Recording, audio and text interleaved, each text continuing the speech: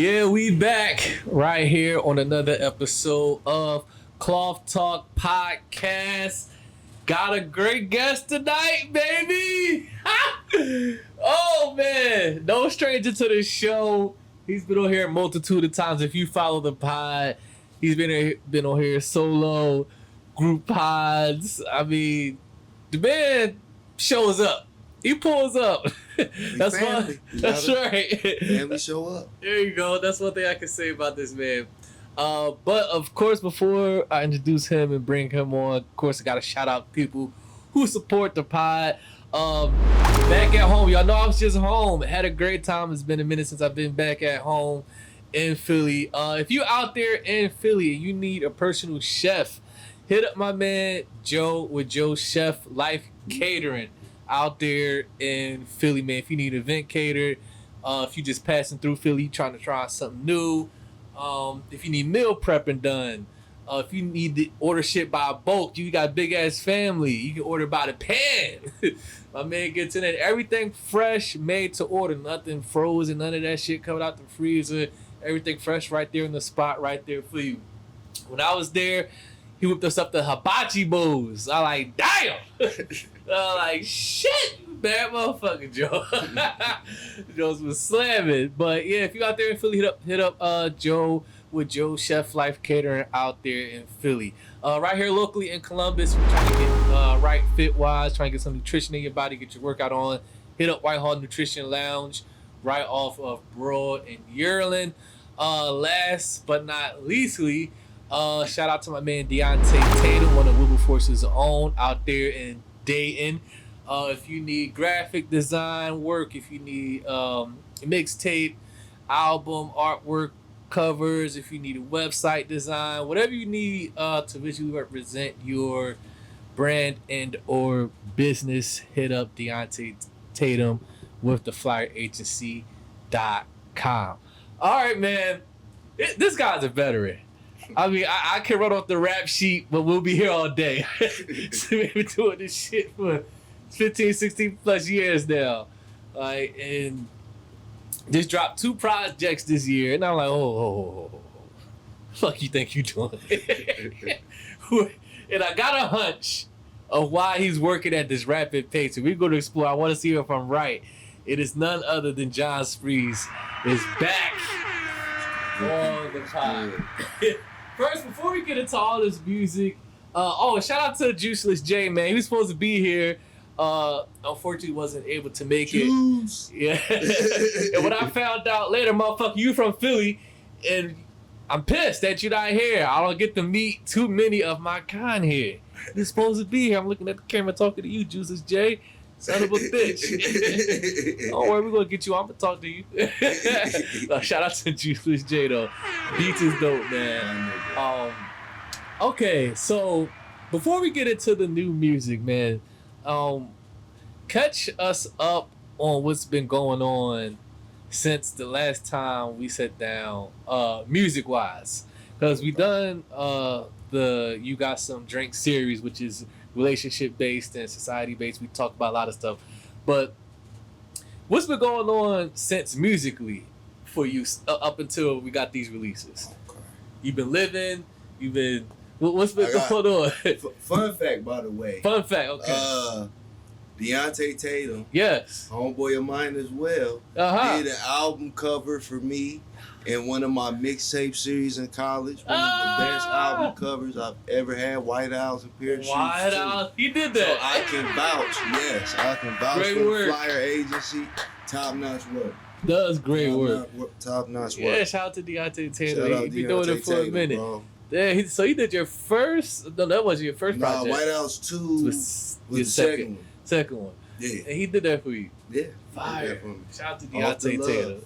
And on the humble. I'm just do it because I fuck with you. Yeah, because we, you know what I'm saying? We was in college together. Yeah, I got a gripe with you. Speaking about dating, you turned your back on dating. Why you say that? You do not shout out dating enough in the music. You did it one time on one record, and I exposed you right here. Gunshots. I do it plenty. Definitely conversationally. You don't put it in music. You don't rep dating like you should. And I don't like it one bit. Well, you don't rap where you come. You rap Columbus more than Dayton, Spreez. For one. When did you leave Dayton? For one, you have to take into consideration. I first moved here the first time in 1992. Makes me 2 years old. So, you know what I'm saying? Your roots are not really. No, that's not true at all. Because See? I go back all the time. My grandparents still live there. All my family is still there. You was there last year. You know what I'm saying? I was there plenty of times. I was there 2 weeks ago. Oh, shit. I'm there all the time. Why don't you put it in the music? I do. But you know what I'm shouted out Dayton one time. I got like 1,000 songs, nigga. But I was listening to this and I was like, man. I will say this. Go ahead. I have a tendency to speak from a present point of view, more of a present mind state.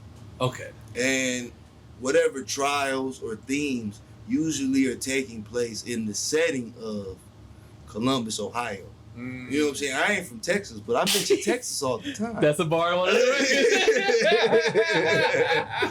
You know what I'm saying? It's just about the setting of where the story is taking place at the time. So you're coming from the perspective in real time. Yeah, well, and whenever I mention, you know what I'm saying, home or back home, that's usually in reference to Dayton. You know what I'm saying? My grandparents are there, my mama there, my uncle's there, my siblings are there with the exception of one. You know what I'm saying? My father's there. You know what I'm saying? Yes. That'll always be here. But you also have to operate in the game that you're playing in.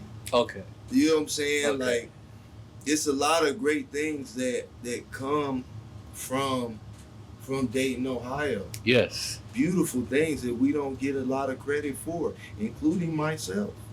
You know what I'm saying? Okay.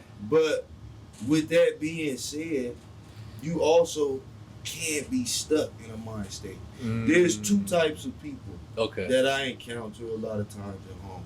And it's people that leave and it's people that never leave. Oh shit. You know what I'm saying? Like people that's in Dayton have been in Dayton forever. You know what I'm saying? I can go to my aunt and uncle's house that they lived there since I was a child. They've been in the same house. You know what I'm saying? I was one of the people that leave. Yes. You know what I'm saying? Like, my mom was one of the people that leave. You know what I'm saying? She just had to go back. So you're the only one as far as your immediate family here in Columbus. Everyone's back in Dayton. Yeah, everybody else is, well, my wife and kids. You know that's all your immediate family. Yeah, outside. Well, you said immediate. Ain't no more immediate than that. Your wife and kids. You know what I mean. Your lineage. My roots your lineage are all back, you know what I'm saying, with the exception of my younger brother Jalen, who out in Colorado with his wife. Spreading his own roots. Because somebody's got to do it. That's very obscure. Somebody's got to be the first to venture outside of. And like I said, it's two types of people: those that stay and those that leave. Yes. You know what I'm saying? That's right. And who you are, including the foundations of where you come from, go with you. You know what I'm saying? Okay. I sound like a nigga from Dayton to a lot of Columbus niggas. You know what I'm saying? To you, who's from Philly, I sound like a Columbus nigga. This is true. You know what I'm saying? Like, but a lot of those cats can tell the difference. Yes. I can't because I'm an outsider. I also ain't one of those people in Columbus that's like, oh, I've lived in this neighborhood my entire life. You don't do that. I've lived. It's not even that. I didn't live in one neighborhood my entire life. I've lived all over this motherfucker. I've lived all over this motherfucker. I was an adult when I moved to Argyle Park. Fascinating song. Yeah. Fascinating time. A lot of things happen to you. Yeah, fascinating time. Robbing shit. I wasn't robbing anything at that time, but people around me were getting robbed. That's just music. What happens. You're observing this. That I can draw parallels between my past self and my present environment. Yeah. Okay. I can see myself in the young nigga and I can see myself in the OG. You know what I'm saying? I can see I'm at that bridge right now. Yes. I'm at that transitional phase in life and as a musician. You know what I'm saying? To circle back. Yes. You know what I'm saying? I'm at that transitional phase as a musician. So, like, I don't know the last album that we spoke on, but The last solo project I let out for streaming was Spreezy Never Dies. That's right. So around this time, I was just having my daughter, Melody. Okay. I found I had a tumor in my stomach. Fuck. Oh yeah, life be life. God man. damn. This Life is be 2018. life, no. 17. No, Spreezy Never Dies is 2023. That's the purple cover. Yep. That's the one with my face on The it. car. No, that's the one with my face on it. You thinking of the purple cover is way back. That's Dada Spreez. Dada Spreez. Oh, okay. Spreezy Never Dies. Your is, face on the cover. Yeah. Got the one you. with my face on the cover. Hold on, let me pull this up while you talk about that, because that is my favorite album of yours. Spreezy Never Dies. I was dealing with that. We had this conversation previously, I recall, about the significance of my 33rd birthday. Yes, which I want to get back to. I'm glad you let us there. That was a big portion of what was going on with the album. Yeah. You know what I'm saying? As I couldn't put into rap what a younger version of self can, just because there's not enough time. Yeah. You know what I'm saying? I'm always rapping, but it was an evolutionary point in life where I was unsure of how I would go forward. So in everything, you know what I'm saying? We had talked about it off camera. I was in a transitional period in my relationship. Yeah. I was in a transitional period with having a new child. I was in a transitional period in seasons. We were coming from winter. Yes. You know what I'm saying? All of that shit weighs on me significantly. And it conveys in the art. You know what I'm saying? Which is why I chose a cover that was, you know what I'm saying, my face, much like It's Not Easy Loving Spreezy, because a lot of the themes, you know what I'm saying, thematically and challenges kind of parallel each other. They just up a level. That's kind of how life is. Yeah. So that was the last project that I recorded completely by myself. It's Not Easy Loving Spreezy. That one. Spreezy Never Dies. Was the last one you that I recorded by recorded yourself? You did that by yourself? Yeah. For real? Yeah. I do a lot of my more recent music I recorded by myself. You know what I'm saying? You gotta learn the skill sets that you can't contract out. You have to learn those skill sets for yourself, or else you paralyzed with what you can't do. So when you titled it Killing Spreezy,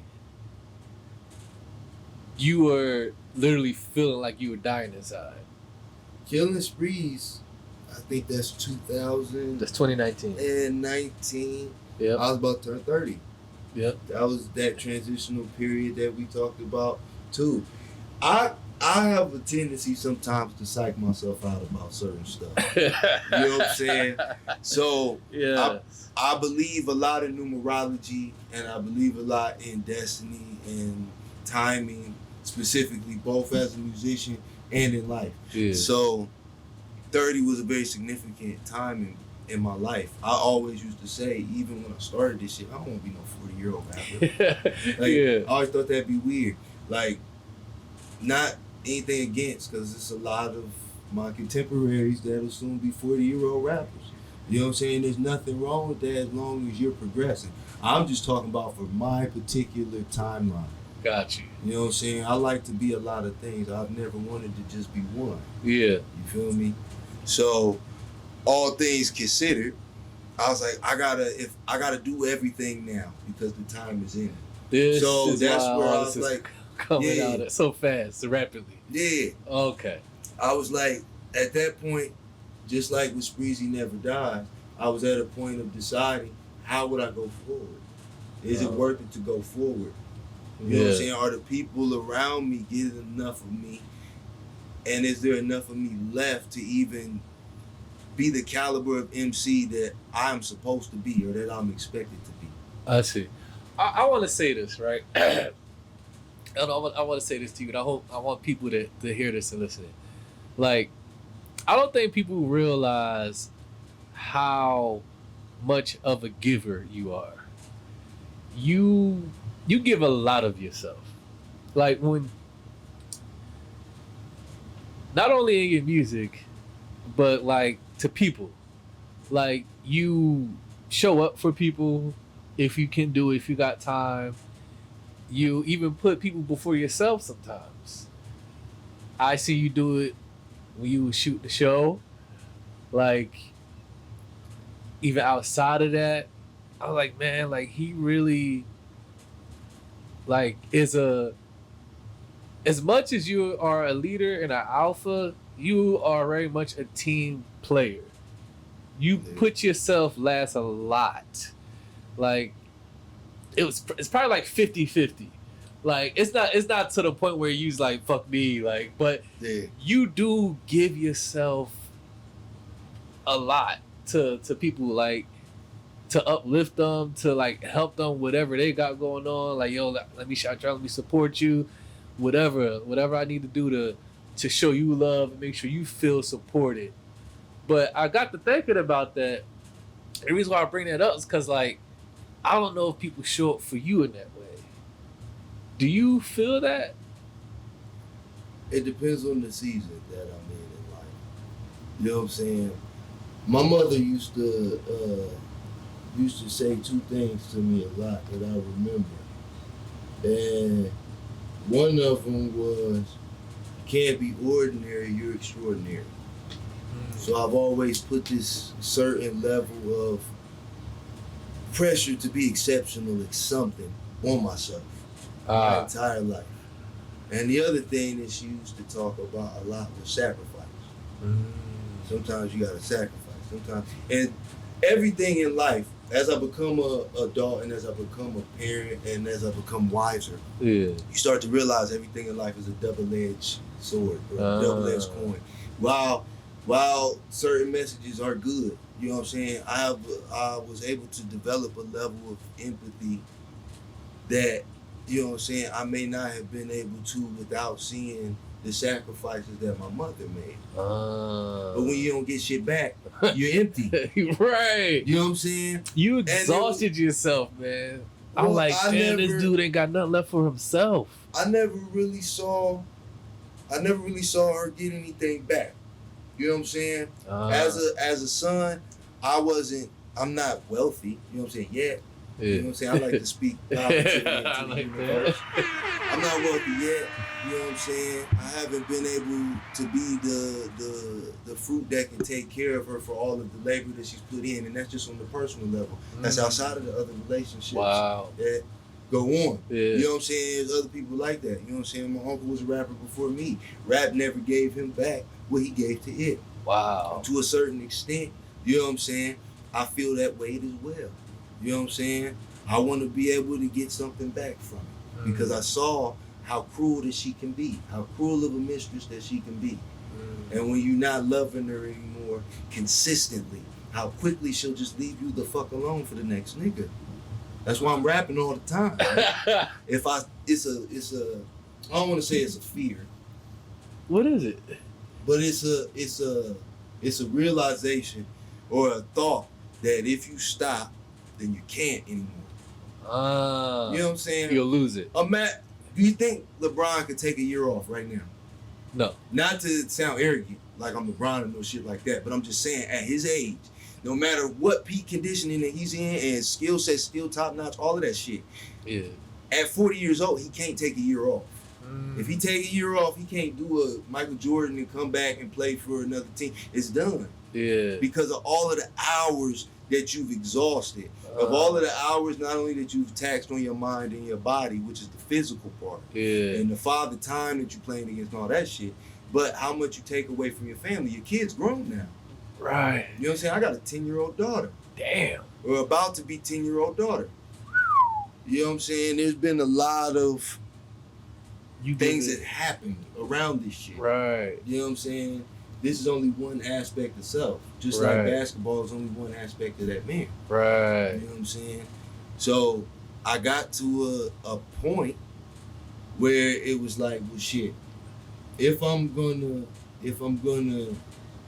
stop, if it's gonna end, because everything ends. Right. You know what I'm saying? I would rather it end on the terms that I have exhausted every possibility of self. Every flow scheme, every style. They can't say that you haven't done features. They can't say that you haven't worked with your own producer. They can't say that you've never done crew shit. They can't say you ain't put on for your city. They can't say that you. They can't say. It's just like 2K where they got the little checks. Check that shit off. Check that shit. You're crossing all the T's and dotting all the I's. That's what you're doing. More so for me now. Because there was because it seems like you're creating with the purpose. It's satisfaction. I suffer from dissatisfaction.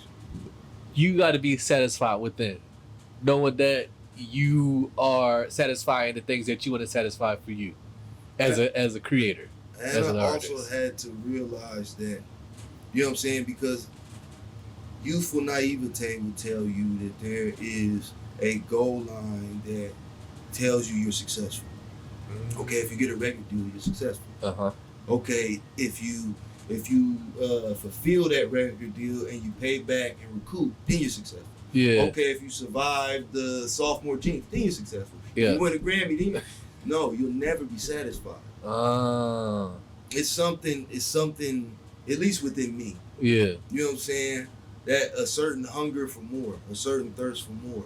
Yeah. You know what I'm saying? So, in realizing that those things could never satisfy me, the only things that can satisfy me is knowing that I have completely exhausted this talent or charisma or luck or gifts, because that's why I give so much, because the Lord has given me so much. I see. You know what I'm saying? Yeah. I've been blessed to be of sound mind, of sound body.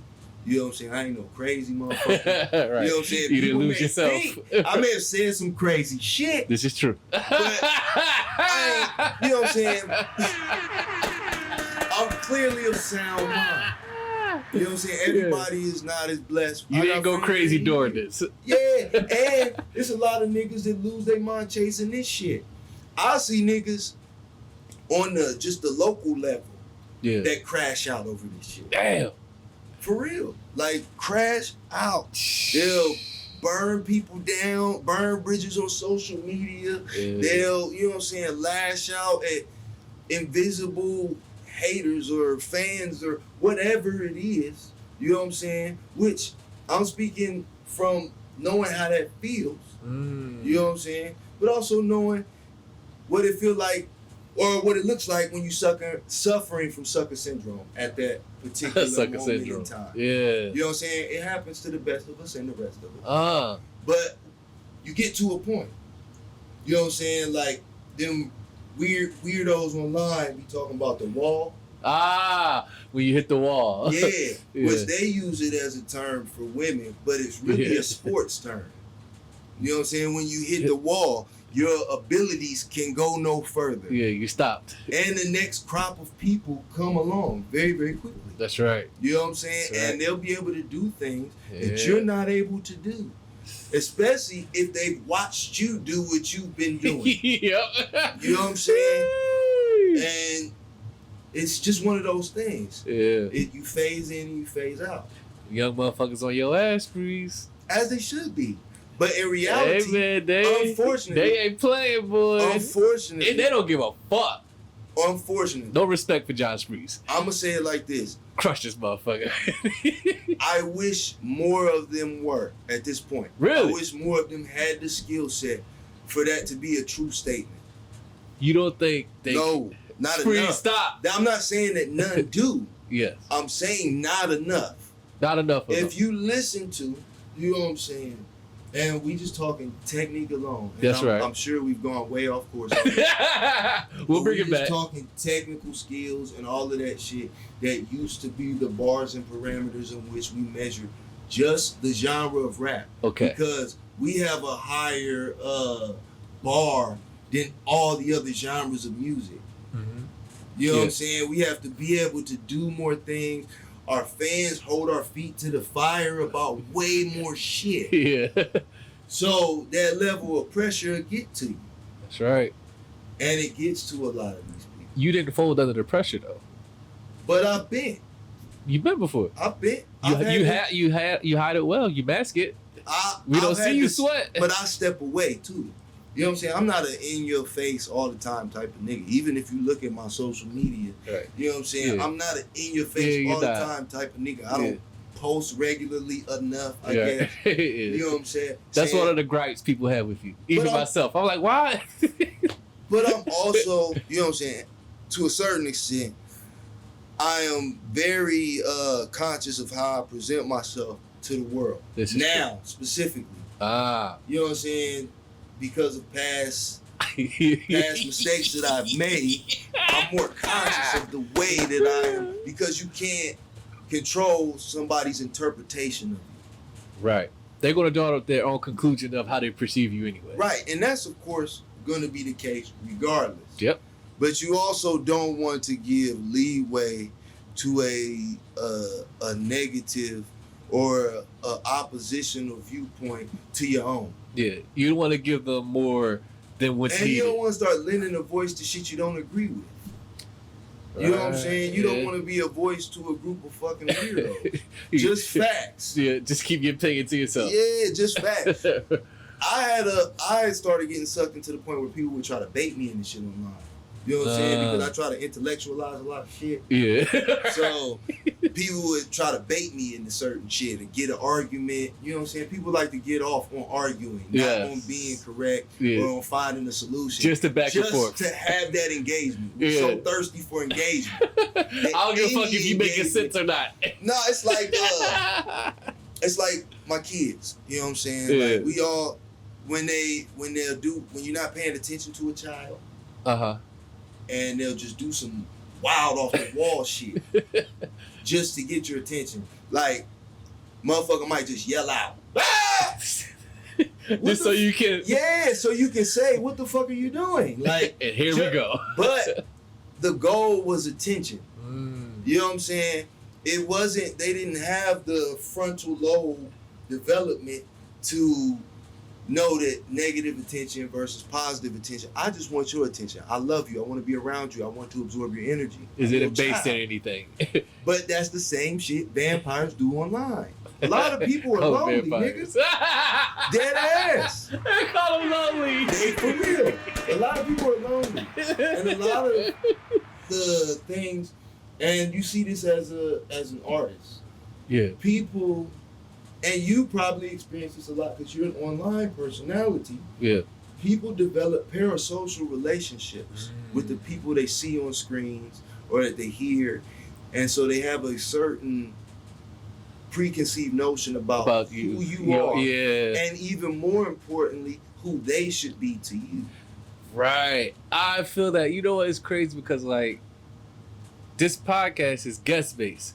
So every episode, there's someone different in that seat every time, unless they're a repeat guest like yourself or, you know, who's been on the pod multiple times. But more than likely, this is a revolving door of different personalities, people, and conversations. And when you talk with them, you realize, like, you're not who they think you would be. Or, like, some people come here and they're like, damn, I thought, like, I was scared. I'm like, what? Most people will be like, damn, like, because, like, I'll be seeing your clips or, like, you be having some deep-ass conversations with, like, I thought you were going to ask me some off-the-wall shit. Or I was like, why? It's like, because, like, damn, it just seems so deep. And I'm like, no, we just having a conversation. If it go there, it's going to go there. But I'm not here setting you up like a T-ball. Like, yo, I'm going to make you look like this. So if whatever come out your mouth, that's what comes out your mouth. I'm not setting people up or leading you to look a certain way. If you're like, damn, like, yo, I thought you was mean. Or but I'm you like, know where that apprehension comes from, right? What's that? What you think it is? It's because one of your gifts is you have an ability to make people feel really comfortable. This is true. Which is why they start blabbing. Yeah, they get to go with them, like, oh, and they don't filter themselves. Right. Do you see it back? You're like, damn. So, human nature is to look for blame outside of self. You know what I'm saying? So, because you got comfortable, then because you presented all of these vulnerabilities that you wouldn't normally he had to set them up. I feel manipulated. You know what I'm saying? Like, that's just human nature. The first thing is to touch the stove and blame the stove for being hot. Yeah, not touching you the for stove. touching the stove. Yes. Yeah, and I be telling people all that time, like, yo, like, when you come on here, you know, like, feel free to be yourself. Like, if you don't want to talk about certain things, like especially like if it's a guest that's appearing for their first time before the cameras and mics and lights and all that shit come on. Right. I always ask people, and you probably don't remember, but because you've been on it so many times, like, but the first time I had you on, I always ask people, it's like, is there anything you don't want to touch on? Is there anything you don't want to touch? So that way I can make sure we don't go there. Or if we start to go there, I'm crafty with conversation and interview. I can get us out of that, and it'll look like it never we touch that. And here's my personal advice to anybody that does some public interview, nigga, have something to say when that question is asked. There you go. I don't want to talk about such and such. I want to talk about Cousin Larry, you know what I'm saying, touching me. You know what I'm saying? I don't want to bring that up. You know what I'm saying? Like, think of that shit. That's your job as a guest. There you go. Think of that shit. Because I've fallen into the trap of just being like, and I'm not talking about with you specifically. On this platform, other platforms. I'm just talking about, just period. Motherfucker interview you, and I fall into the trap of, we can talk about whatever. You know what I'm saying? Don't say that to an interviewer. You know what I'm saying? We can talk about whatever. Because when the interview hear that, like, oh, whatever. I'm about to eat. I'm going to find something I can eat off of, a quotable, and that's when I learned, nigga, to be conscious of how you present yourself. Yes, and this is what you alluded to earlier. You said, like, in the past, a little bit reckless, a little careless, just out there doing the thing. But you said, as you matured and gotten older, you like, you know what, let me... Well, that's the thing about the ripple effect, nigga. It affects more than you. That's right. You know what I'm saying? I'm a heart on the sleeve type of person. Yeah. So I'm very forthright when I'm expressing myself. So I'm expecting people to also be. That's also human nature and foolishness and naivete. But I'm also expecting people to have the same level of honestness that you're presenting in the match. You know what I'm saying? Every conversation is a chess match. Yeah. But you're expecting the same level of integrity on both sides. Oh, this is a friendly. Oh, this is competitive. Yeah. Oh, you know what I'm saying? You're expecting us to be on an equal playing field. Yeah. That's not always the case. You know what I'm saying? Right. You come into something thinking that it's a friendly, and it's not. Nope. You're fighting for your life in there. You don't know. That's right. Okay. Let's do this, Spreez, because we got a lot to cover. I want to play some music. I forgot to announce at the top of the show. For my artists out there, all my independent artists, no matter where you're at, where you're listening from, you don't have to be here from Columbus or from Philly, where I'm from. Wherever you're hearing this at, if you are an artist, you manage your artists, they independent artists, you want to get their music played on rotation right here on the pod during future episodes. I'll keep it in rotation. It won't just be one-time play. Send that music to clawtalk5 at gmail.com. Once again, that's clawtalk 5 at gmail.com. Spreez, let the people know, for those who probably watching or listening, that's probably getting introduced to you for the first time, where they can follow you at, where they can get the music for the new projects that's out, the ancient flow stuff. We're going to talk about that when we come back from the break, those guys and everything. Go ahead and plug away. Okay, I am JONSPREEZ on all of your streaming platforms, Jon Spreez. You can find my latest project solo. You can find the Ancient Flows material to connect you to all of those pages. You can also, if you really, really like me, and I really, really like you, and you want to support me, go to officialnewspreez.bandcamp.com. It's an album that I put up there just for like the real fans that really want to go above and beyond and support. It's music that you're not going to find on streaming, and I'll continue uploading music that you won't find on streaming to that platform. You can follow me at SpreezyBaby on Instagram, at Spreezy on Twitter, Jon Spreez on everything else. I believe that is all. I'm rusty. It's been a while. Hey, go back in the archives and listen to Higher Plane Radio. How about that? Facts. Go check out Higher Plane Radio. Yeah, you really get to see his personality shine. Show. Yes. As we go to this break, what should we play for the people? What you want to give them? Off the album? She Hate Me, you want to go there? Or something off there? Or you want to... I'm with that. If you want to do that, we can what you like? What you feeling? Let's do best in the city. Of course. Let's yeah. Trying to make a statement early on the first fucking break. Let's do that. This is where you lose a lot of followers. That's okay. Like you said, what you say, revolving door? That's right. The next guest gonna come in that seat. That's gonna be MC. Yeah, so I see an episode with the man Jon Spreez and shit. Bruh, I got a whole. We'll talk about that shit later. That's When a we whole come nother back. bag, nigga. All right, we'll be right back right here on Cloth Talk Podcast. You against me, come and get me, nigga. Know we the best out in the city, nigga. Talking gritty, wanting pretty, honking, spitting on these witty, so diddy, pity, and shitty niggas. You against me, come and get me, nigga. Know we the best out in the city, nigga. Talking gritty, wanting pretty, honking, spitting on these, I'll be sure night and day, boy, the buck stops here. In the busted slicing cuts, I give a fuck, I'm right here. Pride and prejudice and optimism, pessimist, extended prime like Brian. It's been decades of this decadence. Man, woman, child, deficit, in their destiny. Bobby flaying for the pay. Fish fillet, they got the recipe to bless the streets. Ones that we come from. No man, I run from. The song can't be undone. Underground, unsung. Legend on the low from the shit. Shorty done. Assisted nigga spun some. Folded for the funds come. Started for the fun come. Rules had to bend some. And darkness had to send some. Outcome of income. All that and then some. Me and Juice jail like Keenan and Kel. I wish a man well, but the hell I done sent some. Rapping like a rent do. I been through, they pretend. Two scriptures scratched in pencil, nigga. Yeah, we back right here on Cloth Talk Podcast. Jon Spreez is here. Get the new project or projects. There's a multitude of them out there. Go ahead and get She Hates Me. It ain't out yet. Oh, I'm It sorry. might be by the time this come out. There you go. Okay. So yeah, go get I that. don't know how soon this is coming out, so I'm not about to lie to you. Yes. Couple of weeks. 2 Yeah. weeks. It'll be more like 4 weeks. Want me to hold the episode to them? You ain't got to. You can do it whenever. Whatever's ready to drop. Whenever you're ready Okay. to do. I'm on your platform. Bro. Whenever.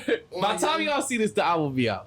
She Hates Me's in your You'll be phones able right to now. Pre-order it at the very least, nigga. There we go. Yeah, Pre-order. will be out. There we go. That'll Pre-orders will work. be out. She Hates Me, but they can get the Ancient Flows joint Yes. that's available. Can they also get the other one that came right before this? Spreezy Never Dies, or I said the last time was the last time. Yes, that one. That's I said available. The last time was the last time is on official newspreeze.bandcamp.com. Yeah. Why'd you stop putting your stuff on Spotify and iTunes? I mean, not iTunes. Be- Apple Music. Because I'm they're, like, why is it not? because they're robbing our money. So business decision. Yeah. I mean, you have to exist. You have to put something out on motherfuckers to exist. But you can't rely on that to eat. They're robbing niggas. Yeah. I've run into all types of issues, especially in the last 2 years. Like, Damn. niggas don't even get paid. Fun fact, niggas don't get paid on any track that has less than 1,000 streams. So up Damn. until you get 1,000 streams on that track, you better hurry up. You're not making any money on that motherfucker.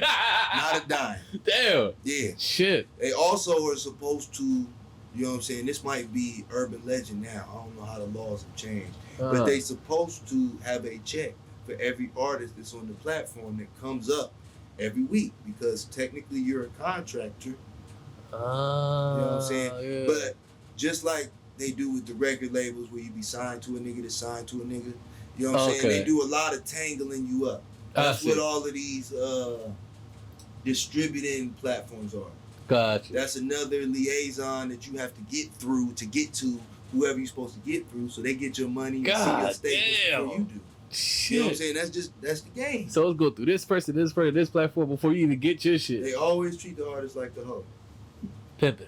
Yeah, they always treat the artist like the hoe. It's always gonna be that way. So whatever level of control that you can have on your narrative, or Yeah. whatever level of control you can have on your product, you need to try to execute it whenever you can. Yeah. So I started giving people the opportunity to, if they really fucking with the shit, like, Yeah. oh damn, I really rock with this guy. Yeah. All right, yo, go check out this project. It's just for y'all. If you want to go a Yeah. little step above and beyond, That's right. go check out this project. It's just for y'all. Yeah. You know what I'm saying? Okay. Grab that. Y'all Yeah. listening out there. Supports. $5. Look, buy album. $5. $5. That's so affordable. Cheaper than the Netflix subscription. Hey. Gift that keep on One-time giving. purchase, not even subscription. Gift that keep on giving. That's right. I had a motherfucker tell me that it was too long.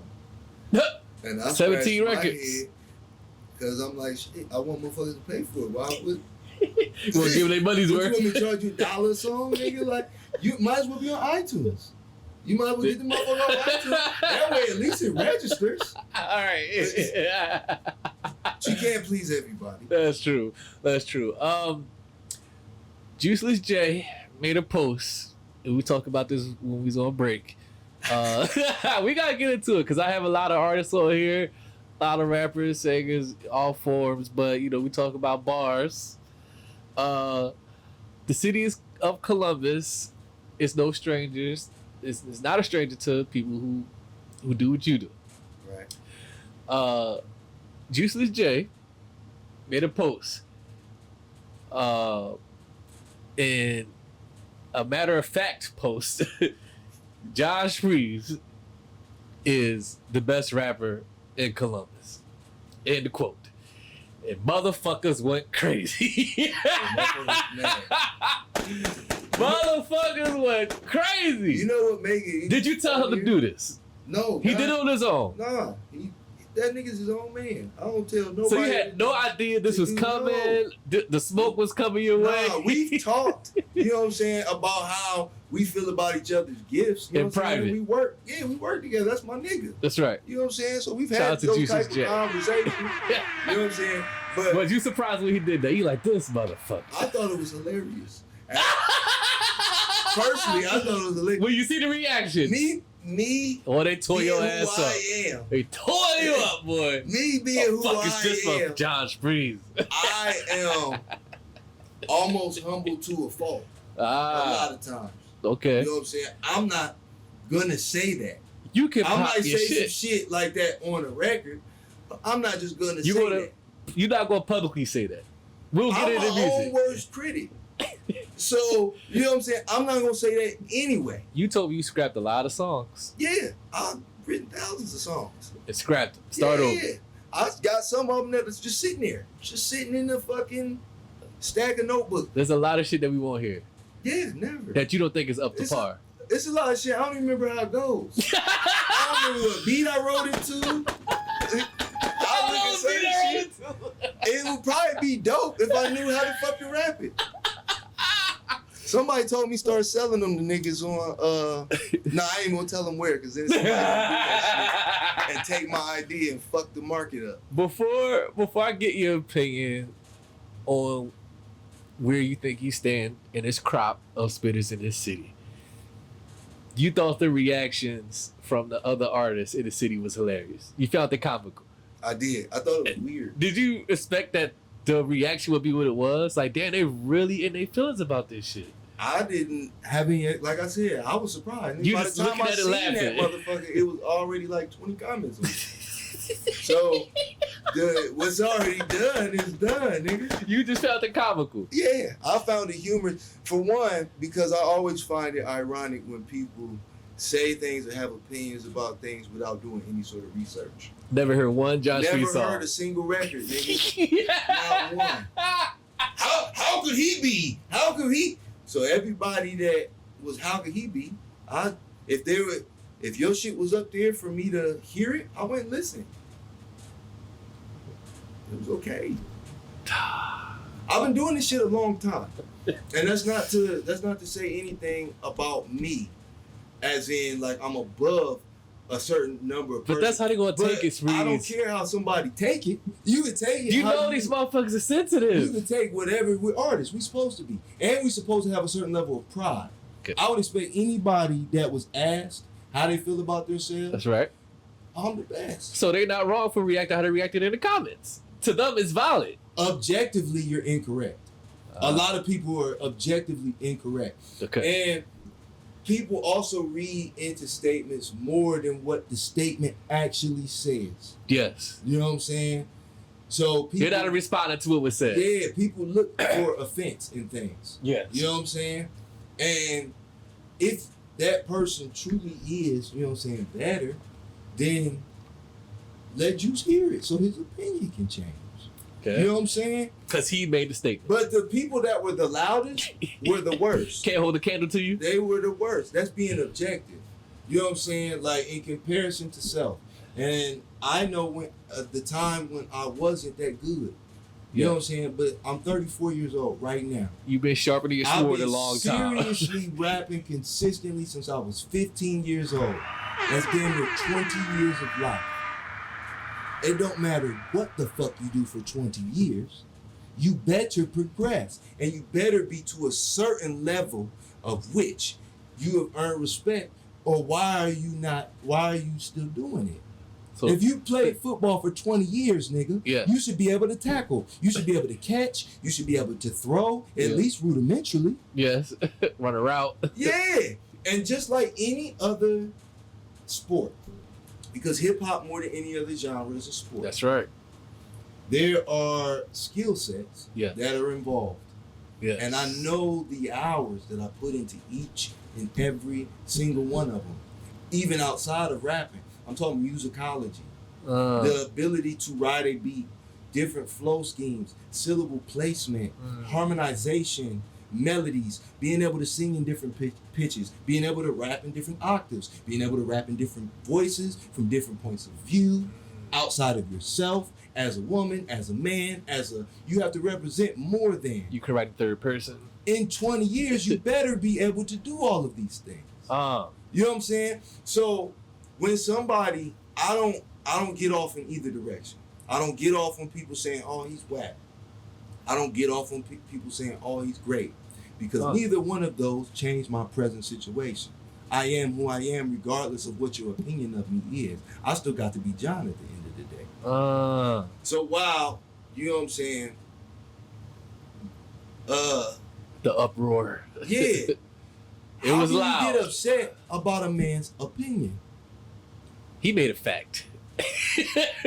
How can you get upset about a man's opinion? That's why I brought up all of those things objectively. Yes. You know what I'm saying? They're because wrong. That's how I measure niggas. Okay. You know what I'm saying? Niggas was like, oh, check my shit out. Check my shit out. So I would go and I click the link and I would listen. And I always listen for what I like first. And I am... You don't pick it apart. I'm empathetic in that regard. Okay. Because I've been every stage of an MC. I've been whack. You start off whack, nigga. We all learn how to rap to the same shit. If you from my generation, 1, 2, 3, into the 4. Everybody learns that shit first. Yes. You know what I'm saying? And you got to, if you can't expand outside of ABC, or what is it, ABAB? That's ABAB. Yeah, pattern. you can't expand outside of ABAB, then you'll be to the skill set of how great people were in 1993. Whoever the best was in 1993. And now it's 2024.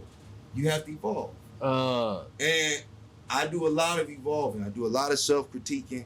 I do it so I don't let people shortchange me either. Yes. If you are gonna sit up there and talk a bunch of shit, he ain't that good. You better have a catalog that's stronger than mine. You better have proved it somewhere. Somebody of merit better have said, oh nah, he's the one. And there are people that come before me that are doper than me. Yep. There are people that are coming behind me that will be doper than me. That's the game. That's how it should be. You accepted that. That's the game. That's just how it goes. That's the game. If Michael Jordan had to accept it, even if he didn't, you know what I'm saying? It don't matter what he accepted because it is what it is. Magic Johnson had to know Michael was coming. LeBron had to know Steph was coming. He had to lose them finals. The nigga had to lose. Being in the peak of his Super Saiyan LeBron, nigga, he had to lose. You got to deal with that. There's always a nigga coming next. And I'm past coming next now. So if somebody wants to give me my flowers and I deserve it. I've earned it. It's a big statement, Spreez. I got more albums than most niggas. That niggas listen to. Like mainstream niggas. I got more albums than most mainstream niggas. Your body work is larger than some of these mainstream Even if 50% of it was garbage, and 50% of it was great, Yeah. the amount of greatness was surpassed. Most of the niggas that was talking negativelys, entire catalog. That's just being real. That's just being honest. That's a game of numbers. That's the law of numbers, my nigga. If I got 315 songs out, and even 150 of them hoes is complete garbage, and the rest of them is fire, I still probably have 80 more songs than you. The work rate. Not only are we talking about like technically in the things that you bring to the table as an MC, the pace that you work at. And non-complacency. You don't get comfortable. You can't be complacent. Cause if somebody's like, I could sit up here and be like, oh, he said I'm the best. Yeah. But I'm cranking because it can always be better. Because if it was the best, then it would have reaped whatever the fruits of greatness is supposed to reap. And that may not be in my lifetime. I may be one of those Vincent Van Gogh type of artists that somebody else makes all the money. You know what I'm saying?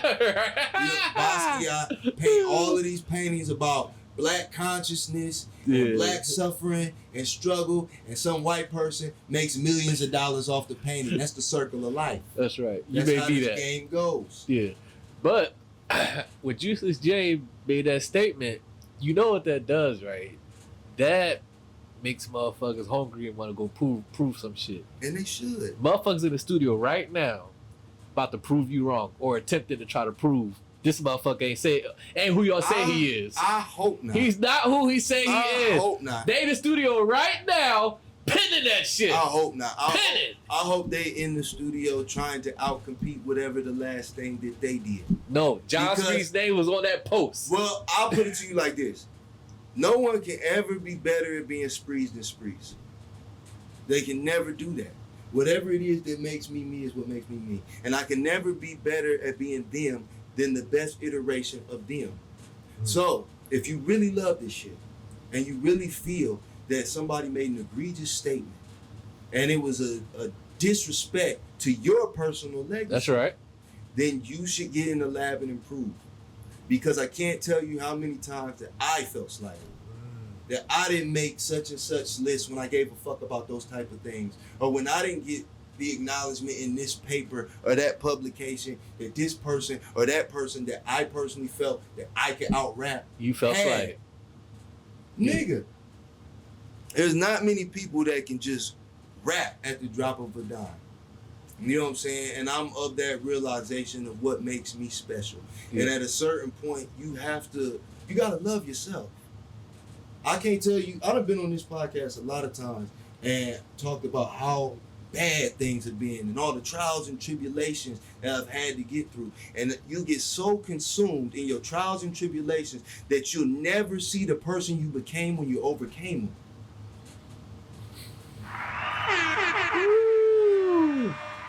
That's heavy. I never lost a rap battle in my life, bro. Hand to the Lord. I never lost a rap battle in my life. You said it and visualized, battle tested.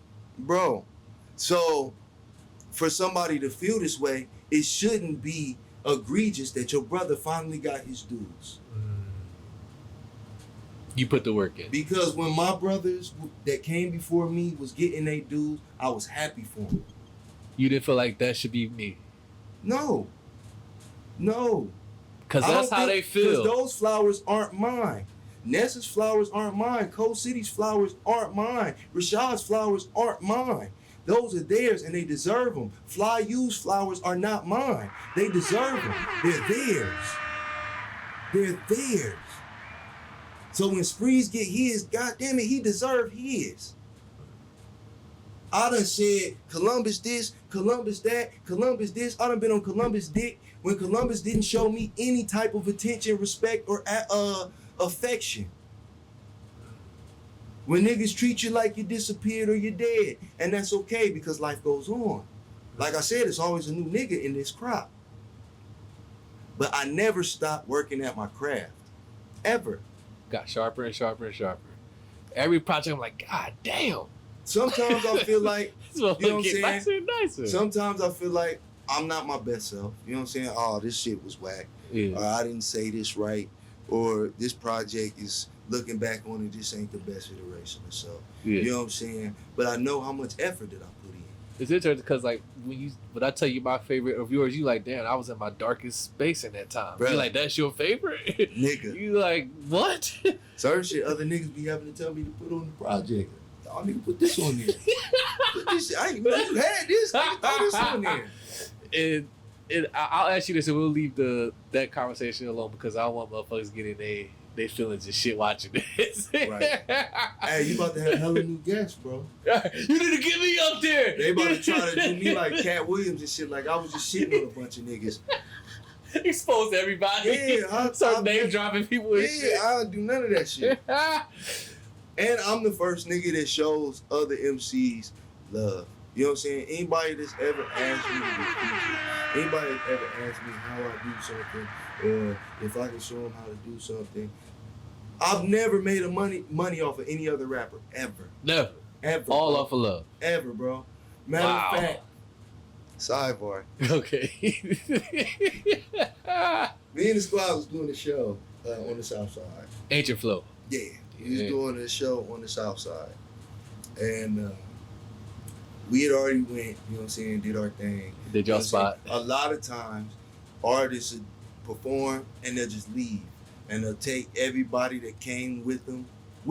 They out. Yeah. Did they say they gone? It's a poor etiquette practice. But it's something that happens. It's just what it's always been. We did our set, we out. Yeah, it's always been. As long as I've been performing, that's been something niggas do. I got my look and I'm out. Yeah, and to a certain extent, I understand because there's been times, you know what I'm saying, I done had infants at home and I just had to do what I had to do because it was an obligation and bang out. But most of the time, I try to chop it up with niggas, you know what I'm saying, at the very least, show somebody some sort of love, watch whoever's next, whatever. Yeah. You know what I'm saying? So, I think this was probably the last act of the night. So by this time, pretty late. Club empty. I'm about to say it's probably Club empty. Nigga. Probably people ain't left and shit. It's my niggas, the bartender. That's right. Whoever this nigga this performing came with, and maybe one other person is trying to sell some shit. That's right. So, needless to say, nobody really paying attention. Damn. Now, mind you, no, that's not saying we aren't, but I'm talking. There's not enough people to, you know what I'm saying? Like, it's like 10 niggas in here, maybe, and 5 of them working. So, I've been in them venues or in them shows or in those situations where niggas set you up bad or they don't promote right, or you end up in a fucked up situation where you the guy that ends up in a bad batch. Whether you're going before everybody gets there, or after everybody leaves, or during some sort of altercation, the or whatever. Is all fucked up. There's a lot of factors that can sway. Yeah. But sound like he caught that. It always happened to me. 20 years, bro. I'll put it to you like this. You done seen it all. When I was 15, I did a performance off of Livingston and Kennard, and there's some warehouse back there. It used to be like a little, I don't know what it was, some sort of activity center. But one of the cats that was in Fatty Cool was having a competition for some sort of camp where they was going to hone young artists and build them up or whatever. And I had this dope concept rap to me at the time. Yeah. 2005. So I had this concept rap I wrote. It was like about Dora. It was like a parallel for like niggas selling drugs and shit. I wasn't that deep at 15. So, but you know what I'm saying? The roots, the seeds were there. You know what I'm saying? Like the seeds were there. Okay. So I go up there and I, you know what I'm saying, spit my little flow and shit. And they didn't pick me. You know what I'm saying?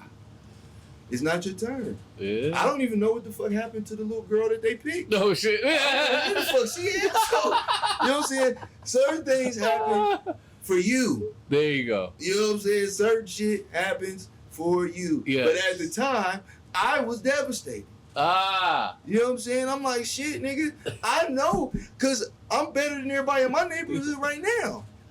At 15. Yeah, in my neighborhood right now, with the exception of like a couple grown ass men. Right. Nigga, I'm the best nigga in my neighborhood. In your peer group. Yeah. You know what I'm saying? They didn't pick you. Yeah. Crushed. Devastated. I salty about it for a couple of days, and then I gotta be better. I gotta be doper than that. They ain't gonna say no next time. You know what I'm saying? You're not Fast taking forward some years later, like 10 years later, Sway. You know what I'm saying? That whole Sway situation happens. They tell me no. Yeah. You know what I'm saying? And I was like, well, shit, nigga, fucking, I ain't even gonna rap no more. This shit rigged. And I get back and I'm like, nah, nigga. You know what I'm saying? We came back and we did a show right after that shit. And the reception and the love and how proud everybody was of us. That was one of them shows where don't nobody like, you could really feel how genuinely proud of us that they were. Wow. Because we got to represent home. They was watching the whole time. We was posting on social media and shit the whole time. Yeah. They was watching the whole time. Wow. And they got to see it, and then we got to come home and do a little victory lap. Yeah. You know what I'm saying? So I've felt the highs and the lows. It's a love-hate relationship. Yeah. That's kind of where the title comes from. It is a love-hate relationship. There it is. So dude, that dude that was performing last that night. Yes. So this nigga is performing, and you could see, you could kind of feel his anxiety. He know the club empty. Yeah. He came to rap that night for people. You know what I'm saying? His body language is, you know what I'm saying? You know, I can read body language pretty well. He's closed up. You know what I'm saying? But I can hear that he can actually rap. He can rap. He nice. Okay. You know what I'm saying? And I always make it a point to give people their props and their dues while I'm in their presence. So when he come off the stage, I'm like, hey, bro, you know what I'm saying? Don't worry about, you know what I'm saying, tonight. You did your thing. That shit was tight. This nigga looked me straight in my face and said, yeah, bro, I do a feature for like $50. Nigga, first of all,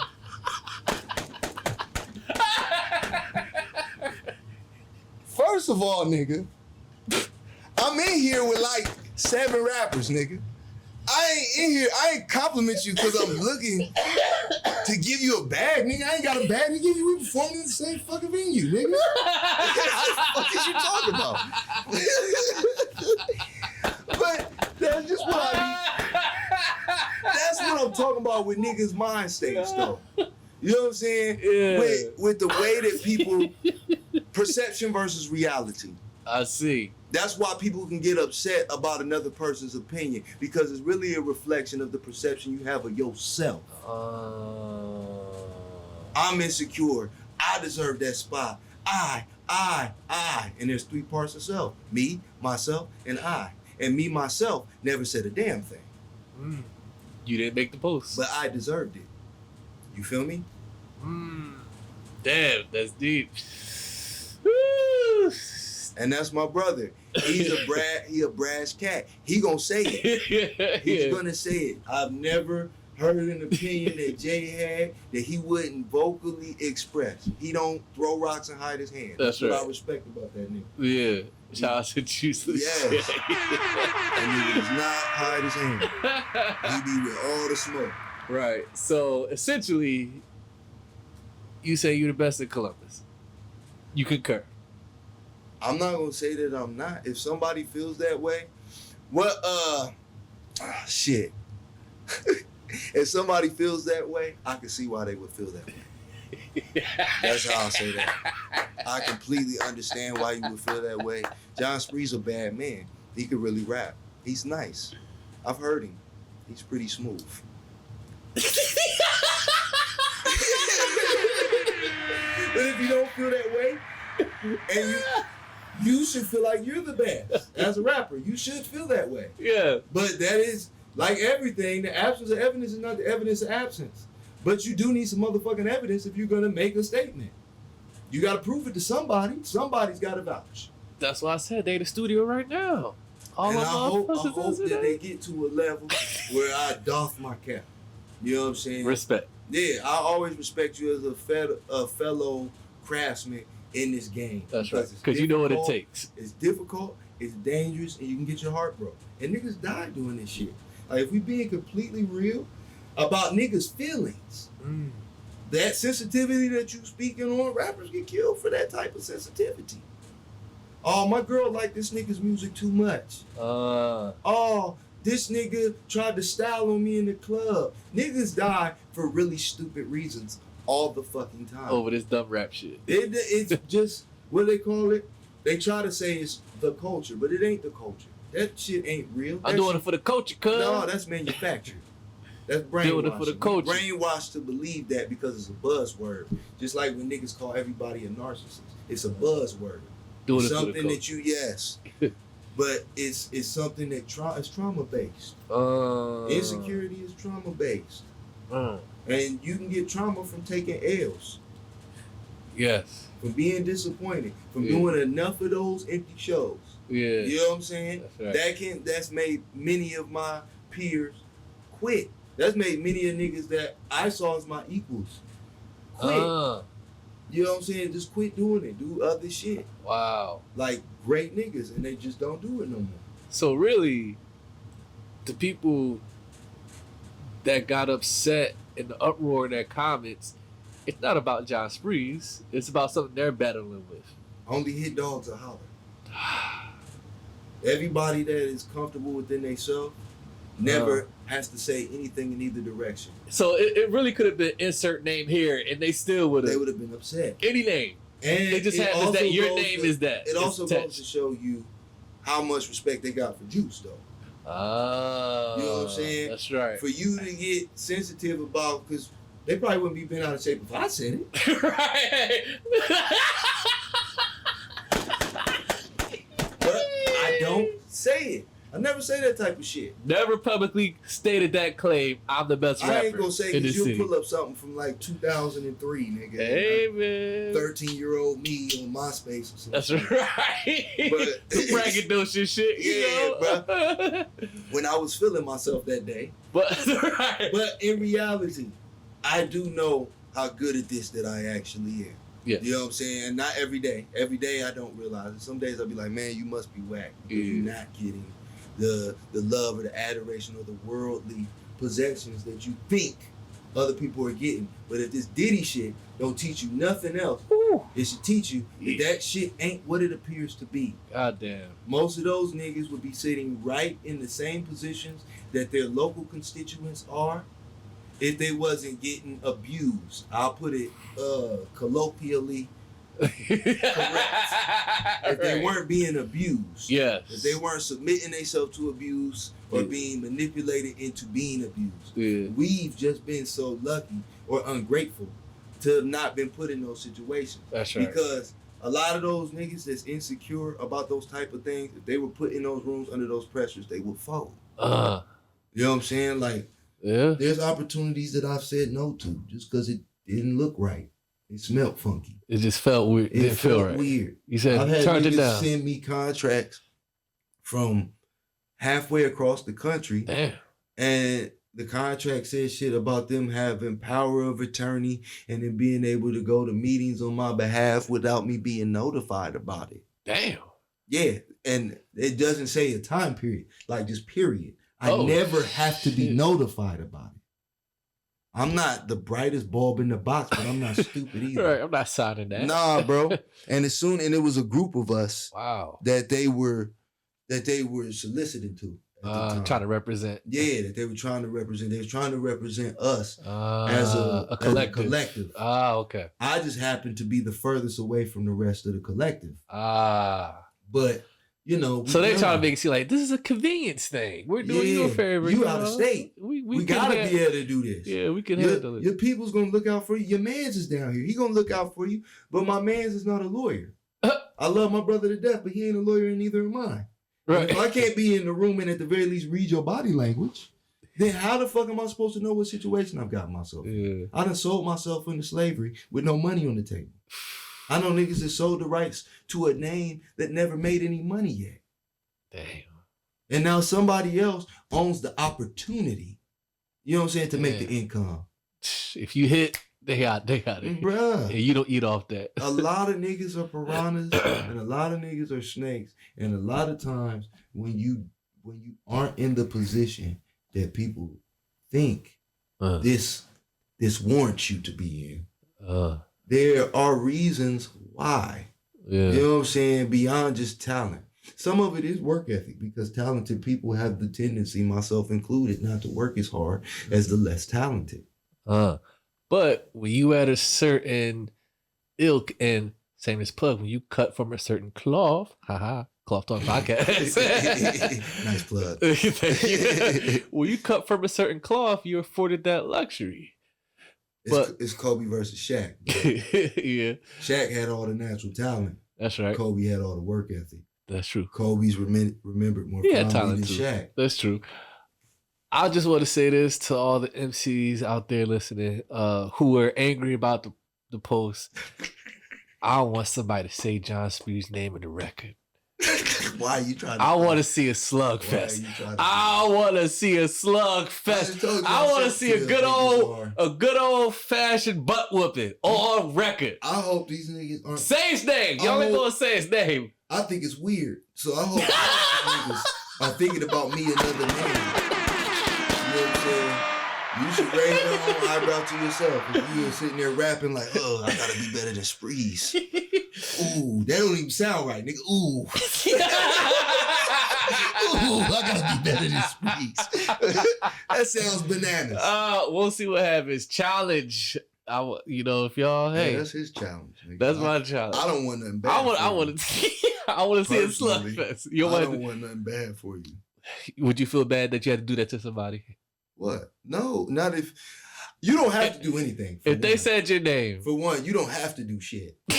You don't have to do anything. I don't have to respond to anything that anybody says. But you know what I'm saying? If I did, that's the reaction that you're looking for. You know what I'm saying? Every action puts out for a greater reaction, nigga. Yeah. Cause if I get in a tug of war with Jon Spreez, my name is up now. Maybe not. My name is up now. You know what I'm saying? Maybe you just two lunatics shouting in the street. Nor do they care. You know what I'm saying?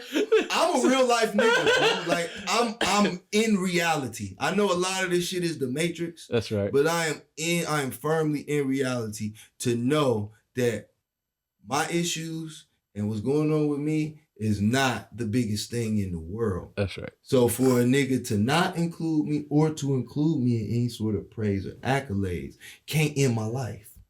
You know what I'm saying? Nor can it jumpstart. It don't put no battery in my back. I don't get off on it. I told you about the nigga that was crying in the fucking apartment.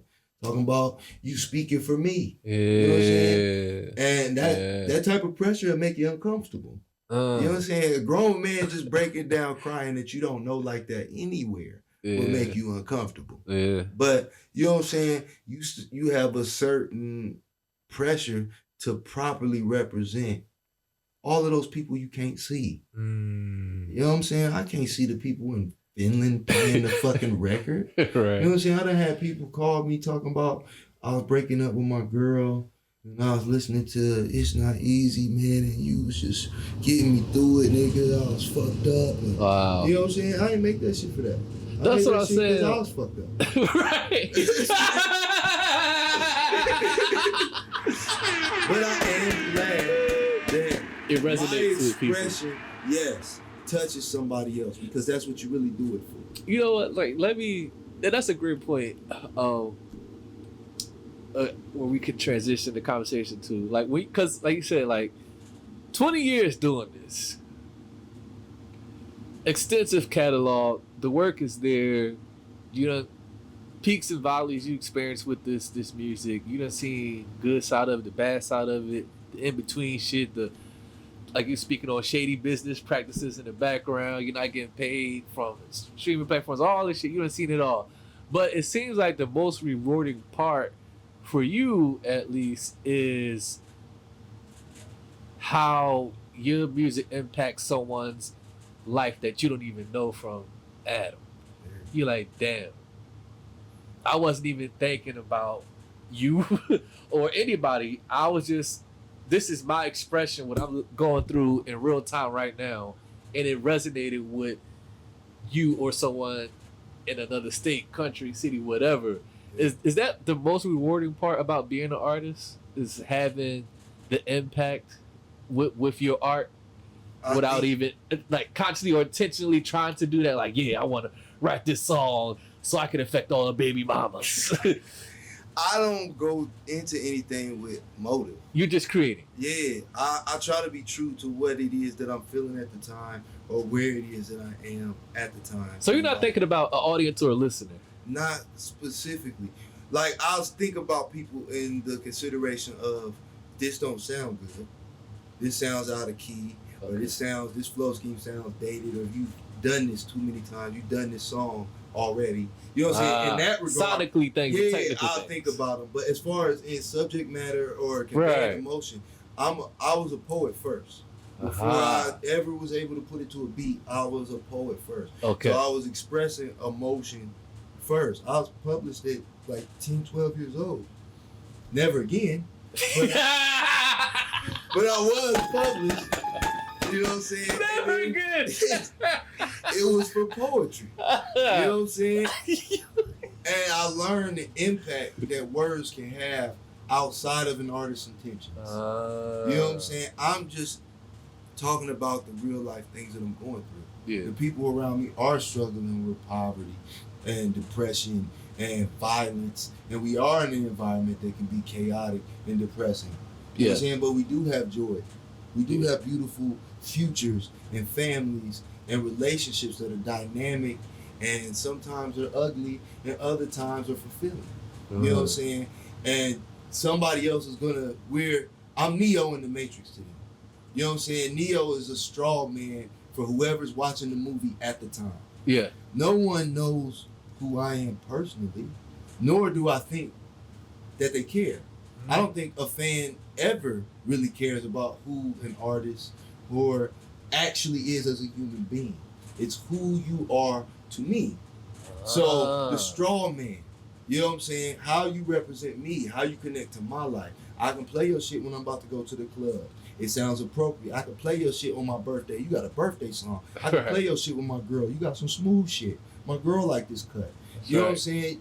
You still, if you want to be successful in anything, you got to find a way to fit into people's lives. You are providing a service. And the best way, I'm not even doing that, because to provide a service is to try to sell you something. You selling know what I'm music? saying? $5 by the way, big that. Yeah, yeah, but in reality, music is never the product. You are. You're the product. The consumer. No, me. The artist. Yes. You're the product. Yes. There. On your podcast, you're the product. I'm the product. Yeah. Of They're Cross here Talk to see Podcast. you. Like you said, the guests revolve. Yeah. They know that there's going to be an interesting person sitting in this seat. Right. But that person is only a reflection of them coming to see you. They're not watching this to see me necessarily. They are. Right. But I was like, they're also watching this. No. But they're also watching this because they identify with you. The host. This ain't the only platform I've ever been on, and them motherfuckers ain't necessarily tuned into that one or this one, but they'll tune into this one. Yeah. You know what I'm saying? Because they connect with you. You know what I'm saying? I may say something that strikes a chord, or they may be like, wow, that's clever. I never thought about that like that. Yeah. But you are the who product. they have the relationship with. They're being introduced to me through you. You're their homie. I'm the nigga that's your homie that you're trying to introduce them to. Right, so... Oh, he's a good guy, man. I'm that guy. You know what I'm saying? So motherfuckers in Philly will be like, through Rome. Because I respect you. You know what I'm saying? They'll say, I respect Rome's opinion on culture. Yeah. So I'm going to check out what this person has to say. Or I respect Rome's opinion on hip-hop, or his critiques are really in-depth. So I know he ain't going to have no whack MCs on here, so maybe I should go listen to this individual or whatever. Right. You know what I'm saying? I go and listen to a lot of the people that you have on here that I've never been introduced to beforehand. Wow. Because I know you have good taste or similar taste to myself in music. Thank you. Wow. People buy into the product. Yeah. Yes. And they, you know what I'm saying? A product is never a human being. You know what I'm saying? Slavery should have taught us that. That a product and a human being are separate things. When we were slaves, we were not considered human beings, we were considered products. And once we were not considered products, then we were argued to be human beings. Exhibit A. You know what I'm saying? They had signs that said, I am a man. Yeah. You know what I'm saying? Right. And when you see them artists and shit breaking down, you know what I'm saying? When Doja Cat has a nervous breakdown and she's snapping on her fans online, that's that pressure. That's that shit. That's what that is. That's that shit. That's that people taking from, they want you to be your caricature all the time. The difference between certain artists and other artists is that their caricature is still a idealized version of themselves. It's like they got a documentary out right now called Mr. McMahon on Netflix, and I ain't trying to just give free pub, but I'm watching that currently. It draws pretty the good wrestling documentary, boy, right? even though they glossing over a lot of shit to make him look a lot better than he actually does. You could tell that they got some sort of stake in this. WWE got stake in this documentary. Yeah, because it's not a tell-all. Right. Because they interviewed all of the women, like they did Cosby or R. Kelly. Right. You know what I'm saying? But I say that to say this. When you're in wrestling, a lot of times you're playing this character, but that character draws, the best ones draw from some sort of real life experience. You know what I'm saying? Like Vince McMahon becomes the Mr. McMahon character in wrestling. That's the kayfabe that he takes on. Yeah. But it's still that nigga. He still treat people just like that. It's just that on steroids. It's the hyperactive version of that. Or the way you think. Yeah, that it is. When you get to write your own character or how you want to be perceived. Right. That's why rappers change their name. Right. I'm the character now. Bruh. Well, it separates. It's like an LLC. It separates you. It gives you a certain mask or protects your level of vulnerability. Yeah. You know what I'm saying? There was a nigga I used to listen to way back named Obi Trice. Oh, I remember him. And he used to have a line that said, Obi Trice, Detroit. Real name, no gimmicks. And that he had a song with it. That's why I ain't got no rap name. You know what I'm saying? And that was his shtick. I am Obi Trice, nigga. The same nigga you hear on the record is me. Yeah. Even a nigga like myself, there's a little bit of separation between Spreez and Jon. Is it? Yeah, it's very little. Your music is very personal, though. Yeah. It's real life stories. Like, you don't fabricate a lot. No, I try not to. Like, your music is, it's a personal experience, like you were saying, like, before. Like, you write in real time about what you're going through in present time, and you package that up and it's out. And whatever you experience in the next phase, package that up and it's out. It's not very braggadocious. It's not an inflated version of who you are. There's no lying. It's stories mixed with some fly ass beats, metaphors, similes, and bar flipping and all that. It's all mixed in there, and you tie it in. It's not. When I meet you, or when I met you for the first time, before meeting you for the first time and listening to your music, I was like, okay, is this going to be the same guy that I sit down with and when I interview him and talk to him about this music and break these bars down and lies down? Is this guy? Is he who he say he is in these rhymes and shit? Yeah. And one particular song that I pointed out to you was talking about the highness. And you was talking about how at that time you was battling addiction with weed.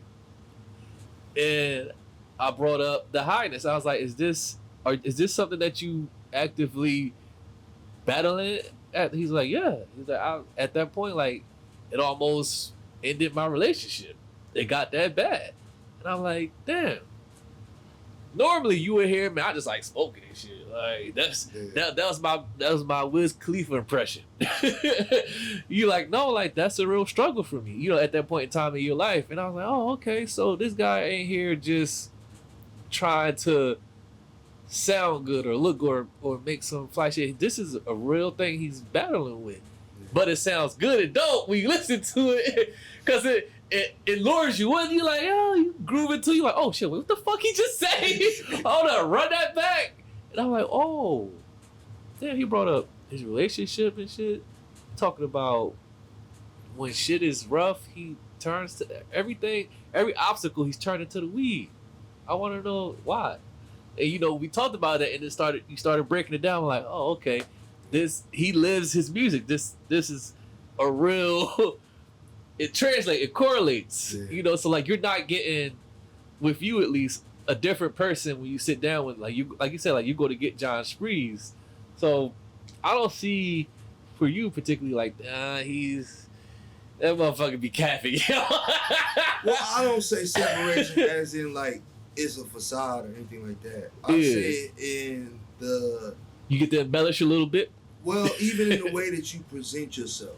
You get to decide how you present yourself to the world. I can paint this how I want to. Conversationally, I can't edit it. Right. I can't scratch it out and say that sounded fucked up. Right. When I'm talking to my wife and I'm trying to be suave or whatever, and if I say something lame, you can't unsay something lame. If you ever been out talking to a broad and you get in rhythm and you make a progress and then you say some whack shit out of the, you know what I'm saying, players fuck up. You know what I'm saying? So you can't take that back in real time. In music, you can hold yourself to a little bit of a higher standard. Like there's records that I wouldn't put out. You know what I'm saying? Jon Spreez isn't allowed to crash out. You know what I'm saying? He ain't allowed to present in a certain way. I don't allow him to. And we don't hear that. Yeah, I don't allow him, even in the most vulnerable sense. Oh, I was weak at this time. I was suffering at this time. Yeah. You know what I'm saying? There's still an air of, okay, but that's momentary. Yeah. It's still an ill nigga going through weak shit. You know what I'm saying? But in real life, there are times when I was a weak ass nigga. Right. Like I did weak ass nigga shit in life. That's how you become a real nigga. Is realizing that there was a time you was doing fuck nigga shit. Yeah. You know what I'm saying? That's what wisdom in reality is. That's why it's different from intelligence. That's why you acquire it through experience. You know what I'm saying? Because I can look back at iterations of self, which is why I speak about rapping the way that I do. I can look back at iterations of self and see times that was whack. You should have moved better, bro. This me wouldn't have moved that way. You had to move that way for me to realize that. But this me wouldn't have moved that way. That's how you gain wisdom. Yeah, that's the game. Yeah. That's the game of life. Fuck the rap game. That's the game of life. These niggas, that's why they keep reliving the same shit over and over and over again, because they never gain any wisdom, which is the point. You never re-look over your plays. You keep making the same fucking plays. And I've done it. And that's why I'm saying it. You know what I'm saying? I've done it. You know what I'm saying? But when you make a different play or a little bit of an adjustment, the situation changes. You present it with the same type of trials because you the same nigga. You came into this world with certain deficiencies. Just like any RPG. You came into this shit, you put all your shit on charisma, or you put all your shit on handsome, or you put all your shit on athletic. You know what I'm saying? And 99! Now you missing intelligent points and shit. So you got Damn. So that's gonna be the challenge for you. It look good. Yeah. Anytime they present you with an intelligence-based challenge, which the point of an RPG is to present you with something for all of them. That's why they give you them points and they be like, hey, balance it out how you will. This particular package is better at this. This particular package is better at that. And that's the human race. Yeah. Some niggas is not good rappers. Period. They're not gonna ever be good rappers. Ever, ever, ever. I got homies that cannot rap. You know what I'm saying? And there are times that I'll rap to represent them. My homies is wise enough to know. You know what I'm saying? That's not my shit. Yeah. Let Spreez do the rap. You know what I'm saying? But there are niggas that don't know that and they still rapping. Because that's not what God had for you. That ain't what God told you to be doing, nigga. But it's gonna get me the bitches. You want to talk to people? You supposed to be a car salesman, nigga.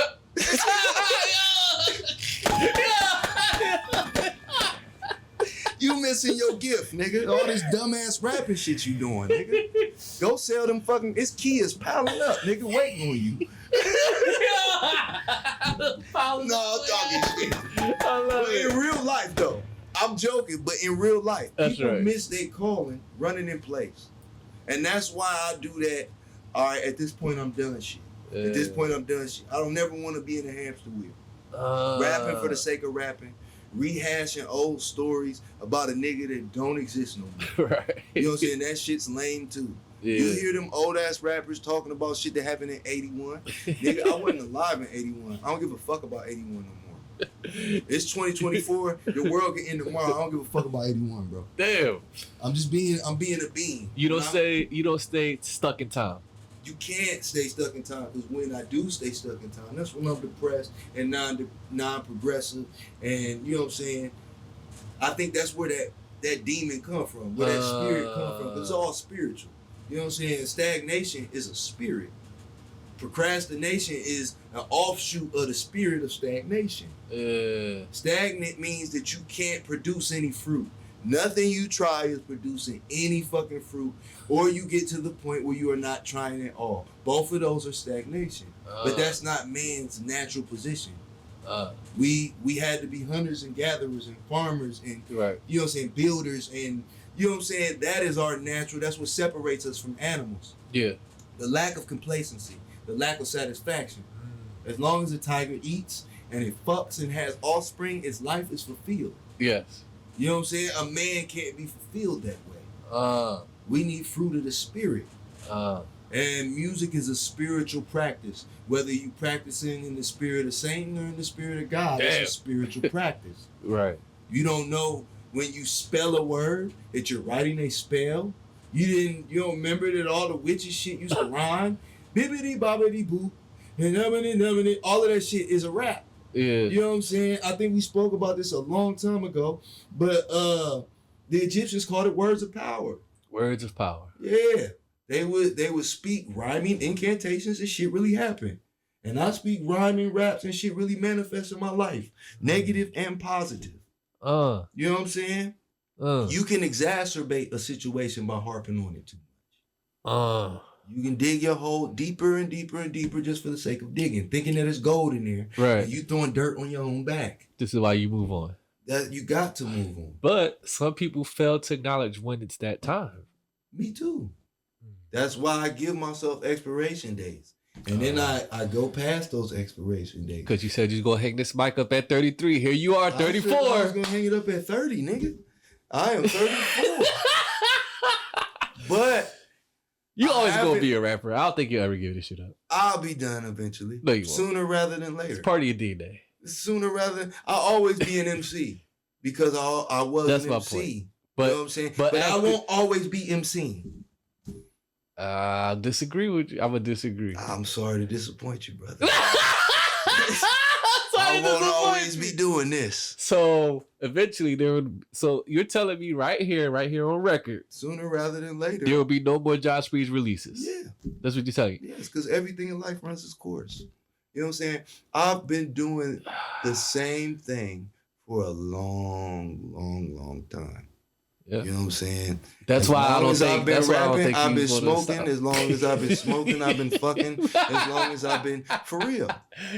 All these things happen at one big boom, like an atomic bomb. And those things at different times have been vices in my life. You know what I'm saying? Everything has a season. You can't just be out here smoking and fucking and rapping. That's not life. You're not giving anything. Yeah. You're not leaving anything. What did you mean? What did you matter? You know what I'm saying? You got 3 beautiful children. Yes, but I'm raising children to leave my home, not to live with me. You know what I'm saying? If they choose to, and I am financially and of the mind state that that's a possibility, that's what they want to do, maybe we'll see. I have that for you. My arms are always open, but my goal is for you to fly. You know what I'm saying? My goal is for you to build a family of your own. You have to leave the nest at some point. To learn the things that I learned, you have to do the things on your own. You got to be alone. They don't want to do that. Scary. It is scary, but life's scary. Life is scary, That's nigga. right, it I is. could walk out this motherfucker right now, an asteroid just crashed. Only on you. Fucking Nigga, ass. like, Only on you. don't kill nobody else, nigga. God's Specifically plan, for you. Yeah. God's plan, though. You never know. You never know. That's right. So I don't want, as far as that's concerned, I never want them to be able to say that I was unavailable. That's more important. It's more important for me to be available for them than it is for me to be available for them. You know what I'm saying? That wasn't always the case. Yeah, you left beautiful songs for them, and pretty much all your albums is a song dedicated to your family. Yeah. You always at least get one in there. Yeah, but I'm like, he always get that one family record in that bitch. that's not for them to care about or be impressed. That's for by. you. That's the expression of my love. That's the best way that I know how to express it. But So I may be dead and gone before they appreciate it, or they may resent me for all of the time that I spent doing this. I can't choose your destiny. I can't choose how you interpret things. You know what I'm saying? Even deeper than being an artist, how you interpret me as a man. I come off as arrogant to people. I come off as an asshole to people. I also come off as kind to people. I also come off as loving or intimidating or prideful or, you know what I'm saying? I can only paint myself as I am. Yes. But there's something that's given off that people are seeing or assuming that they're going to get these multitudes of you.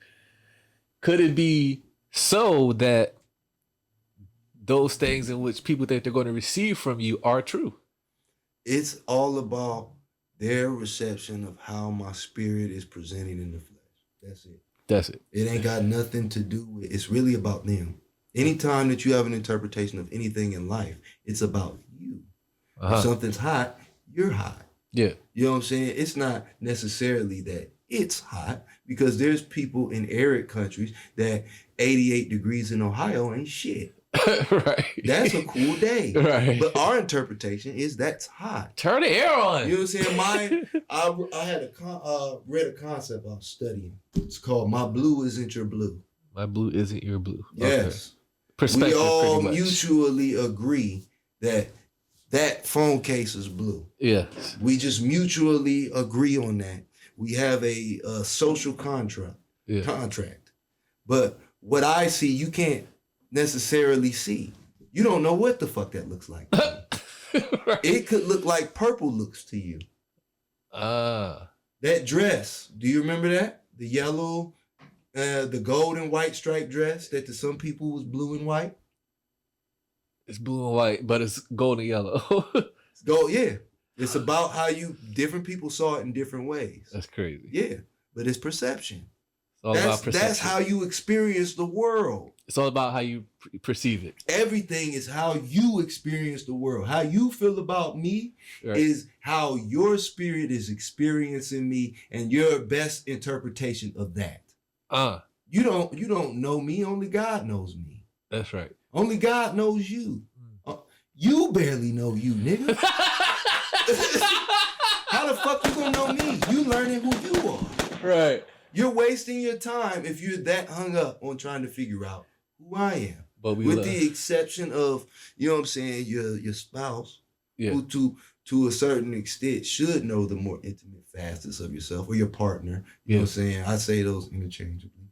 You know what I'm saying? Or even your children. You don't know your fucking parents, nigga. I don't know the real version of my mother and father. I know who they presented to me and how I experienced them. Yeah. And there were times that I didn't like them. And there were times that I did like them. Yeah. You know what I'm saying? That's not a measurement of love, but that is a measurement of my experience with you at that time. Yeah. I didn't feel like you were being good to me. That's any relationship. Yeah. Not just those two specifically, but just any relationship. I didn't feel like you were being good to me in that moment. Sure. You know what I'm saying? That's my experience with you. I don't like this motherfucker because my experience with him was negative. Or my experience with her was negative. Right. You know but with someone else, like, that's the greatest person in the world. Yeah. That's not a definition of who they are. Right. That's a definition of how you interpret them. Right. And both are true. Yeah. Right. Both are true. And we got a tendency to lie to ourselves because we always think we the good guy. Yep. Everyone else is the villain in our story. Even if they're not the villain, you the main character. The you hero. knew everything about everything's happening to you. All of these things are falling into place to be circumstances in your personal movie. And in real life, outside of this moment, my experience don't exist. Look at that. Right. When they cut this show off, your experience don't exist past this show. It's done. To the next episode. Whatever you did in between, it's nothing to them. It means nothing. It's a black hole. Yeah, unless they dig up some tweets and they find out you was a Nazi back in the day. Yeah, this nigga was part of the Aryan Nation in 98, nigga. Oh shit. He was talking about Hell Hitler as a kid. I seen him, nigga. Yes. I seen I some love it. shit today, actually, to that point. Yeah. And it just goes to show you how separate people are from your humanity. Yeah. I read a post today, and it said something to the extent of, I can't quote it exactly, but it was some fuck nigga shit. And it said, oh, Bieber deserved whatever Diddy did to him because he a racist asshole. Or he deserved his ass with some vulgar shit. Some vulgar shit.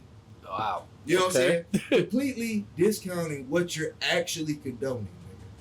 Not only are you condoning, you know what I'm saying, rape, you're condoning pedophilia. Right. Because of your opinion of this person is not the opinion of a real human being. No one in their right fucking mind would look at any 14-year-old, 12-year-old, 13-year-old and think that they deserve to be abused. Right. I don't give a fuck if this nigga whipped his dick out and pissed on your car tire. It doesn't warrant that. Yeah. You know what I'm saying? Crazy. But that's more of a reflection of the nigga that posted it than the nigga that it's about. There you go. He a hoe ass nigga.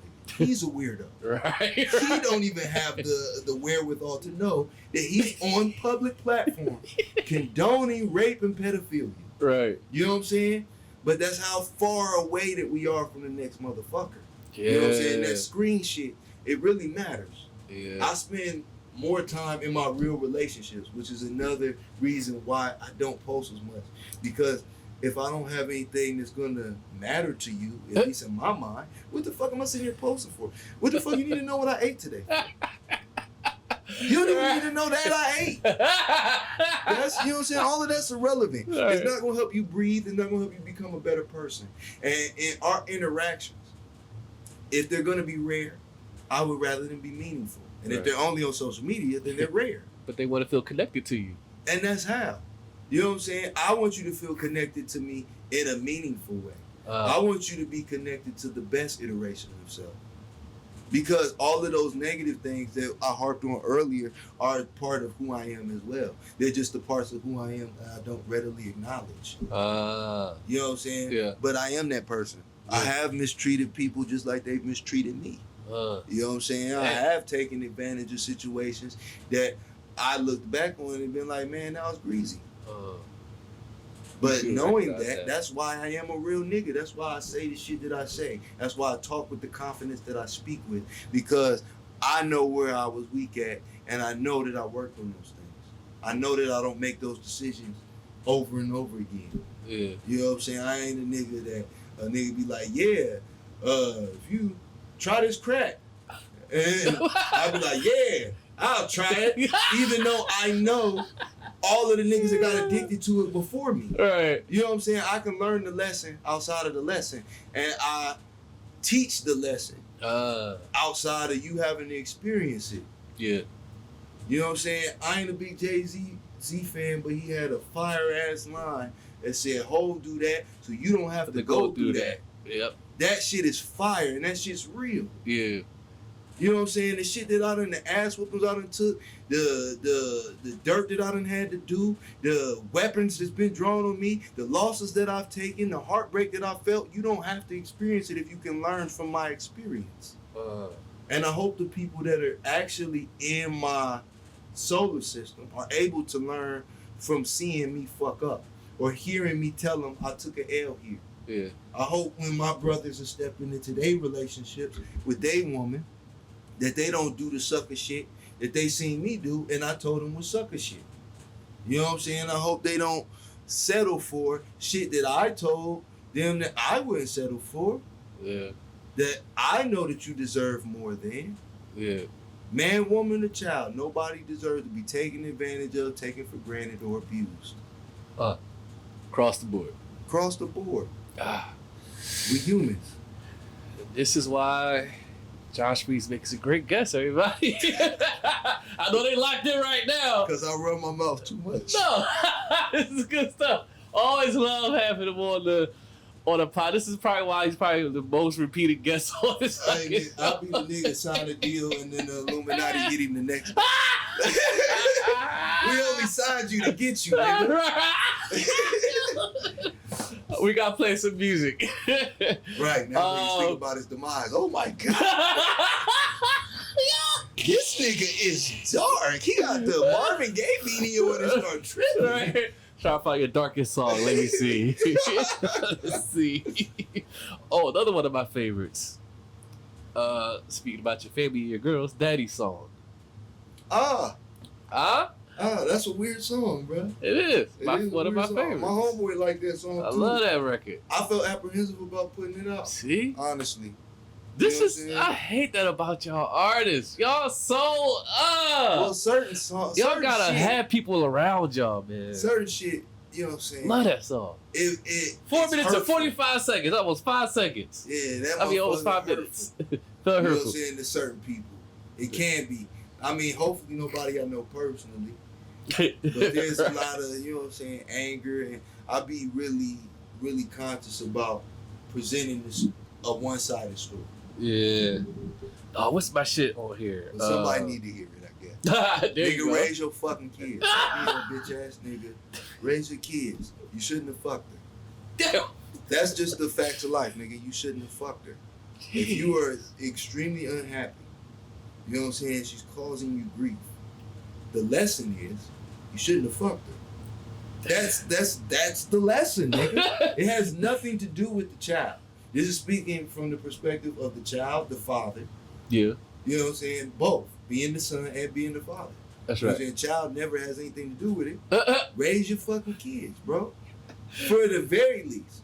At the very least. Your ass will need a kidney, maybe. He was just You know what I'm thinking saying? You might want to hedge your bets. At the time, he just like, yo, shorty got a fat ass. I want to pop that. That's short-sightedness. I'm a man too. I suffer from short-sightedness. There you nigga. go. But it still don't mean that you ain't fuck up, man. There's consequences to fuck ups. Yeah. You get in a car accident and you get fucked up, that's the consequence. You was in a car accident, nigga. You gotta live with that. You gotta take that. Yeah. Got to hear it. You gotta take that. Hey. Your man's you get caught, your man's get away. You know what I'm saying? You don't tell on your man's, you got caught, dummy. Right. You just shut the fuck up. Do and the eat that. time. And if he a real nigga, he'll do his best to make sure that you're good in the time. The lesson is, you shouldn't have been doing whatever the fuck you was doing to end up in the situation in the first place. You know what I'm saying? But I understand desperate calls. Desperate times call for desperate measures. This is one of my favorites too. Succubus. Yeah, it's one of my favorites You too. nasty man. Bruh, but it's deeper than it appears. I was like, damn. Yeah, it's not as surface level as it appears. Double meaning type song? Yeah. Okay. Do you want to just get into this? Succubus song? I mean, we can talk about it. No, for the break. Or should we? If that, whatever you want to play, bro. No, man. This. I want you to introduce people to. Oh, okay. If you want me to introduce it, I can. Hold on. No. We gotta play my shit off the joint that's about to. It's your world, bro. We're gonna get to Succubus song on the third break. That shit's already out. The other shit ain't out yet. Oh, you right. That's why I like it's whatever you want to do. We gotta go Succubus song. Yeah. Let me run it back, cause you're right. This is out now. Yeah, that's all right now. All right. Tee it up for us. What album this is on? Okay. The name of the song, the concept, and all that. Break it down for the people. Okay. This record is called Succubus Song. It's on I Said the Last Time Was the Last Time. All right. Which, 30 years old. He said he's Yeah. gonna stop rapping. Which is a whole dealing with a whole lot of it. I said the last time was the last time with a lot of shit, which is what the album was touching on. Yeah. But if anybody knows what a succubus actually is, a succubus is a spiritual sex demon. Yes. It's a female sex demon. The male version is called an incubus. And what they do is they tempt men into sexual situations, cause them to waste their sexual energy in one way or another, whether it's with a physical tryst or through the act of masturbation or whatever. You know what I'm saying? They lure you to expel, because you expel a lot. Spiritual energy and physical nutrients and shit when you ejaculate. Yes. You know what I'm saying? So they feed off that sexual energy. You know what I'm saying? We live in a world that has a veil, so we can't see the spiritual side. We can only see the flesh side, the material. So on the immaterial side, she takes spiritual energy from a man, turns into an incubus, and then does the same thing with a woman, turns back into a succubus, and the cycle keeps repeating. That's where sex addiction comes from. At least in the spiritual belief. Yeah. Psychologically, it comes from other places. Yeah. But spiritually, it's usually some sort of sex demon that's feeding them. Yeah. So wow. I've been tempted. I happen to be, you know what I'm saying, a pretty handsome brother. You know what I'm saying? Ladies like you? Yeah, no, just in general. Yeah. I happen. Pretty privilege is a real thing. Not to say I'm pretty or no shit like that. You experience your privilege more than the average fella. Looking fella. And you rap, you on stage and shit. I like that song, Jon Spreez. I seen it. You encounter I seen it in real time. Don't let me pull your car. A lot of admirers.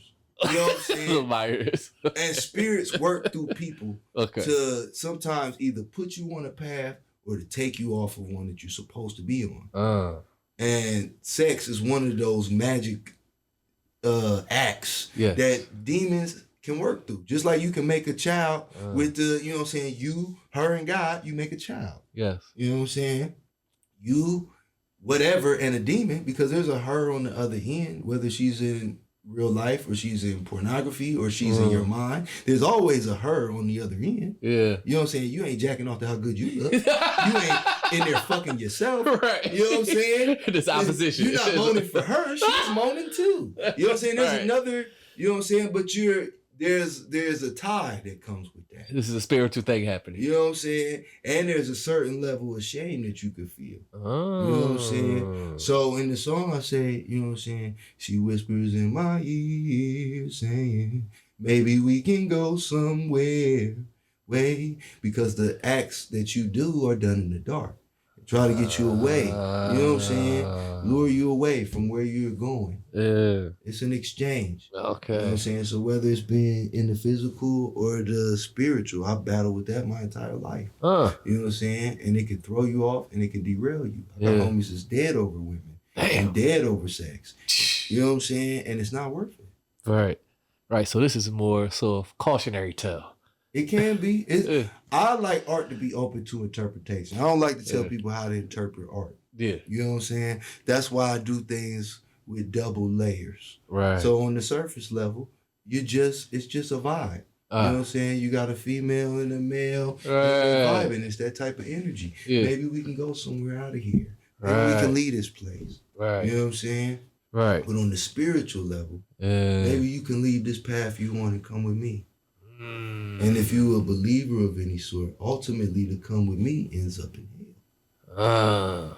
And whether hell's on this plane or the next, you could be put through it if you so choose it. Right. This all comes for a circle. Everything goes to perception. Yeah. You know, music just happens to make things sound sexier. That's right. Right. All right, man. We're going to be back right here on Call Talk Podcast. Maybe we can go somewhere way out of here. Maybe we can go somewhere way out of here. Wait a minute. Maybe we can go somewhere way out of here. Maybe we can go somewhere way out of here. What's in your body and spirit? I can feel God when I'm in it. Feel like a God when I'm in it. Fights in my mind keep it tempted. Freaks in the heat of the night. Darkness keeps eating the light. I'm greedy, I need every bite. Mobbing love like the block is my business. Intended as God is my witness. We fight like Bobby and Whitney. She's so careless with those whispers. It's cool, they ain't even real sisters. Both of those lips give you kisses. Come here and sit on these whiskers. Fried rice and get it for dinner. High in the sink, we all sinners. We all gon' fall anyway. At least you should fall for my charms. At least you can fall in my arms. Be back like Captain Picard. Twist up your body and spirit. I can feel God when I'm in it. Feel like a God when I'm in it. And I ain't even supposed to be here. Why you gotta play all the time? I ain't even supposed to be here. Images just play my mind. I ain't even chose to be here. And I'm still wearing my crown. I don't think she let me leave. At least not with my mom. She whispered in my ear, saying, maybe we can go somewhere way out of here. Maybe we can go somewhere way out of here. Wait a minute. Maybe we can go somewhere way out of here. Wait a minute. Maybe we can go somewhere way out of here. A place cold to stay home, get so cold most days. I'd rather go away, I'd rather float away. Treasures and throw away, pleasures from masochists. Can't do the olden ways, I miss the olden days. Cause nowadays that old things seem so close away. I'm just gonna go with it like I don't notice it. Like I don't even notice it. Twist up your body and spirit. I can feel God when I'm in it.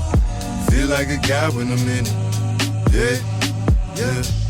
Twist up your body and spirit. I can feel God when I'm in it. Feel like a God when I'm in it. 'Cause I ain't even supposed to be here. Why you gotta play all the time? I ain't even supposed to be here. Images just play my mind. I ain't even chose to be here. And I'm still wearing my crown. I don't think she let me leave. At least not with my mind. Why you gotta play all the time? Images just play my mind. And I'm still wearing my crimes. At least not with my mind. In my ear. Why you gotta play all the time? I used to work with this cat. I mean, he used to do this back in the day. Yeah. You know what I'm saying? But we worked with a married couple. Ah. And dude and the wife started fucking around. Yeah, so dude, Oh fuck. dude Damn. and the wife started fucking around. Dude just started fucking around with the wife. Started falling in love and shit. Like he sprung. And albeit, she was an attractive young lady. You know what I'm saying? She was cute. But this nigga would crash out. The two dudes ended up fighting. And Damn. at one point, the husband is just like, nigga, fuck it. I'm leaving. You know what I'm saying? Like, I'm good. You know what I'm saying? You're already cheating. You know what I'm saying? Right. I'm trying to be done with this shit. You know what I'm saying? But you know, Damn. certain types of people can try to keep you in chaos and misery. Yeah. So, you know what I'm saying? She just keep pulling this nigga back in the shit. Now these niggas fighting in the parking lot at the job and meeting up to fight on lunch break and shit. God damn. Nigga man. threatening each other over abroad that wasn't doing either one of y'all right. For real. Y'all looking goofy And as then shit. the second nigga really a sucker because he already came into another man's situation. But you're upset that you're in a secondary situation that you came into as a secondary situation. Right. What you expect? So they end up getting together and shit, the wife and the other dude. End up getting together. But, you know what I'm saying? Damn. If you would, Treacherous. let's be real, if you would do that to your husband, then what's your boyfriend? That should have been a tell to him. What Like- is your boyfriend if you do that to your husband? That's what I'm about to say. So- like, bro, like, You know what I'm saying? you gotta put two and two together, my guy. Any nigga on the job that smelled this bitch. I mean, you walk in and you smell the perfume in the room, he trying to crash out. Nigga. This nigga, What you doing? Why you talking to my girl like that? Why you talking to my girl like that? God damn. And I never had that problem because I always carried myself in a certain manner. You know what I'm saying? Yeah. First of all, I've always been a real, you know what I'm saying, respectful type of nigga, just period. Yeah. You know what I'm saying? And niggas respect me. Right. You know what I'm saying? So nigga would think about it before he just crash out at the job on me. Right. You know what I'm saying? Right. But Yeah, they also know I don't give a fuck about your bitch. Right. I don't give a fuck about your bitch. Right. That's your This nigga woman. crashing out on supervisors. Talking about some, I can't believe you, OG. You calling my bitch too, nigga? Yo, he was sprung to the Crashing sprung. Out. Damn.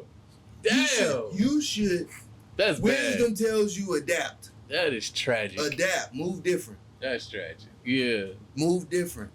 You're going to lose your job. Right. Fast forward, another nigga one of the niggas he crashed out with that I'm actually cooler with than the nigga that was doing all the crashing out. This is crazy. He seen the chick. We ain't worked there in a couple years. Okay, it's a while back. This is recently. He seen the chick recently. Oh, okay. They ain't even fucking together no more. They're not even fucking together anymore. This nigga was doing all that crashing out, and they ain't making 2 years. I'm not surprised. I don't know if they made it a year, nigga. I'm not surprised. I worked there close to a year, so they probably made it a year. No, I did work. I worked there for over a year, so they made it a year. Goofy ass. Niggas crap, but he's also a young nigga. That go back to the wisdom shit. There you go. That goes back to I'm about to learning over say, time. how old is this guy, man? I done crashed out. I wouldn't now. Over some vagina. I would. For me, it was never that. You know what I'm saying? Because to me, not to make it sound light, but the physical aspects are interchangeable. You can find somebody that can fuck you good. Any bride can find somebody that can lay just as good dick as I could or better. Yeah, that's right. It's just real life. It's too many people on earth. Yeah. So in that same argument, you know what I'm saying? I could too. I could find any broad that could do any number of tricks that you never thought that you could do. Right. Or, you know what I'm saying, settle for something lesser because niggas aren't that hard to please. There you go. I'm about to But say. in the same breath, You're not going to crash out. that's not what you're crashing out over. You're crashing out over the experience with the person. If you sprung like he was, That motherfucker. it had to be more than God just the damn. physical part. She probably was putting it on that nigga. I'm about to say that. I don't know This nothing motherfucker crashing about out that like part. that. I don't know nothing about that part. She had But just putting it on you ain't gonna have you keep crashing out, nigga. He kept going. You in love, nigga. That man You're is in so love. with So that that's girl. that's a what we said earlier, a spiritual reaction to an experience with somebody else's spirit. He couldn't get enough. And he didn't want to share that experience with anybody else, even though he started off in a shared experience. It wasn't even yours. It wasn't even close to yours, nigga. She was fully married under the law, nigga. Like, and you're crashing out over his wife. A whole married woman. That's what I was tripping about. You're crashing out over his wife. He ain't even crashing You out. was supposed to hit and keep going. Nigga, you was supposed to steer clear because you work together. That too, yeah. Dummy, you're fucking the money up. That's the first rule of any of those type of situations. You don't shit where you eat.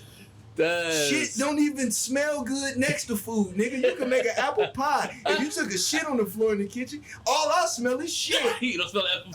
Fuck your pie, nigga. There's shit on the floor, nigga. You could be Paula fucking Dean, Betty fucking Crocker. If you took a shit on the floor, fuck you and your pie. You don't shit where you eat. But young nigga don't know no better. He learned.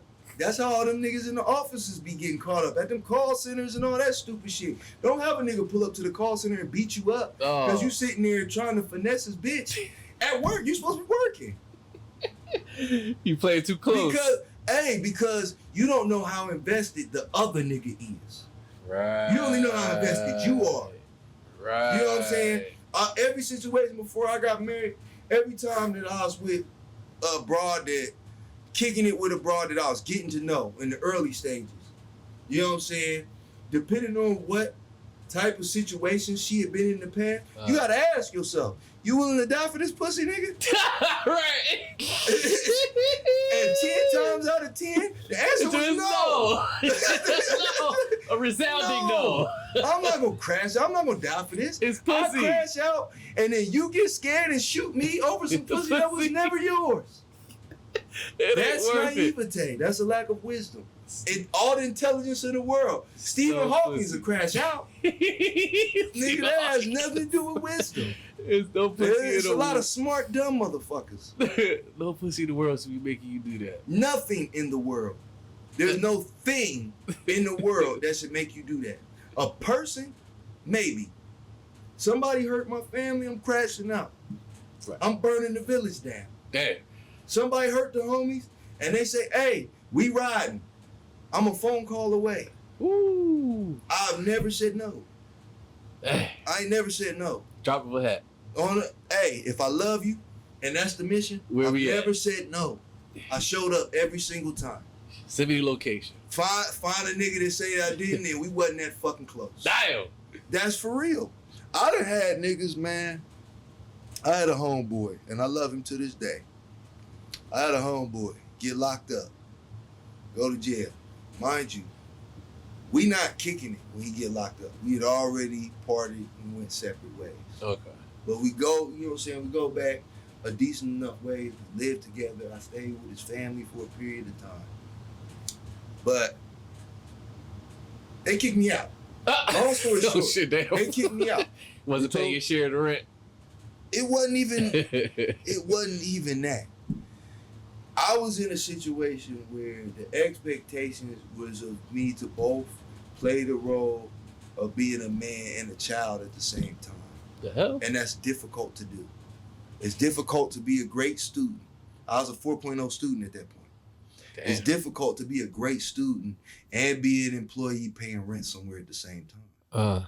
That's an unrealistic, especially in high school. This ain't college. You can't come and go to class as you please, nigga. I'm required to be there by the state. Yeah. Every day, Monday through Friday, my black ass has to be here. Right. You know what I'm saying? So that limits the amount of time that you can work. It limits your earning potential. Yeah. But the expectations of me are still the same. Because, you know what I'm saying, I'm dependent on you for something. Yeah. So I can't call what you're dependent on me for. Right. But, you know what I'm saying, if it's unrealistic, it's unrealistic. I was asked to leave, I left. You know what I'm saying? Motherfucker, I see this motherfucker again. I rode him while he was locked up and shit, never got no right back, nothing like that. So I'm like, all right, you know what I'm saying, you gotta go through what you gotta go through, and I'm gonna pray for you. I love you. You know what I'm saying? But I seen this nigga some time after that when he got out, and we was having a heart-to-heart, and he's going through whatever he was going through in his life. But he was like, I was upset with you because you ain't take care of my mom, and you ain't look out for me. And I said to this nigga, how the fuck am I supposed to take care of your mom if I was not in a position to even take care of myself? Nigga, I was living with you. I'm about to say, like, aren't I staying with you? Where the fuck do you go when nobody investigated to make sure that I landed on my feet when you kicked me out? You know what I'm saying? Not that it's your responsibility. Right. A man gonna be a man.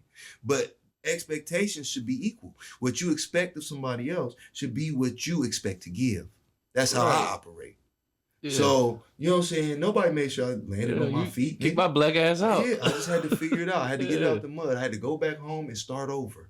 But he wanted you to look out for my I lost a full ride scholarship, bro. I shit you not. I lost a full ride scholarship to Otterbein University. The black lady that was in the head of the administration office came to my high school because I did not go to the visit. We had a college visit scheduled, and I did not go to the college visit. And she said, you were the student that I wanted to see. You know what I'm saying? I specifically came down here to see you. I got a full ride scholarship. Damn. Finished the year. That was a great school. Otterbein, bro. God's plan. Damn. You can't go to Otterbein and Wilberforce at the same time. Damn. You know so you supposed to be at Otterbein instead of Wilberforce? Yeah. Wilberforce was a last. I only went to Wilberforce because I ain't getting the Army. Oh, so you was gonna go to the Army? I was supposed to die in the Army. Died RPG. No, dead ass. God damn. No, dead ass. I shit you God not. damn, man. I think I told you this before. Everybody that I told that I was in high school at the time. Everybody that I told that I was going to the Army told me in one way or another that I was going to die. Jesus. A lot of times jokingly, you know what I'm saying? God damn. But, you know what I'm saying? Even though you may laugh in the moment, when you get away from the moment, you think about that because we was in war. Niggas was really dying over there. My unit that I got assigned to went to Afghanistan. They got deployed. They got deployed. Damn. They were in Afghanistan. And you would have been in that unit. I would have been in Afghanistan. I would have been the medic in that unit. Wow. Yes. You know what I'm saying? And everything ain't for everybody. Yeah. So, you know what I'm saying? I respect everybody that took that path and, you know what I'm saying, went through that. Because everybody ain't built for that shit. Right. And I'm sure that I ain't the only motherfucker that people were making those type of psychological suggestions to. At this time, I'm 17, 18 years old. Right. I don't know what's real. Right. I told my grandfather this shit. My grandfather fought in Vietnam. And he was such a good fighter in Vietnam that he got medals and shit for being in Vietnam. Damn. But we don't talk about it.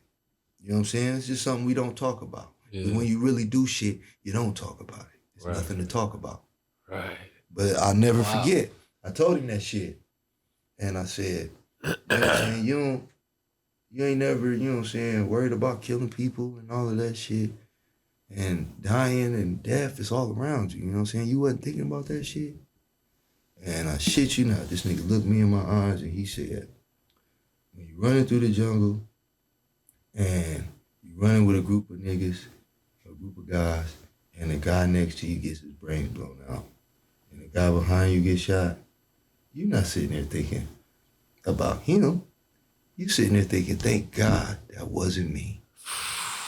You don't have time to process anything else. The only process is you don't even realize who that nigga was until it's done. But in the moment, it's thank God it wasn't me. Wow. And so I took all of that shit very, very seriously. Shit, man. And God got a way of writing the story he wants written. So I think we talked about this a long time ago. When I was a sophomore in high school, I went to summer school, did the requirements. The lady dies with the records. I lose a year of high school. Oh, yeah, you told me this, yeah. I don't find this out until it's about time to graduate. So I am already enlisted, swore, took the oath in the Army, did all the drug testing, been doing PT every fucking week, then signed 2 other motherfuckers up underneath me because it works like some Amway type shit where you can boost yourself up in rank the more people that you get to join the Army and complete the requirements. Oh, shit. I was supposed to be a private first class by the time I finished.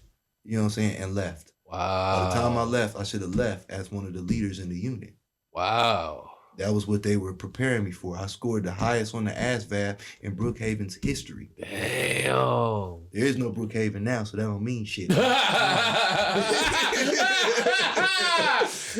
the time, nigga, yeah. People don't know this, you know what I'm saying? God write the story. Yeah. So to take it back to the Otterbein shit. Man. You know what I'm saying?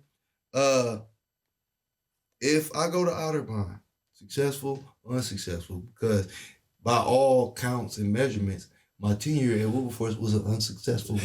I didn't get a degree. That's unsuccessful. And to make it doubly unsuccessful, I owe them niggas money. At least if I didn't get a degree at Otterbein, nigga, I'd have been scot-free.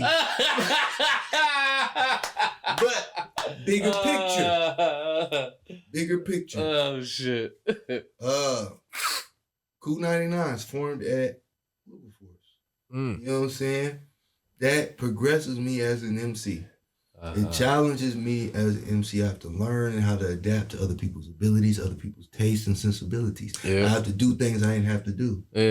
We don't meet. I don't go to Wilberforce. Me and my wife don't meet. I don't go to Wilberforce. You know what I'm saying? None of my kids is born. You know what I'm saying? And that's not to speak on whatever impact that I may have had on the individuals that I encountered. I can only speak on how that story impacted me. True. You know what I'm saying? Because I met a lot of dope people. There was a lot of good people at that school. Yeah. It was some whack niggas too. Oh, yeah. There was some lame ass niggas too. You had your handful of, you know. Yeah, you had but there was more good quality people at that institution as far as the student body goes. You know what I'm saying? Some solid people. Yeah. And a lot of those people went on to do really cool shit. Absolutely. You know what I'm saying? Yeah, So that's lovely to see. I don't take anything away from, at the time I was shitty. I was shitty in the motherfucker. I bet. You know what I'm saying? But it's not real until you're there. It was never mine to begin with. She wanted me there because that was her experience with me. Right. You know what I'm saying? I never wanted to go. I never even knew Audubon existed before I went to school. Right. Never knew that school existed. Everybody just kept telling me how good of a school that it was. And I'm sure it's top tier, top what? Yeah, Audubon? Full ride, nigga. You'd have thought I played football or some shit. Right. Oh man. All right, hey, we back. We back right here on Cloud Talk Shit, nigga. Podcast. I was just running my fucking phone. I might leave all that in there. That was some good stuff. I might cut a little bit out because we got to protect some people who are not here to defend themselves. I don't think I said none of their names. You didn't say names, so we kind of can leave all that in. We good. You didn't drop names, right? Yeah, I try not to. Yeah, I don't think you dropped. If you didn't drop names, we'll leave all that in. I use people more so as a anecdote. That's right. That's right. All right. But I say suffering from sucker syndrome. That nigga was there you go. Yes. He was sick. And I tried to be an OG to cuz too, because I'm at the age now where there's niggas young enough that's grown men that I can give game, and there's still niggas old enough that I can get game from. Yeah. So, you know what I'm saying? I tried to pull a little bro. You know what I'm saying? Hey, bro, just chill, bro. She with you. You know what I'm saying? Like, I tried. You gotta go so hard. Yeah, bro, you already won. You got her. You got her. Damn. You got her off the bench, nigga. That was the hardest. At least you would think. Right. But you lose them, how you get them? There you go. Oh, lose them, how you get them? Right. All right, man. Tell me how, because we gotta talk about the album a little bit without getting too much away, what people could expect and everything. But before we talk about how, because I want to get to how you and Juiceless Jay link up and how y'all meet and create this, but we gotta go back to Ancient Flows. Right. How did you guys click up? Because if y'all follow Spreez's music career long enough, you'll see in the discography solo. Every project is solo with very limited to little to damn near no features. For the most part, this man carries it all. So talk to us about, because I was surprised. I was like, motherfucker, a group? What? Talk to us about how you link up with the guys in form Ancient Flows. Is it Q-Man 614 and Bizzo? They started that collective. Okay, so they was already Ancient Flows. I can't take credit for the brainchild of that is Bizzo and Q-Man. Okay, they like this. Explain how you get involved. Me and Bizzo friends. We've been friends for a long time. Okay. I know Q. I had known Q for a little while. I've seen him around. Yeah. We wasn't as tight yet. You know what I'm saying? When I first, as me and Biz worked, me and Biz go back a ways. Okay. So, me and Biz have been working on a joint mixtape together for years. Ah. You know what I'm saying? But life kept getting in the way. You know what I'm saying? We both got kids. We had kids like back to back type shit. He would have a kid and I'd have a kid. He'd have a kid. The time was just Like I said earlier, life will cause you to step away from this shit. Right. People really gotta live. So we reconvened, came back together, and started working on that project. Okay. Again. Yeah. And he was like, "Yeah, man, I really need you. I really want to bring you over to the studio.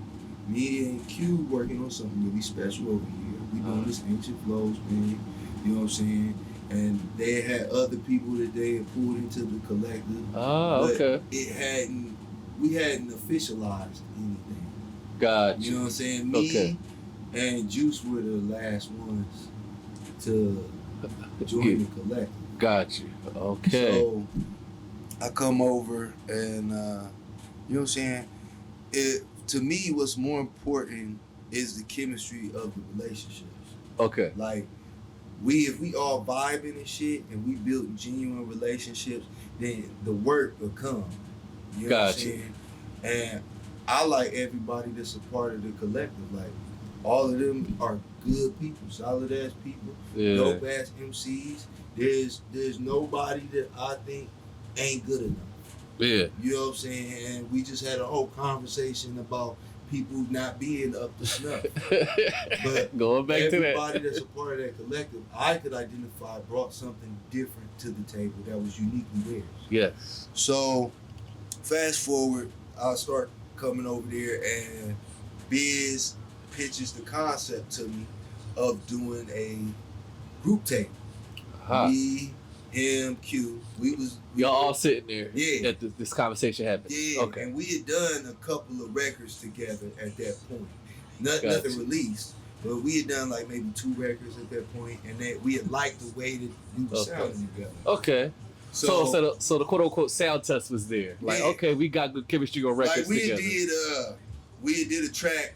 They have there's an untitled tape on the Ancient Flows sound page, and I did 2 records that was on there.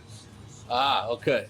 And that's where we initially started, because I'm very isolationist. I do. That's what I'm so surprised about that. I'm like, myself. You're like a hermit. From top to bottom, I do everything myself. Right. So allowing other people to have a hand in and input in my creation and the process and what I was trying to do was something I hadn't really done, at least since the Cool 99 shit. So I'm like, all right, I'll dive in. I'm gonna put my all into this particular, and that's before I met Juice and all of that. This is before Juice, it was part of the collective. So you was fully invested at that point. When we was working on this project, I dived in all the way in. Because if I lend myself to something, I try not to lend a piece of myself to something. I try to lend myself fully to what I'm trying to accomplish. Yeah. So, in order to be able to stand at the standard that I believed that they were looking to me to stand at, you know what I'm saying, to be equivalent with the triangle. That's that's what I wanted to ask. Like, was there discussions about, okay, like, Spreez, this is what we looking for from you, or like, this is what we want, this is how we want the songs to be. I want you to go last, you go first, you take this. Well, like, how was like when it came to like structuring the album itself? Yeah. Well, as far as like we just go crazy. Well, no, because it's very structured. Yeah, we definitely sat down and timed and planned everything out. Who would was y'all collectively throwing y'all ideas in the pot? And like how was y'all landing on like we got it? Like me, because when you put brains together, it's like it could be a tug of war. Well, I had to know within myself what it is that I don't do well, and I know that I have the tendency to overdo, to put too much of myself into something, or to take too much of a hands-on approach, which I learned from dealing with the podcast. I'm about to say, because I know, like, working with you in that form, I can only imagine, and I'm like, he's probably dominating that room, man. It is hard for him to pull back. Well, I made a conscious effort because I respect the people that I was in the room with. I respect my contemporaries enough that when they say something, I would be like, okay, I see the merit in that. You know what I'm saying? Like, whereas if it's somebody you don't respect, then it's a little bit harder. Gotcha. But I've seen the bodies of work that we've done separately. Right. You know what I'm saying? These brothers was writers long before they encountered me. So it made it easier process to trust the direction. Like, and it's a different relationship when y'all coming in with your own shit. Yeah. Versus when it's somebody that you're trying to bring into yours. You know what I'm saying? Like, I've had niggas that I've tried to train up to like be proteges or be like my co-side, or you know what I'm saying, us to be able to pass the torch back and forth. Like a duo. You know I've tried all of that shit. You're too dominant. I've tried. You tough, Spreez. I tried. Because you have a standard. But my goal is the song. You want the best product. Record. Best niggas, record. There's a lot of niggas that have come into a collaboration with the goal of out rapping everybody. Right. I'm gonna smoke you on this verse. But you can hear that shit. You can hear competition versus complementary art. You know what I'm saying? And I wanted to make complimentary art because there's things that they do that I can't do. You wasn't You know trying what to I'm outshine them. No. And I can't, like I said earlier, I can't do biz. I can't do Q. Yeah. My voice don't even hit them pockets, them octaves. Right. Like Q has a very like. my mom made a point about his voice. Yeah, it's very distinctive. Yes. It's low. It's vibrational. It's Yes. you know. He's got a quiet storm voice. Yeah. He's got a quiet It's a storm good way to voice. put it. And Biz has a delivery, aggression in his delivery that I can't personally match. That's not what I do. Yeah. You know what I'm saying? So they never came to me like, yo, you should do this. It was just come bring what you do. I know what you do. Bro. Yeah. We Do all what you do. complimenting the record. Facts. Yeah. And so when we would sit down to do a record and we'd be like, all right, we got this record, we would go through beats together. You know what I'm saying? Like, even like this record particularly. So like, good. If I was by myself, I wouldn't pick this beat by myself. I wouldn't do this. This would be your record. first choice for you. I like the record. Don't get me wrong. Yeah. I like the beat. But as a I ain't solo talking about record, the song hard. Right. I'm talking about the beat. Yeah. Because I hear it when it's without no words. You know what I'm saying? When it's just bare bones as a beat. So if I was going through YouTube, this was a beat that I would be like, it's hard, Yeah. but I'd probably go to something else. But when I see how my compatriots felt about it, you know what I'm saying? That's when I knew it could be a special record. When you're doing something collaboratively, it's about the whole. It's not about the individual. Right. If you want to hear a Jon Spreez record, I got plenty of Jon Spreez records. Right. If you want to hear a Biz record, there's plenty of Biz records. You want to hear a Q record, there's plenty of Q records. Right. So when we come together as a collective, you want it to be something special. And as far as I was concerned, I had never heard an entire project in this city that was done that way. Where it wasn't niggas that was just, you know what I'm saying, like where they all came up together type shit. Yeah. You know what I'm saying? That's usually how those things come about. They all come up together. They're all in the same group. There was never we're all in competition out here. Yeah. That's why niggas got so upset about that post. We all in competition out here. We not that type of city where everything is complimentary no matter how they want to present it. We all look at each other to a certain extent as competition. So when we were in this environment, we still, even when we would look at each other competitively, like, I ain't about to have the weak verse. You know what I'm saying? Everybody's attitude, every time we do something as a collective, and that's not just the three of us. That's Muff, Rakaya, Cardo, Juice, you know what I'm saying? Shit, Jordan. Anytime we do something, you know what I'm saying? We're trying to be the best version of self. Yeah. So niggas out here, niggas verses, and I'd be like, I can't come whack on this. Right. I can't come whack on this shit. Right. You're like, okay, that's what we doing? Yeah, and I got the tendency to rap.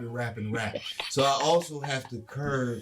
I was about to say, like, rapping that I do is one verse. You get one verse, nigga. Right, because that's what I say. Like, it was interesting, like, as a listener to hear how you would fit into this, and like listening to it.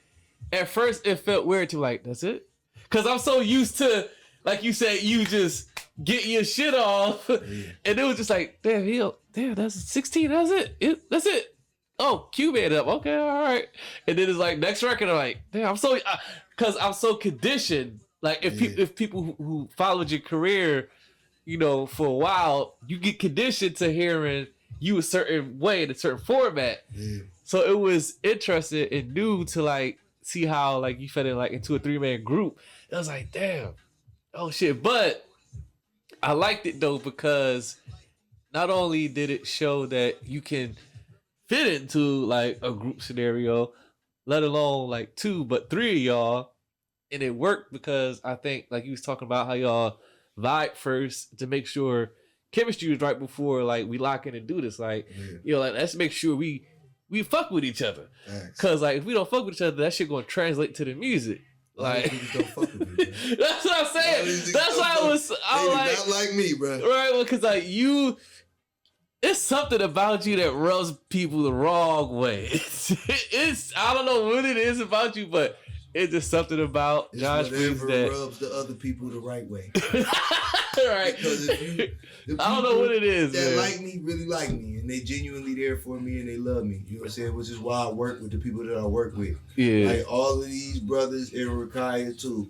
You know what I'm saying? Really, genuinely got love for me and support me. Yeah. You know what I'm saying? So I genuinely support them and got love for them, and there ain't nothing that, especially rap wise, that they can't call me for. Yeah. You know what I'm saying? Yeah. And I thought that was something rare in my personal story. Yeah. So when that was presented to me, I was like, shit, I'll jump on the opportunity. Yeah. And then that kind of grew from there.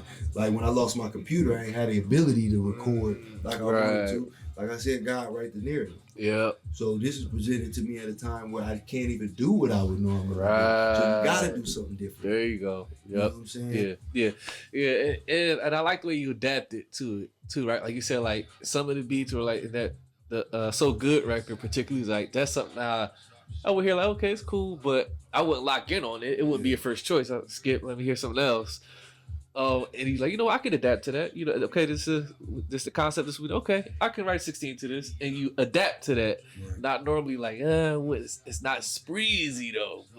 So it's like interesting to hear not a typical Jon Spreez song that he wouldn't select for himself, and see how he would do it if it was like a collective decision. Like, all right, we gotta pull it off. Like, let me show you I can pull off the hat trick. Yeah. I could do the hat trick. And we all approach the same beats because we all on the same beats. Who would go We first? approach them differently. Well, are y'all all in the studio together, or y'all just sitting bouncing most it? of the time we were actually in the studio together. Ah, The majority of this record we actually were locked in. really? There would be times where maybe somebody would have to come back and finish something, or some such and such wasn't there for a session, so he had to lay it first later. But we were really conscious about the way that the order of who went where, because there's certain expectations of when you go first, and there's certain expectations of when you go So that was last. intentional. Yeah. The alternation, everybody has each spot at one point or another on the record. You're first, Somebody you're second. leads off a record, somebody finishes a record.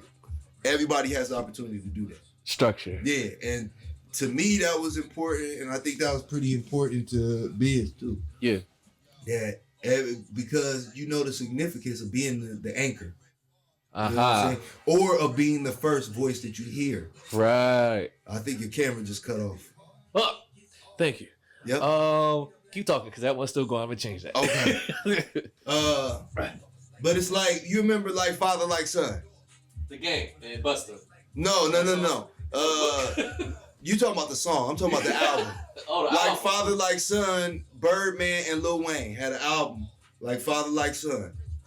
Oh, And this is peak. This is at Pete Wayne? Yeah. I don't know if you remember the song Zoom on the Yamaha, chromed out 1100. Okay. What you doing? Getting money. That album. Yes, that's that album. All right. Birdman on every song. Ha! I don't fucking like listening to Birdman. Sorry, Bird. I ain't like your shit. There's like maybe a half of a verse in his whole catalog that I like. A half a verse, not even a full. But it go back to everybody ain't supposed to be the rapper. There you go. His job was to give us Lil Wayne and Juvenile and the Hot Boys, and to give us those gifts. Right. That's what you're supposed to do. You ain't supposed to be rapping, nigga. And he I think he understood that. He didn't. He didn't understand that shit. Hold on. That's why I brought up like Father Like Son. Hold on. Well, I didn't hear that record, so I can't defend. He on every song. Oh shit. Rapping. Hold on, let me get this better. He on every song.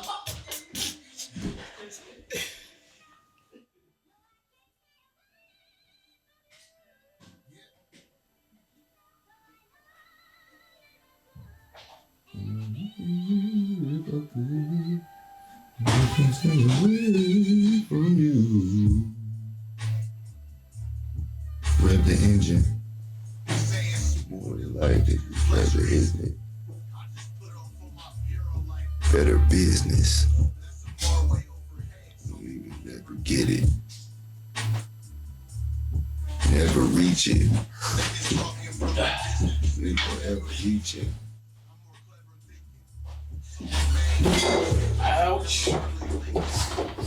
Better treat. Yeah, I never heard this album, so I can't defend it. Yeah, bro. I'm only used to Nigga, the Wayne had some great fucking songs on that album. And Birdman Room. And Birdman fucks up everyone he touches.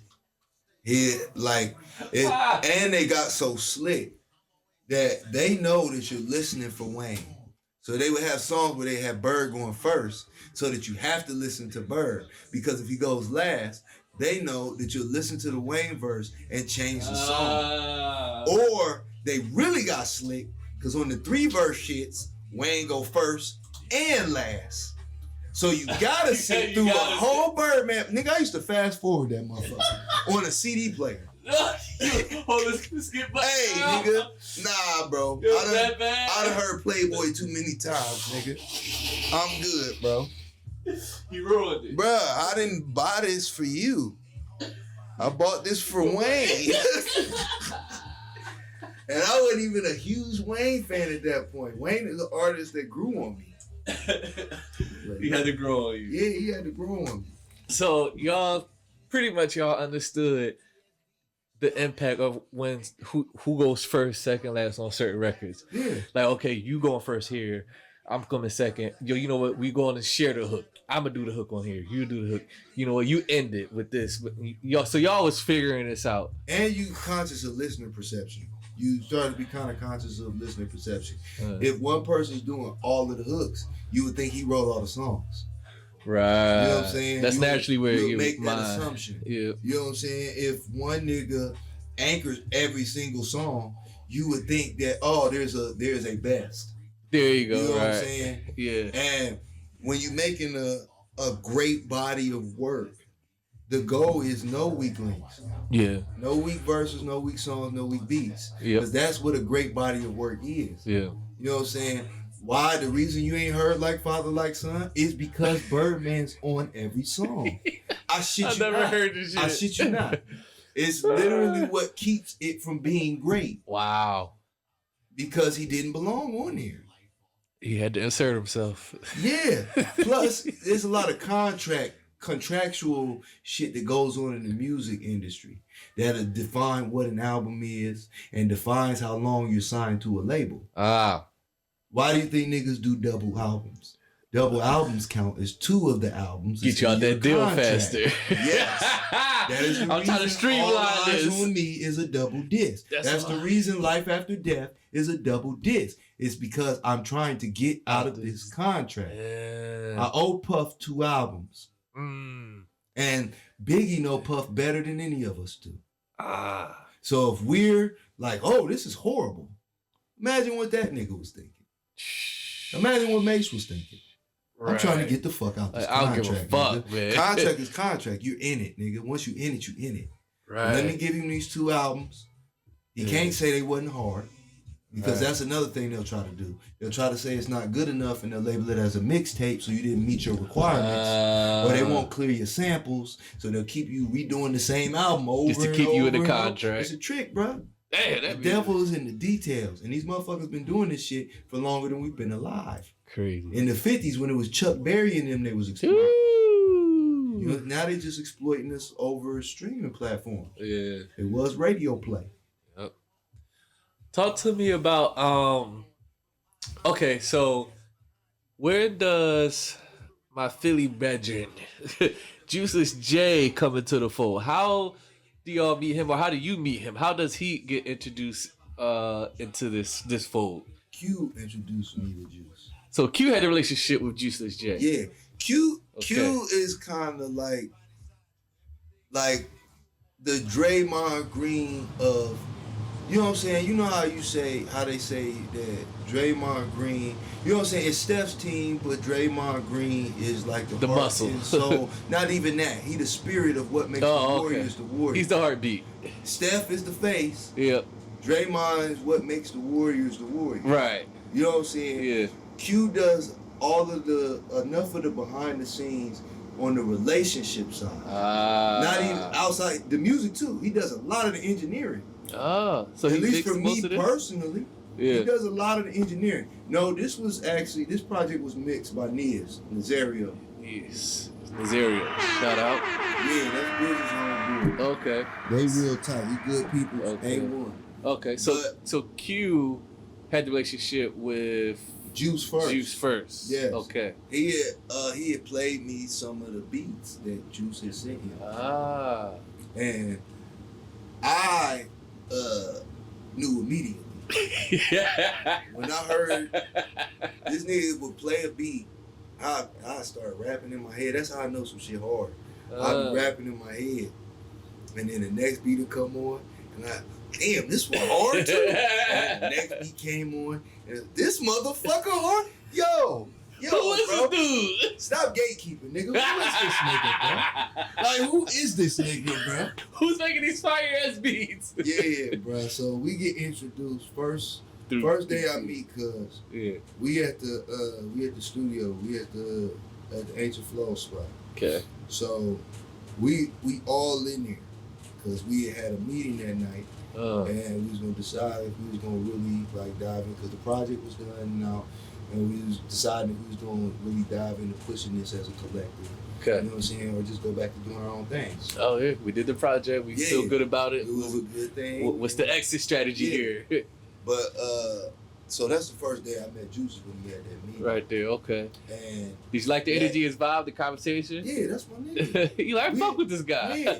Off top, but that we connected on the music first. Before we really dived in and started talking, we already knew we was in synergy musically because I've always searched for a producer that could craft a sound with me.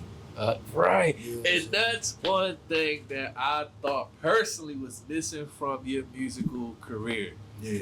Every time, because like I said, you can rap your ass off, but I always thought like if Spreez locked in with, if he had his guy, like how Snoop got Drake, how Nas had Premier, Q-Tip and those guys, how Jay-Z had Just Blaze and Kanye, you getting the best sound of them from that one guy, and it's a consistent sound.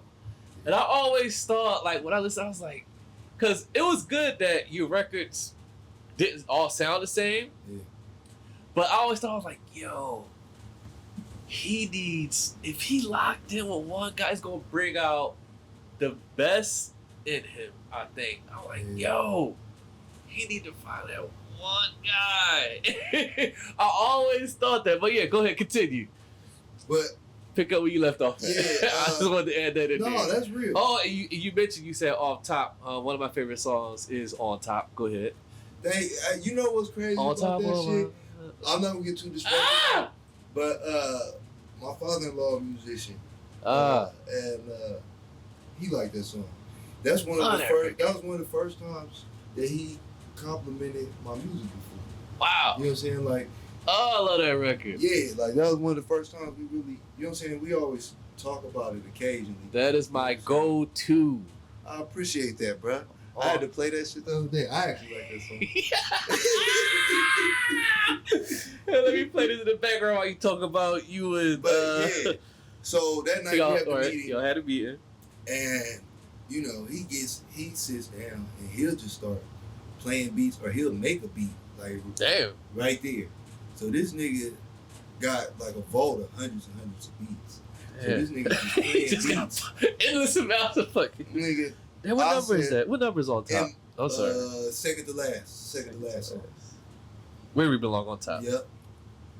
Yeah. But it was in my mind. I'm thinking to myself, nah, he the one. Nigga.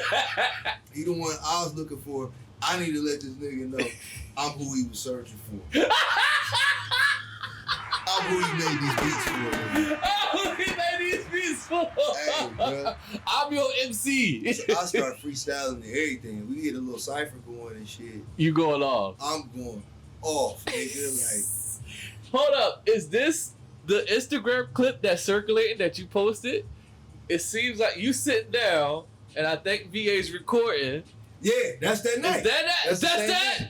That's the same night. That's the night I met you. Right there. Yeah, that's the night I met you. And he's in that room. Yeah, that's his beat playing in the background. Wow. That is our introduction. Oh, this He's motherfucker. all in there. Oh, like, look at this motherfucker getting loose. Bro. And this nigga said some shit to me, and you know what I'm saying? He was like, it's like watching Michael Jordan take jump shots.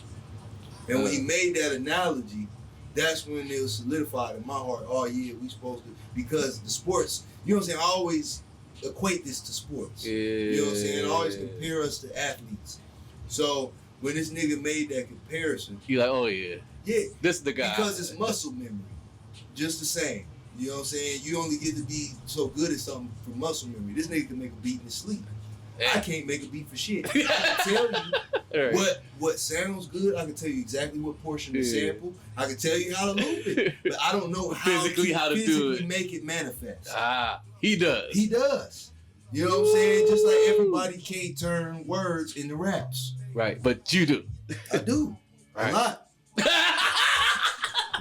Got shots for that. Hey, but nah. Say his name. Say his name. Let me turn this camera back on. I was like, I told him at the end of the night, I'm like, hey, cuz, you gotta send me some beats, bro.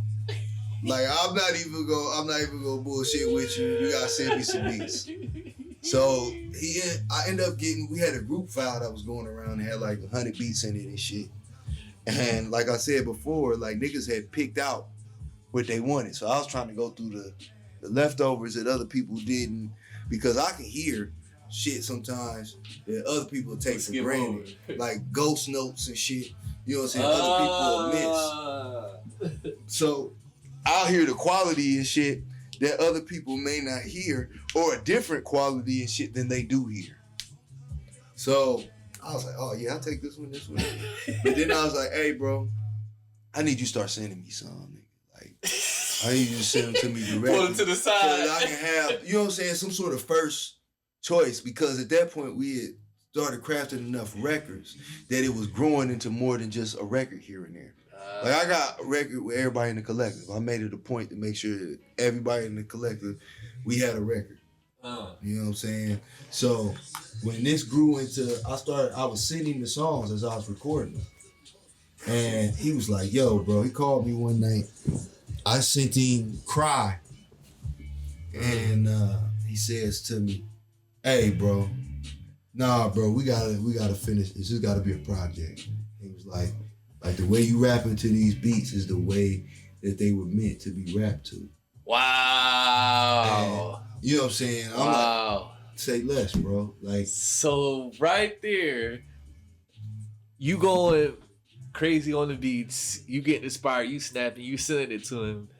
He comes up like, this needs to be an official project. Yeah. So it was literally like what he's hearing, he's like, no, we gotta really package this up. Yeah, we like, me and him is like Guru and Premier. You know how they get together. Woo, Gangstar, of course. You know what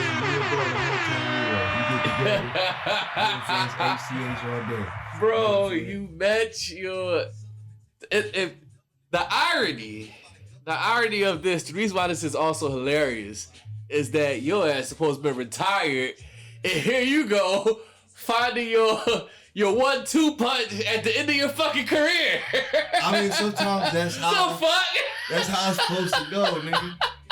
No, I think I'm done, man. You know, this is the last album. I felt my premiere. Hey. This is telling your fucking career. What the fuck you mean? But that's only... And this is why I say you're not going to stop. But that's only in my part. Juiceless Jay not going to let this happen. That's my part of the story. You know what I'm saying? His part of the story. That's why I wish he was right here. I wish he was here. In his part of the story, I'm one artist. He works with a multitude of artists. Yeah, we got a special connection. That's what I'm about to say. Our synergy is really special. This is like when Nas met Hit Boy. Yeah, our synergy is really special. But Hit Boy still do Drake records. Yes. You know what I'm saying? Hit Boy is in demand outside of Nas being in demand.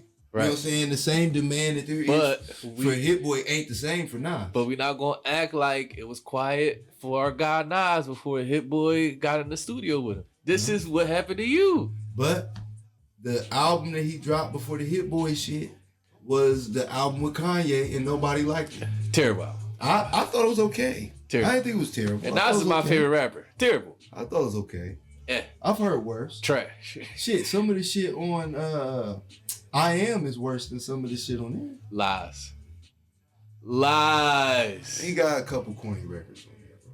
Lies. Compared to the Kanye not joint? overall, but there are records that are worse on that album than on that one. You saying there's more worse records It's on a longer I Am? album. It's a longer album. So yeah. It's a significantly longer album. It's only 7 tracks on the other. This is 2000. I mean, Yeah, that's so what I was at 25. Like 16, 17 on I Am or some shit like that, bro. Yeah, like but like 4 or 5 of them shits ain't that. Yeah. And I love Nas. This is nothing against Nas. Yeah, Nas is my favorite. Because rapper. I'll say that shit about myself. He's my number one. Top, I don't know if he's my favorite, but He's as far as when you go top 5, he's number one. Okay. I give you my number one. Would you say that Juiceless Jay brought out things in you that you didn't previously bring out before locking it with a producer? Absolutely. Absolutely. Because when it's different, when you are preparing a recipe that is a family recipe versus when you preparing a recipe off the back of the box. And when you shopping for beats off of YouTube or here, there, and everywhere, it's kind of like buying box cake. Yeah, box cake. Box cake can be good. Yes. It can be delicious. You can make a fire-ass dump cake with a box cake. Yes. You know what I'm saying? But, you know what I'm saying? If I'm a chef, I can't just make dump cakes. I gotta have a recipe that's my own. Yeah. Somebody's got to draw the blueprint for what a Jon Spreez type beat is. Yes. You know what I'm saying? Just like Pierre Bourne told us what a Playboy Cardi beat was. There you go. You know what I'm saying? Just like Dre told us what a Snoop type beat was. That's right. You know what I'm saying? Just like, yeah, bro, just like Organized Noise told us what an Outkast type beat is. Yeah. Any of them niggas that get on YouTube and go such and such type beat, they're imitating the style of a particular producer that worked with this artist. They're not imitating the artist because they can't. You have to be able to rap. So I can't type in Jon Spreez type rap. No. Won't find it. No, let me see what the that fuck nigga happens. is a biter if it's there. Let me see what happens. And that's egregious in our culture. Biting is egregious. Yes. So, you know what I'm Spreez saying? type rap. Producers don't follow the same rules that we do.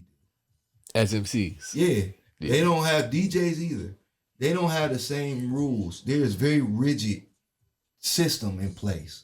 It was set in place way before I started doing this shit. Yeah. And way before the niggas that's around started doing this shit. Yeah. And if they had to go through these sets of rules, you got to go through Bushido code to be a samurai, nigga. There's a Bushido code to MCing. Yes. You know what I'm saying? And while there is certain principles to producing, like not stealing niggas samples, you know what I'm saying? Little shit that they got, that's a different culture. Yeah. It is all hip hop, but that is unique. He can go and he can work with whatever camp that he chooses to. True. You know what I'm saying? Yeah. And no one would ever look at him sideways because that's what a producer does. Yeah. They bring the best out in the artist. That's right. And if this artist willing to pay my brother to bring the best out in him, go get that bag. Get your money, right? Whereas on the flip side, I can't, which is another reason why I was always isolationist. I can't say that, oh yeah, I'm a part of this collective. And then go do a song with somebody like, yeah, fuck Q on the record.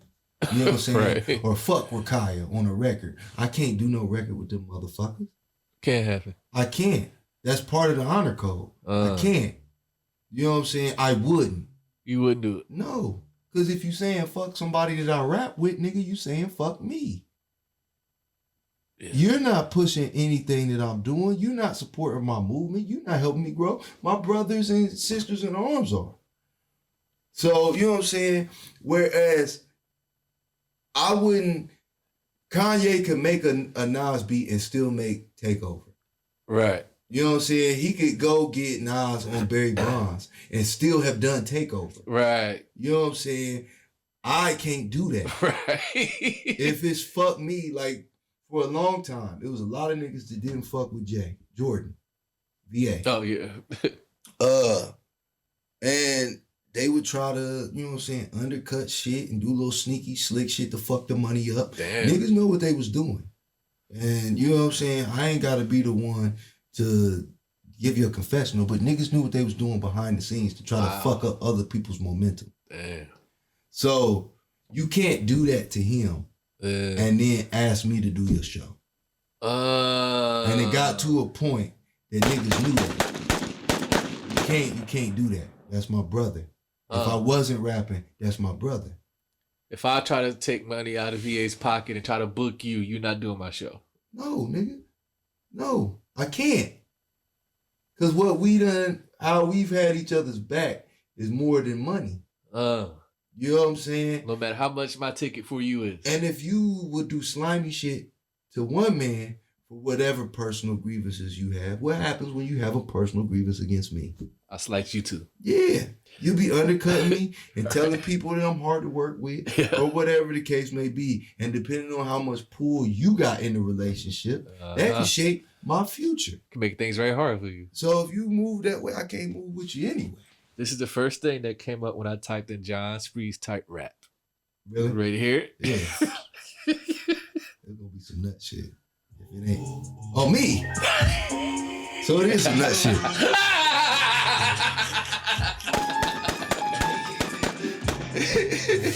NWA! It is some nut shit. This used to be my baby's favorite song. For real? Dead ass, nigga.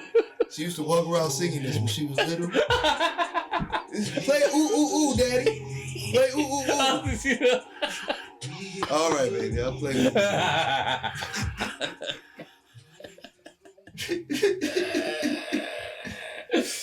The certain shit ain't for you, nigga. If somebody studied you for 5 years, could they duplicate what you do? If they studied me for 5 years. And I hope they would do better. 5 years of studying. I didn't have a me to study for 5 years. So if you study me for 5 years, the expectation is you to surpass what you studied. Jon Spreez 2.0. Yeah. Like the niggas that I study, I was taking things from them to try to make myself better. Yeah. You know what I'm saying? So if I was listening to M, if I was listening to Snoop, if I was listening to whoever, DMX, if I was listening to whoever, pick a nigga. You know what I'm saying? If I was listening to them, I would identify the qualities within them that made me listen to them. Yeah. And I would try to adapt those within myself. So if you got 5 years studying and I'm progressing in this 5 years, your rate of progression should be higher because you got the CA blueprint. I expect you to be successful. I expect you to be financially successful. Yeah. I expect you to be better at marketing than me. I expect you to be better at articulating your emotions than I am. I expect you to carry yourself more professionally in an interview and to have some sort of decorum about yourself when you're in public. Woo. I expect you to have your drops together. Damn. This is all shit that I had to learn and that's I fucked up on and that you can get experience from watching. I didn't get to watch another nigga. Damn. The niggas that I was watching, I couldn't see up close, and the ones that I could see up close didn't go further than I have gone. So at a certain point, I could only watch you to hear. Yeah. Because now I'm in waters that's unfamiliar to even you. So yeah, there you go. Let's cause we gotta get to some more we're gonna get to some segments. Got some new segments for you since the last time you've been on. Nice. We got and I guess I didn't do too much talking about the album. Yeah, that's what I'm about to get into. I want to make sure we talk about the album before we wrap up. Be better at marketing, see? See, real time, nigga. I give lessons in the moment, nigga. There you go. See, stick around long enough, you'll catch it. Yeah, nigga, talk about the album you there to talk about. Stop talking about scandals. Talk about the album. Right. That lady that be on the other side of the glass talking about. Right. Hey, don't do it. Hey, chill on that one. That R. Kelly interview, I know that nigga was going crazy on the other side of that glass. Had to be. Hey, shut the fuck up. Hold time, huh? Right. Oh, you know how hold time. Right. Shut up. Gail just eating it up with her. Right, she love it. She like, manipulative we ass. got him. Yeah. We got him. Okay, She Hate Me. Original score by Juiceless Jay, of course. Written by and performed by Jon Spreez. Yes, sir. All right, so album isn't released yet, but by the time this airs, either get your pre-orders in now or pick it up right now. It's either or. Thanks. The button hasn't been pushed yet, but I've had a privilege of listening to this top to bottom 3 times, 4 times. Spectacular work. Like I said, like I think it pushed out the best in him. The writing had to be up to par with Juiceless Jay production. Yes. You could not. And when I realized, I listened to his style of beats and how he, like, cause he gives you different sounds and different moods and emotions. Yeah. And I'm like, he's pushing fucking Spreez's pen. I'm like, yes. Yeah, he's very good at painting a picture without the words. Very much so. So let's get into give it a little bit of the album to be. I don't want to give too much away. I want to give enough for them to like draw a little suspense to be intrigued to cop it. For you working on this album, like I said, we kind of alluded to working with a producer for a full-length project. Talk about the creation of it, how long it took y'all, the beat selection process, you writing and come up with the title She Hates Me. Give us the whole, breakdown of like, okay, because like you said initially, Juicy J like, yo, no, the way we got to make this. So what was some of the first early joints? Trapped was definitely one of the earlier ones. Okay, was that like one of the first ones you wrote that's too? That's the one that I was talking about. Was supposed to be my homeboy's intro beat. Right. I'm sorry, to bite of his shit. I love you, bro. You grimy, slimy. I made it up to it though. I gave him some fire verses for his shit too. Okay. And I show love. You just ejected beat in. Thank you, bro. But yeah, Trap was probably one of the first ones. I'm gonna give y'all a little bit. I'm gonna cut it off, just a little snippet for y'all. And I think maybe Cry. One of the first ones you wrote too. Yeah. Cry. There's a couple that got moved to the second because we got a second one that's in the works too. It's damn near done. And another one is coming out. Yeah. She Hates Me Too or a different title? Different title. Only Fear God. Oh, so we get another Jon Spreez and Juiceless Jay project. Yeah. Already done? If you ain't want me to tell everybody, you sorry. But that's crazy. Like, they ain't even hear this yet. Nah. That was already buttoned up. Yeah, nigga, I told you I'm getting it out. Getting it out, nigga. Shit, I got a solo joint that's gonna follow that. What the fuck? Yeah, I got that shit. You release it like a madman. I got those two coming 2025. We already in October? Yeah. Right. So yeah. So this needs to drop soon. Cause like that's gonna be like December. It'll be out by Christmas. This will come December. It'll be out by Christmas for sure. And no later than Christmas. Then we'll get the second one top of the year. Yeah. Around the top of the year. First quarter. Yeah. And then I'll have one more project and I'll probably sit down for a while. This is going to prove Juiceless Jay right. What you mean? That Jon Spreez is the best rapper Columbus. I don't ever want to make my nigga look bad. Because now... Since that nigga said that shit, I can't... Because now, he made the statement, and now the music is about to follow for those who don't know. Yeah. So they can listen for themselves and decide if he's a liar or if he's telling the truth. But the nigga ain't lied to me yet. What's your favorite record on here? She Hate Me. I really like Cry, which is what's playing right now, yeah. Correct. I like Best in the City. Yeah. Of course he does. 9 Lives is really nice to me. You Ah. know what I'm saying? I like the approach on that one. Yeah. Those are probably my 3 favorites. Yeah. You know I what like I'm it. saying? Nice. I tried to make sure that we didn't give them too much too soon. Yes. You know what I'm saying? I got a tendency to flood I want people to say it because in there and disappear. yeah, this is a nice 12 clip for him. Yeah, I usually give them like 18. I think that last shit like 18. Nigga, I sent this shit. This motherfucker was live streaming on Instagram. And I'm like, hey, stream the album. You know how they give you the notification. Such and such is live streaming. I'm like, hey, play the album. Right. What you think of the album?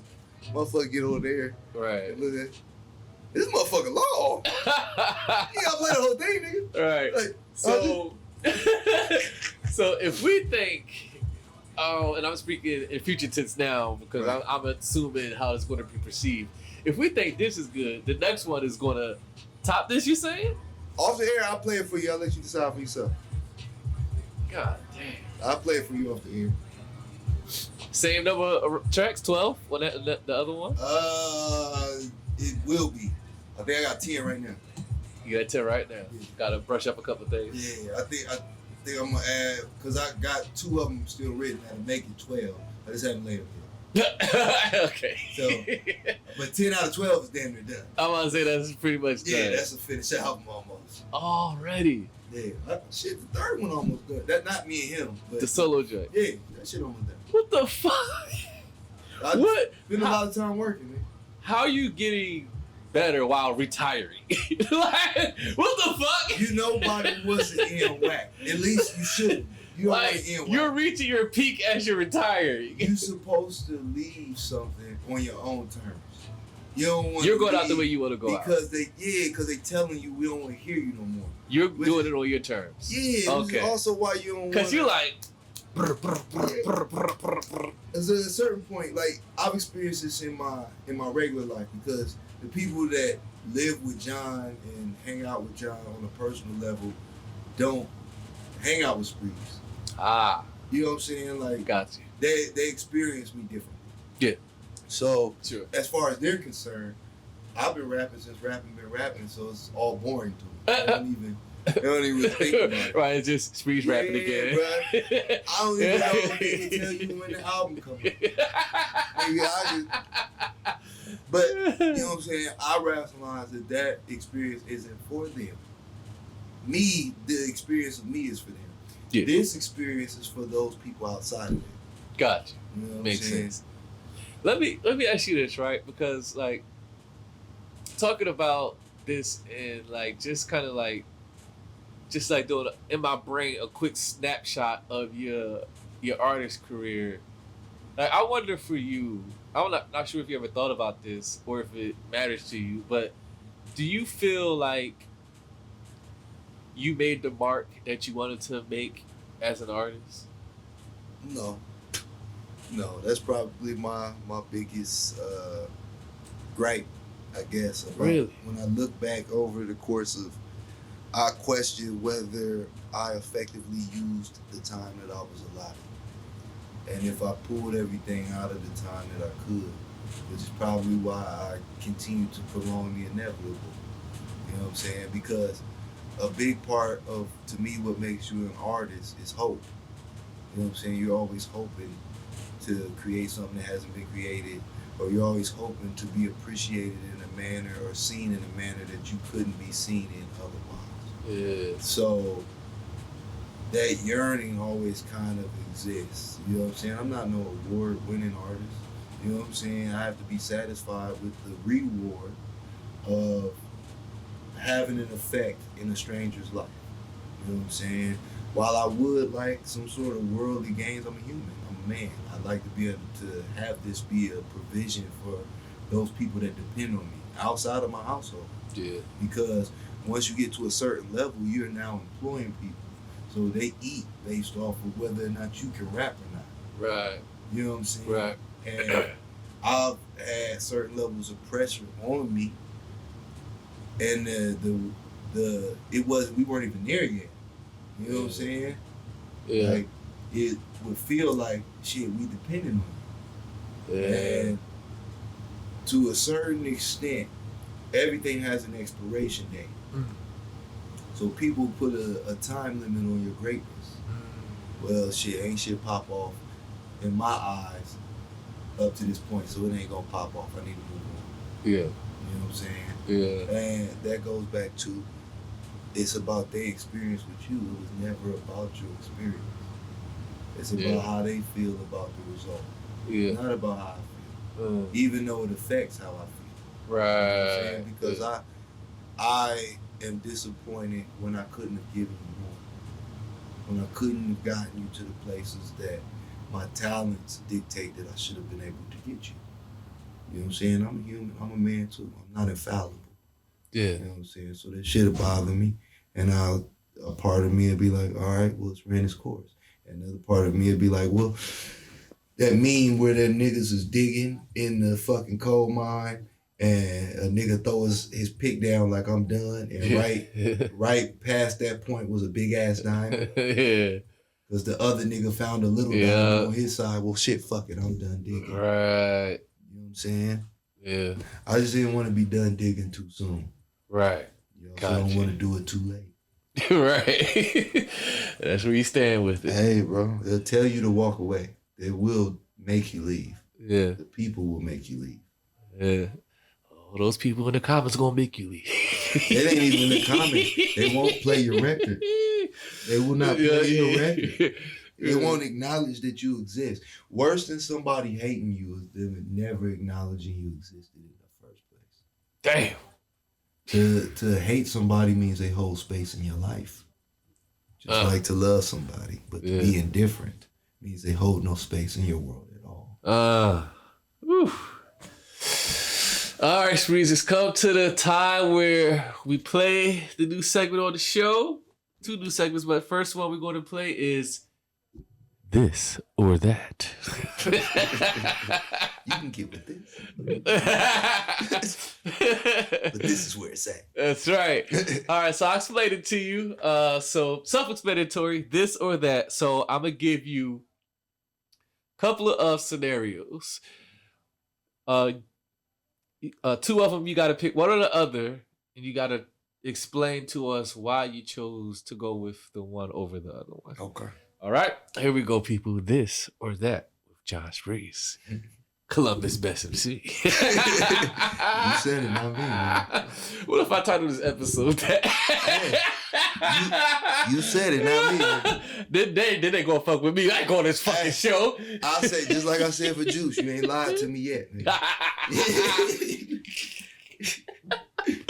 Please, somebody say his name in the record. See, you trying to destroy lives. Hey, man. You trying to destroy careers. Hey, man, me and Juiceless Jay from the same city. me or theirs. I don't know who. I don't know which one of us.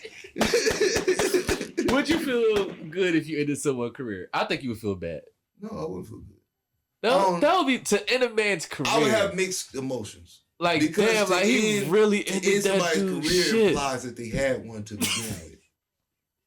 Now, why are you doing this? I'm being for real, because those are 2 different things. If you never had one to begin with, and you know what I'm saying, something I say or do makes you change path, then it's a redirection. You know what I'm saying? I ain't end your career. I put you on the right path. You were not supposed to be. You're not supposed to be on that path. Yo, I redirected you to your right path. So while I'll be sad to a certain extent that your dreams died, you killed that man's dream. but I can't do that. I can't kill. Yes, you did. Only you can. With a 16. Only you can. Now I'm working at Because Adidas. That means that you hear something and you like, I can't do better than that. Or even worse, because if you can't do better than that, that's fine. But even worse, there's nothing that I have to offer anymore because of this. Then that's a you problem, my nigga. But you did it. No one has ever been able to say anything disparaging. I'll put it to you like this. Yeah. If you were sleeping with a woman and she was like, got mad at you and was going around the hood talking shit. Oh, his dick little, his dick ain't right. Is that gonna stop you from fucking the next person? Of course not. Okay.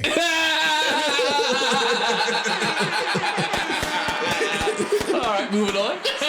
So what I got to say shouldn't stop you if it's your dream from following it. So I can't feel bad about something you were gonna quit doing altogether in the first place. You just expedited it. You was gonna do it anyway. You was looking for an excuse. I'm your scapegoat.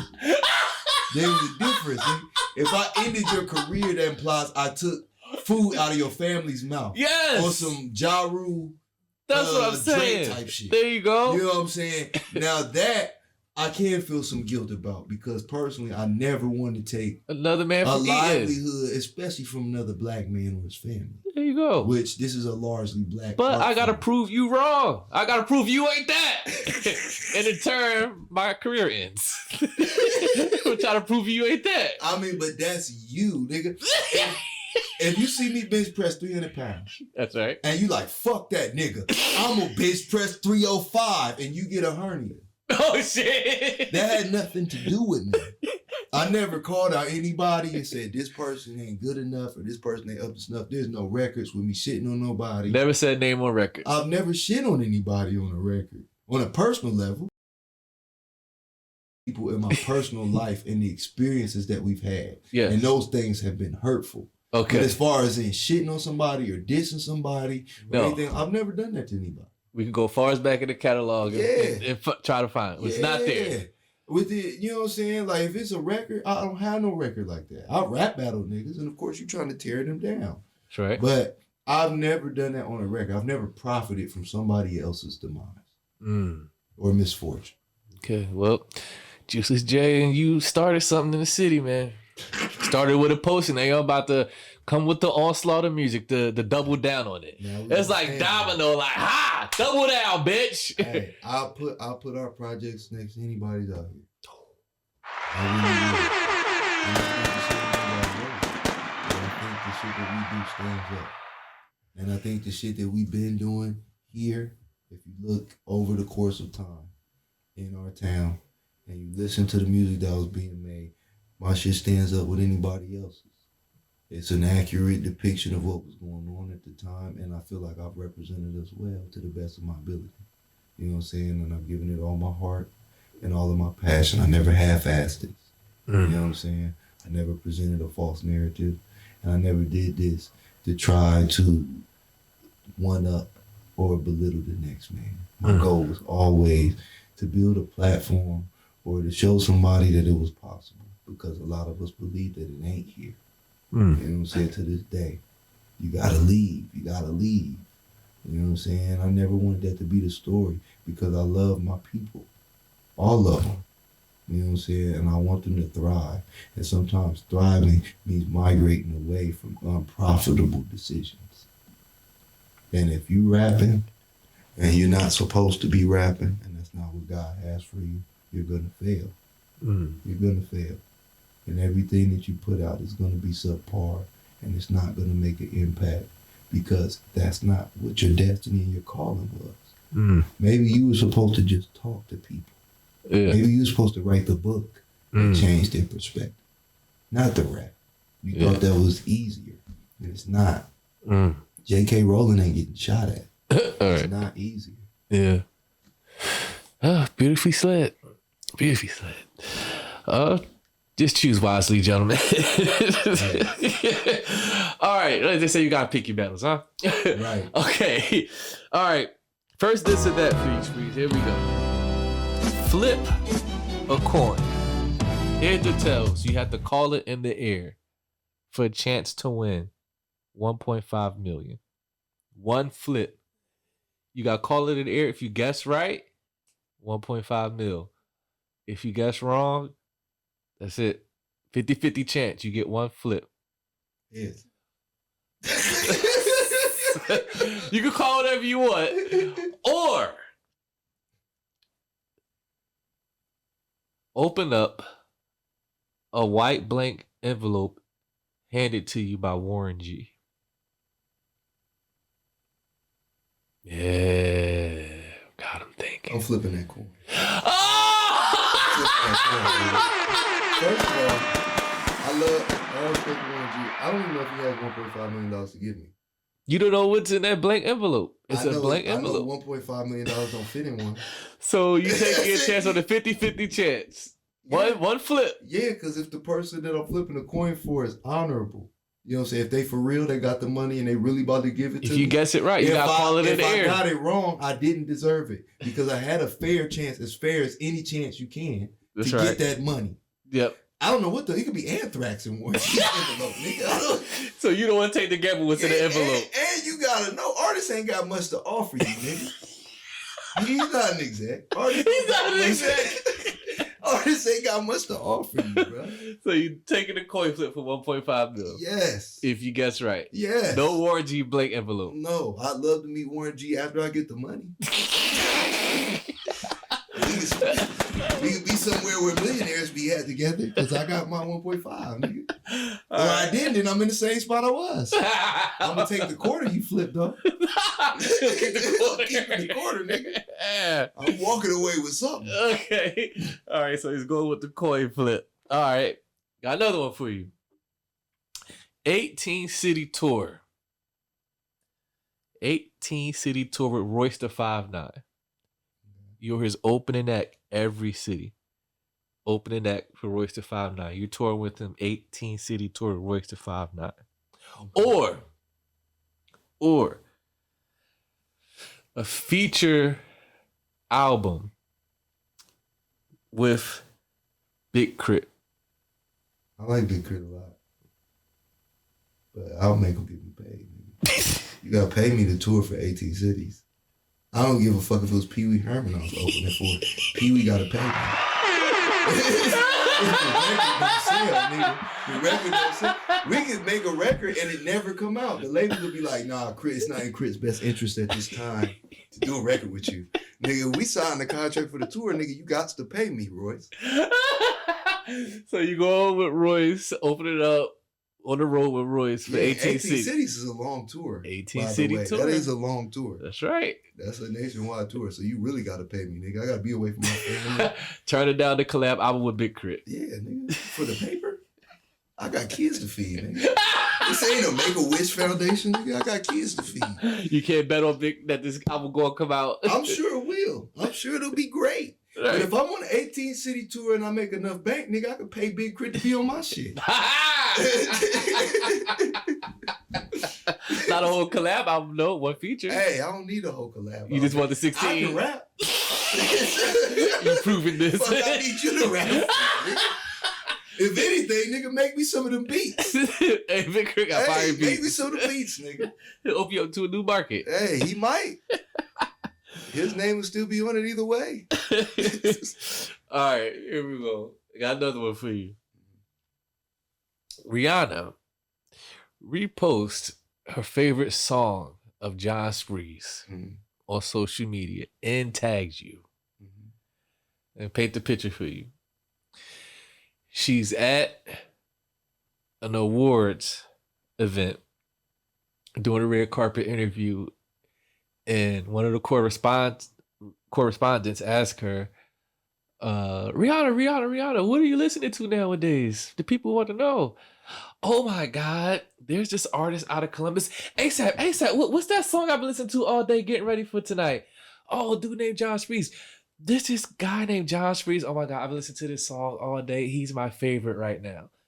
That clip is on all her social medias, and she tags you.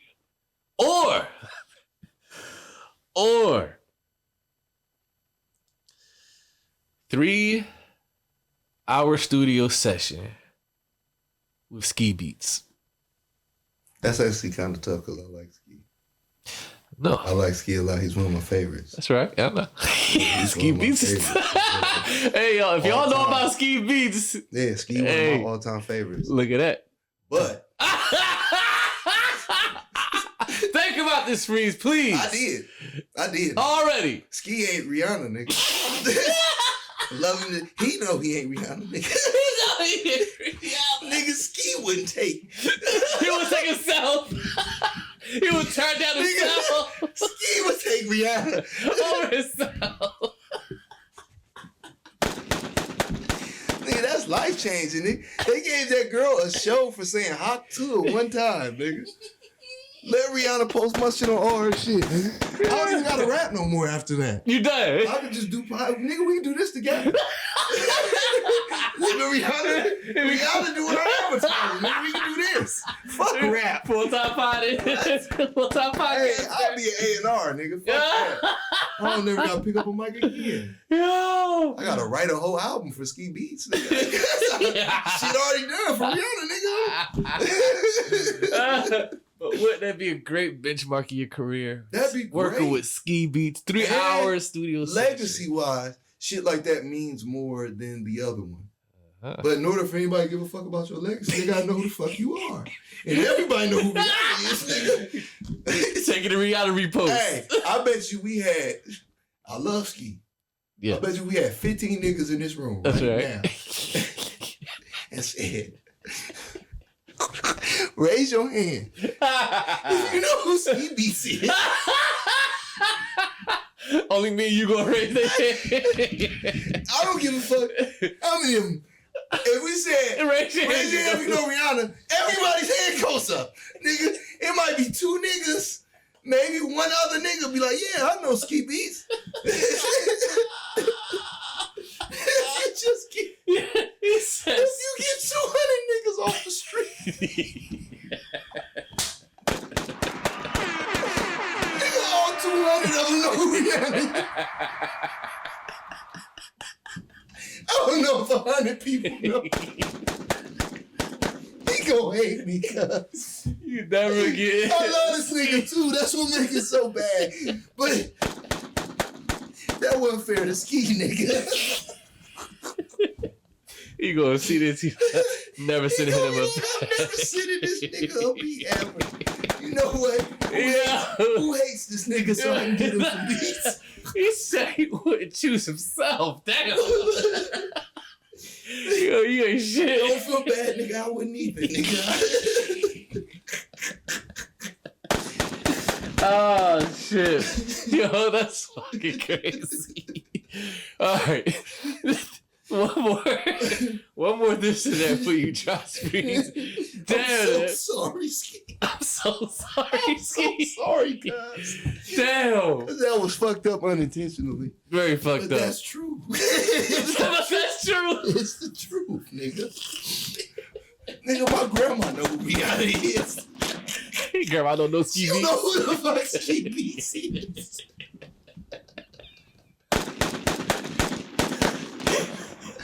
All right, I'm done. I'm sorry. Oh, shit. I love you, Ski. I love you, nigga. I swear to God I do, bro. It don't sound like it right now. It definitely don't. I really do. I really do. It says Ski Beats know he ain't You on Rihanna. my bucket list, nigga. You on my bucket He list. is. I really don't want to do a record with you, bro. You on my bucket list, but After Rihanna, of course. come on, nigga. Come on. Come on, nigga. You know you telling the truth. We got kids to feed out here, nigga. Come on, bro. You know what's best. You know what's bad.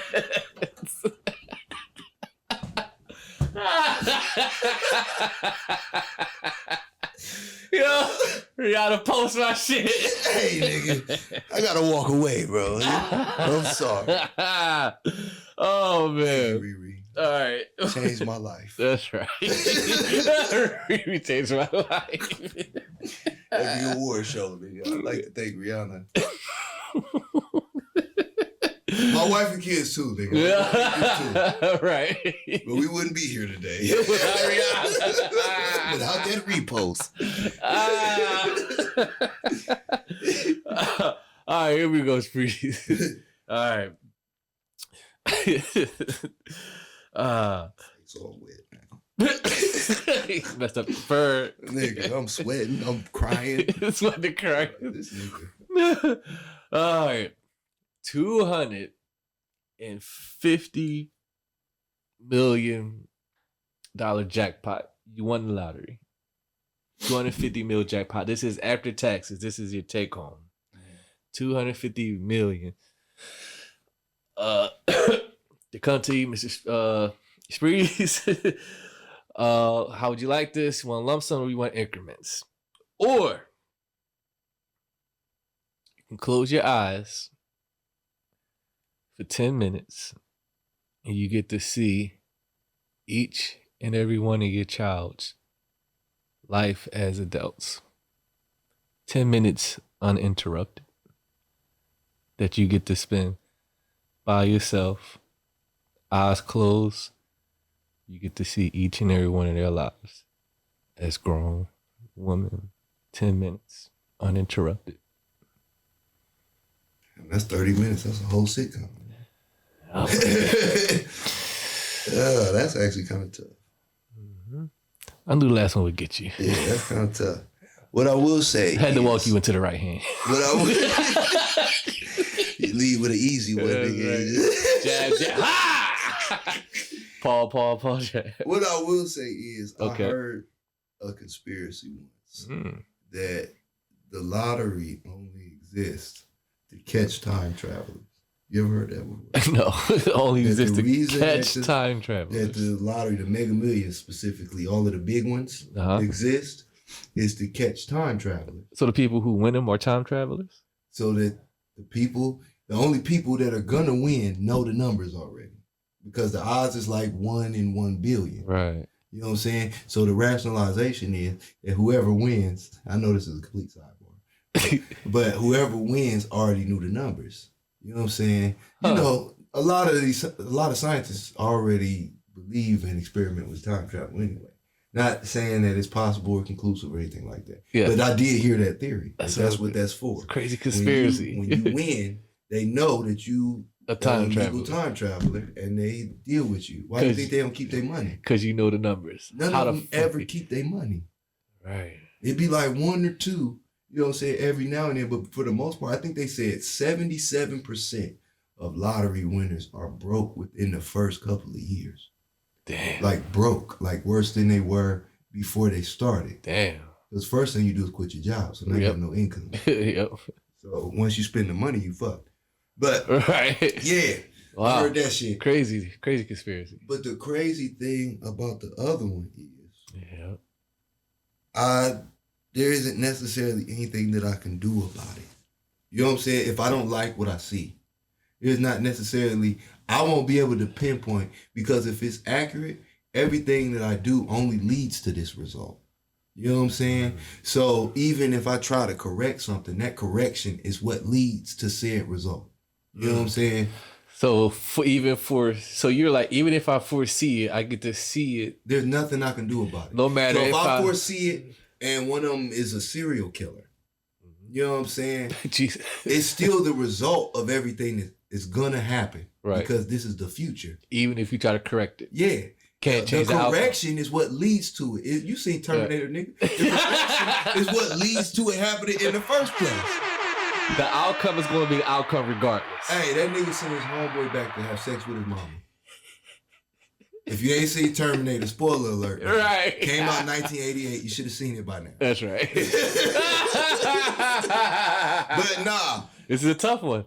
I'd say the 250 million. Wow. I say it because one thing I have control over, and one thing I don't. And it's kind of like that question where they ask you, if you could know what day you died, would you want to know? Or if you could know how you died, would you want to know? Uh-huh. And I always say, hell no. Right. Because you will live your life surrounding that exact thing. Right. You know what I'm saying? So once I see those 10 minutes, my whole life is either going to be about making those minutes manifest or keeping them from happening. Ah. Whereas right now, I just do the best that I can. You know what I'm saying? There is no ulterior motive. Yeah. Oh, please don't make her a stripper. You know what I'm saying? Like, there is no ulterior motive. Yeah. You're just trying to craft the best human being that the time will allow. Right.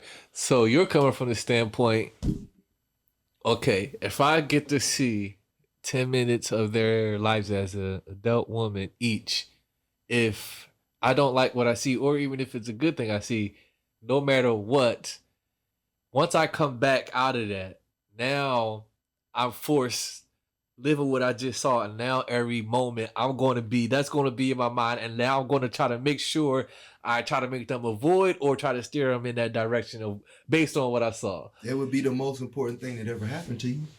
If you could confirm that was authentic, it would be the most important thing. It's like being a prophet or some shit, or having a you know what I'm saying, a spiritual experience. It's the most important thing that happens. Yeah. So if that happened, that's the purpose of my life. Yeah. Like spelled out. Right. You know what I'm saying? I don't need that type of pressure. Right. You don't want the pressure. I want the same level of guidance. You know what I'm saying? I don't want the universe to be like, I already showed you, nigga. I ain't gotta help you. You know what I'm saying? Like, at least with the money, you can change lives. I can change a life. I can make a life better. And 250 million extends way beyond your family. Yes, you setting up generations. Beyond your family. You setting up generations. Shit, your community changes. If a nigga in the city of Columbus went from being worth, what is the median, like 70,000 or 50,000 or something like that? I think the median is like 50,000, which is still unrealistic. The average income of a home. Yeah. Okay. Yeah. So I think it's like $50,000. If you went from $50,000 to $250 million overnight, everything in your town changes.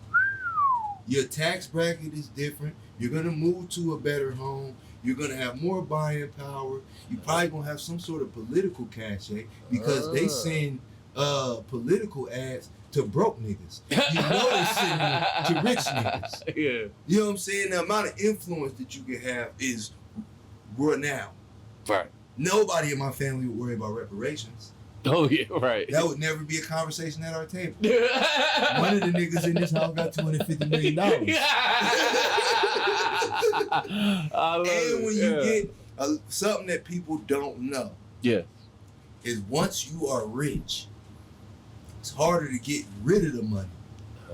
You know what I'm saying? It's a lot harder to make the million. You know what I'm saying? Yeah. As a broke person with no type of backing, than it is to make more money after you've gotten the money. Money generates money. So if I got $250 million, I'm likely making purchases, even on accident, that appreciate in income. I'm buying real estate. Yes. You know what I'm saying? I'm sending my kids to have better education, so now their earning potential is way higher. So now we're talking about generational money. Right. You know what I'm saying? So this money's going to multiply. Oh, I be thinking, nigga. I'm a thinker, bro. Do you think the daughters will be mad that you didn't think that you want to look and see our future? No. Oh my God! They would be mad. You chose money over us. They live in the house with me. I take $250 million. Everybody in my family would look at me ridiculous. You didn't take the money. My grandparents, nigga, cousins I ain't talked to in years. You said you got to see the future. The fuck, nigga? You don't talk about Bruno, nigga. Nigga, you see it on that so Raven, nigga. She was just making the shit happen anyway. It was gonna happen. They wouldn't be mad that you chose the money over them. Hell no. They would be overjoyed. Overjoyed. There's never a meal that they didn't get to try. Never a trip they didn't get to go on. Never a class they couldn't afford to take.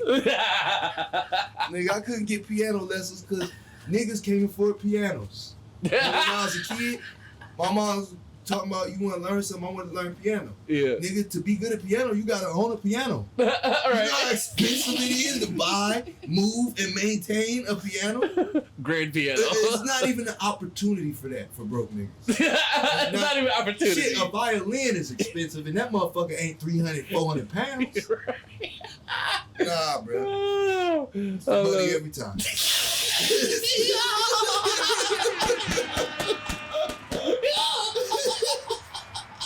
Hey, it's a Diddy nigga sitting there rubbing his hands, right? You said it's the money. Right. You want to get an email shortly?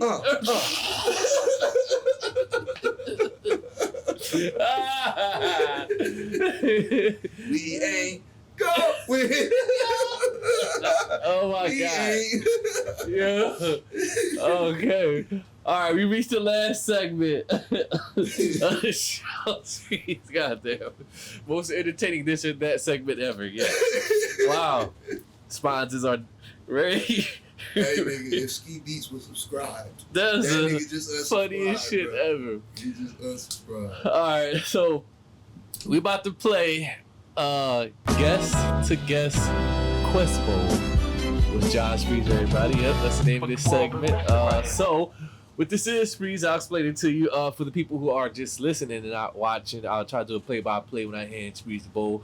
But right now, for those who can see watching on YouTube and Facebook, I have a red bowl here filled with random questions from guests that's set in that very seat or that seat. At the end of each episode, they add a random question for the next guest to answer. And as you see, there's a nice amount of questions that's been piling up in here. Now, it's all types of shit in here. You can draw as many as you want. There's no limit. You can draw 1, 2, 3 until you like, you know what, I'm good. I don't want to do this no more. Or if you just found one, like, you know what, I'm good with that one and that's it. So I'm gonna hand this over to you. Do not cheat. Don't look. You got shake, right? Yep. Give a nice little shuffle. You could. So when you done shuffling, draw your questions. Got some good amount of questions in there. Wait to this motherfucker. Yeah, they been stacking up. How many should I draw? Huh? Oh, we should have made this like an interactive thing. Should have had like the audience. Like, how many do you draw, people? I want to get a light one and a little less light one. Yeah, I'll try 2. So you gonna draw 2? We're gonna do 2 and see what I get a white. See one how you feel. and a yellow one. White and yellow. Okay, that's a good strategy. Whoever wrote on this yellow one, handwriting crazy. I can already see. Fuck. All right, so you gotta read out loud and They gonna answer. hear that question and be like, honestly. "Nigga, fuck you." My handwriting's pristine. Right. Read out loud and answer honestly. Okay. Oh, damn. Damn. See? How do you take accountability for your own actions? Damn. Okay. Told you. I think that's something that has developed over time. I think we kind of touched on human nature's tendency to want to shift blame. You know what I'm saying? So one of the first ways that I take accountability for myself is I do a lot of self-auditing. Self-auditing. Yeah. So if we're in a conversation, Okay. you know what I'm saying, especially one that's of a debate type of nature, or, you know what I'm saying, where emotions may end up involved. Okay. When I step outside of that situation, I replay the conversation in my head. You know what I'm saying? Okay. And I go to search for, okay, did I say what I really meant to say? Yes. Did I convey it in a manner that would be understood? You know what I'm saying? Where did I fuck up at that the communication broke down? I look for that shit first. You know what I'm saying? And I'll go back to a person or a situation and I'll be the first to be like, hey, you know what I'm saying? I approached it this way because of this, that, and the third. Yeah. Maybe I should have hollered at you different. But a lot of people don't self-evaluate. Right. A lot of people think they're beyond reproach. And I am my greatest, you know what I'm saying, reproacher. So I try to make sure that I give people more grace and give myself a little more grief. You know what I'm saying? Yeah. To make sure that it's balanced, because I don't want to expect something from you that I'm unwilling to provide. Very nice. That's great. I hope that answered the question. Right. Now this next one better be something light. Like, what's your favorite cartoon, nigga? That's gonna be the long-winded answer. Well, Dragon Ball Z came out. Bro, who is your least favorite musician? And why is it Big Sean? Wow. Damn. Who's your least favorite musician and why is it Big Sean? What is today's episode, cuz? Why is there so much assassination of character going on right now? Man, this is bad. First and foremost, Yes. let's make one thing clear. Okay. Big Sean is a great MC. Big Sean can rap his ass off. You stand on that. Yeah, Big Sean can really rap. I agree with you. You know what I'm saying? He's got all of the things that you request and the things that set you above just being a good rapper that makes you mainstream. Yeah. Like charisma and stage presence. Yeah. And being able to hold their own in an interview and have something interesting to say. Big Sean's good at those things. Yes, he is. He's far from my least favorite MC. Not according to this person. Yeah, this person hates him. For my least favorite. Far from least. I can't even think of a least favorite too much because I don't spend too much time with him. There's a list of niggas I don't like. Damn. I mean, shit, nigga. You could probably start naming niggas and I'd be like, I don't like him. I don't like him. You know what I'm saying? I remember really vehemently not being able to stand Lil B. I remember not being able to stand Blueface. I couldn't stand Blueface. Couldn't stand Silk the Shocker. Any nigga that intentionally rapped off beat, that shit was weird. Like, what is the point of the beat? Bro? Why are you doing this? Just acapella it, bro. Like, what are we doing here, bro? What's the point of the beat? Yeah, bro. Like, cause there's niggas that can't rap that they still a likable person or they still bring something. Like, you remember 50 Tyson? Oh, yeah. 50 Tyson's not a good rapper. Right. But he's an endearing type of person. Like, right. When you see him and he's speaking about his music and all of that shit, he's likable. Right. I like that nigga. Right. Don't want to hear him rap. Right. But I like that nigga. You know what I'm saying? So that would keep you from being like a least favorite. Right. Nigga. Like, damn, I can't even think of it. I thought you was gonna say Birdman. Fuck, I do. I can't stand him. I thought that's who your first He name ain't my was. least favorite either, though. I hate Lil B's music way more. Damn. But yeah, bro. Birdman just get in the way. Yeah, he's just in the way. I don't like him because he fuck up good shit. He's in the way. Like, you remember them boots? Isn't it Lugs? You remember Lugs? Okay, yeah. Sponsored by Funk Flex. Yeah. When Lugs first came out, they looked like Timberlands. Yeah, right. Damn saying? near identical. It's hard to fuck that up. Right. Then Birdman jump on and they start looking all type of crazy. Nigga, they start looking like climbing boots and shit. Ain't nobody in the hood wearing no fucking climbing boots. Especially now when I was a teenager. Roasted off the mountain. But niggas like, I'll say this, because I heard something else. Speaking of Big Sean.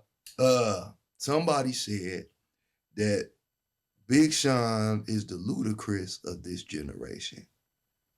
And that is, it's a hot take. It's clever because their point was he's dope, but he's not considered one of the greats in his generation. Oh, okay. But what people fail to realize is you must not have been outside when I'm about to say, like, Luda was wrecking Luda shit. defined the whole sound.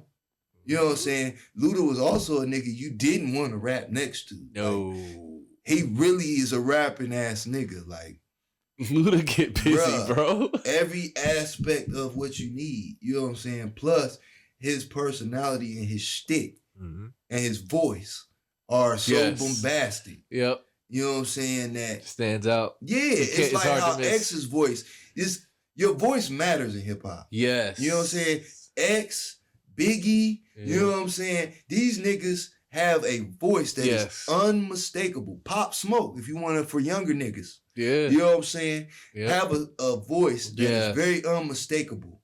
And that's a big part of it. Yes. Luda definitely had that. Yeah. Still has that. Yeah. Big Sean doesn't have that voice. He has a style. He has a distinctive voice. He has a distinct style. Distinct style, yeah. Yeah. Because you know a nigga in the hood, when you listen to him speak, you know a nigga that talks and speaks like Big Sean. You know what I'm saying? I'm talking about pitch, octave, okay. Got you know what I'm saying? Yeah. All of those things, inflection, you know what I'm saying? You know somebody that speaks like that. Yeah. You don't know many niggas that talk like Ludacris raps. Right. Or James Earl Jones. Or, you know what I'm saying?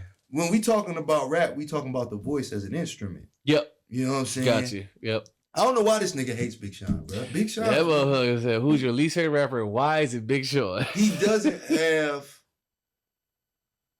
Could you understand why he probably would say that? Or whoever wrote that question? I think people suffer from being trapped in the moment. And people think because your name is not being regularly mentioned that it doesn't deserve to be. You know what I'm saying? Because they isolated an entire generation to 3 rappers. Yeah, the big 3. Yeah, I get it that talent was subpar in this generation, which is it's pendulum. You know what I'm saying? You'll have an era where all of the talent is top tier. Then you'll have an era where it's a down year. You know what I'm saying? It's that saying that niggas say, what is it? Weak men make hard times make strong men make good times make weak men. You know what I'm saying? It's the same thing in MCing. Yeah. We get accustomed to a certain thing. And then, you know what I'm saying, this thing makes all of the money. So you get watered down iterations of that version of the thing. Yeah. When gangster rap came out, it sounded original. You know what I'm saying? It sounded new. It was fresh. But after a while, by 2005, gangster rap was tired. Yep. You know what I'm saying? When I first started rapping, you had to have some sort of backstory. That's what they used to call it. Shit, that was probably it anyway.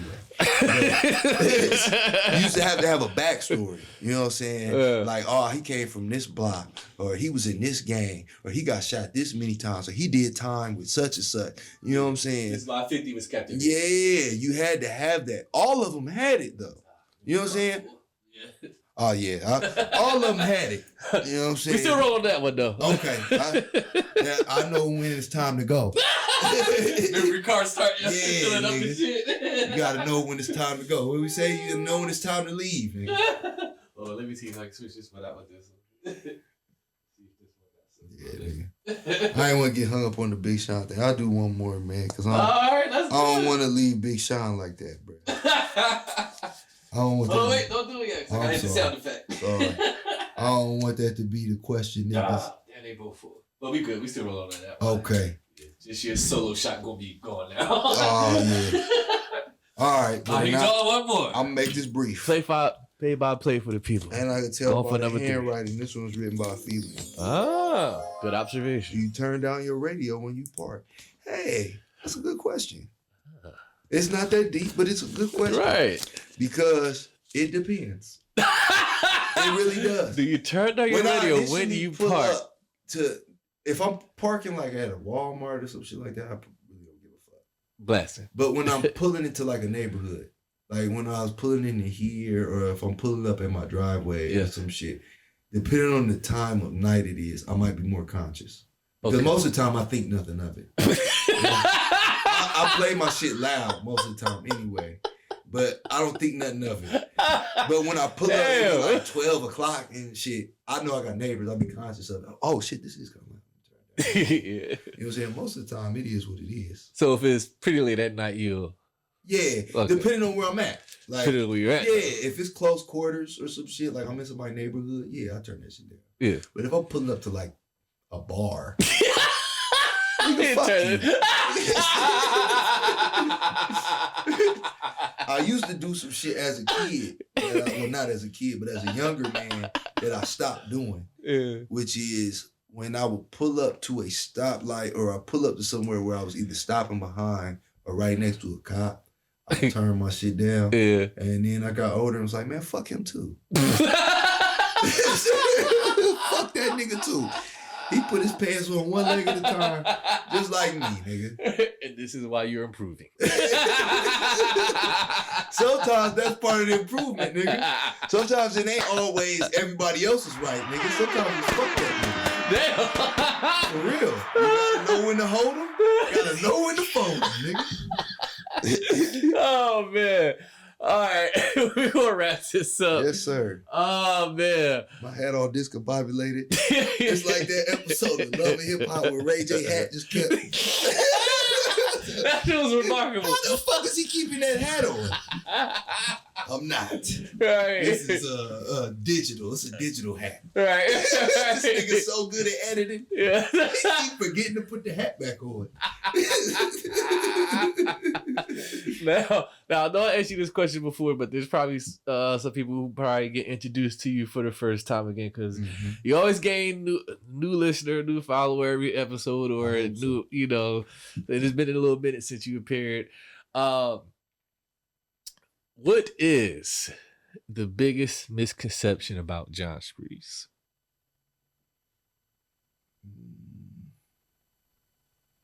Is that he's only a rapper.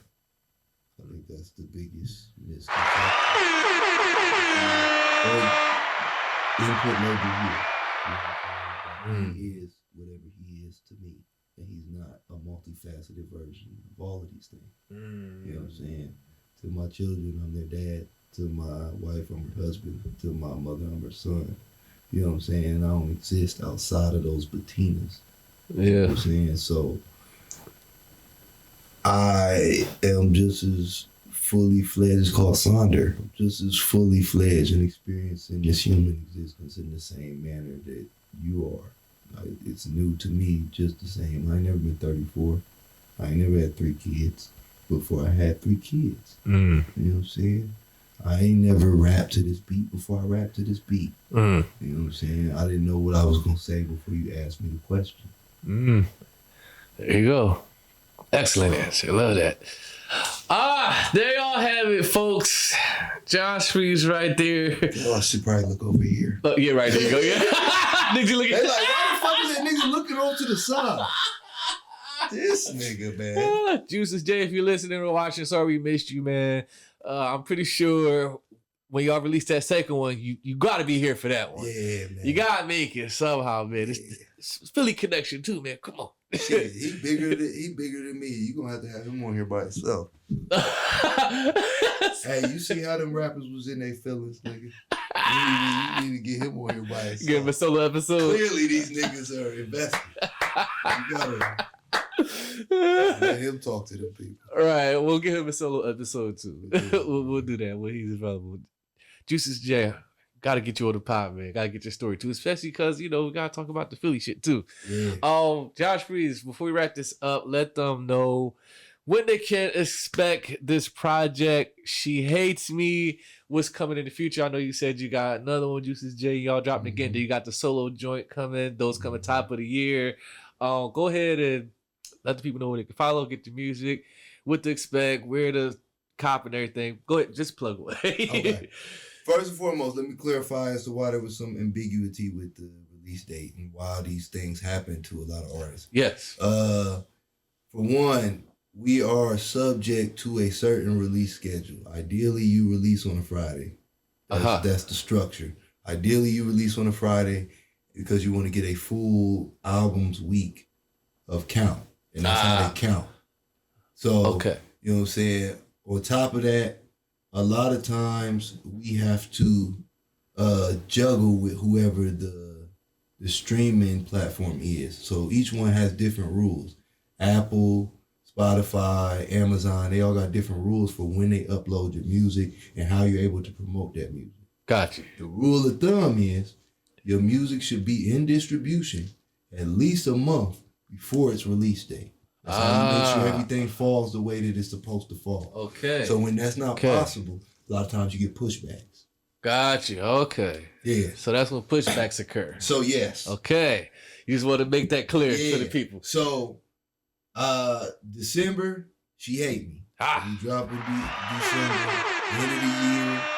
We gonna hit him in the head with that. Top of the year, 2025. I got a follow-up project with Juice. We're gonna coordinate on the date with that one because I don't just get the end all say on that. That's us. Okay. You know what I'm saying? So the next Hometown Heroes project, we're gonna coordinate that. Hometown Heroes. I'm hoping for a winner 2025. Solo jump. Yeah. Beginning winner, not end winner. Like January, February winner. Got you. Okay. You know what I'm saying? First quarter. And by summer, I'd like to you gotta be ahead of the game. I like it. I might forget how to rap. Right. Any number of things. You got the whole 2025 planned out already. Okay, so summer 2025, we drop in the solo joint that I did by myself, executive produced by myself. Woo. Which is most of the shits that I do. I executive produce most of my albums. Right. But these last two have been these new two are a departure. But for right now, we already got one in rotation. We got I Said Last Time Was the Last Time. Yep. 17 songs. Yep. Only $5. Yep, $5. You can find it on officialnewspreez.bandcamp.com. My brother usually do really heavy with the bottom of the screen. Hey. Follow me on all the social medias, JONSPREEZ on everything. I got a group project with Ancient Flows out on streaming platforms. Yep. My last solo joint, Spreezy Never Dies. I know you ain't heard it yet, so go listen to that. Right. Yeah, and support my guys. Muff D, Q-Man 614, Bizzo, Rakaya, Cardo, Jay, VA, Juiceless. You know what I'm saying? Juiceless dropped a project of his own before this one. A couple months back, go check that out. Lost Ones. Go check out 7 for 7. He raps too? No, these are it's instrumental project. Songs that he did with artists. And okay. Yeah. Okay. Yeah. Got you. So go check that out. That shit's hot.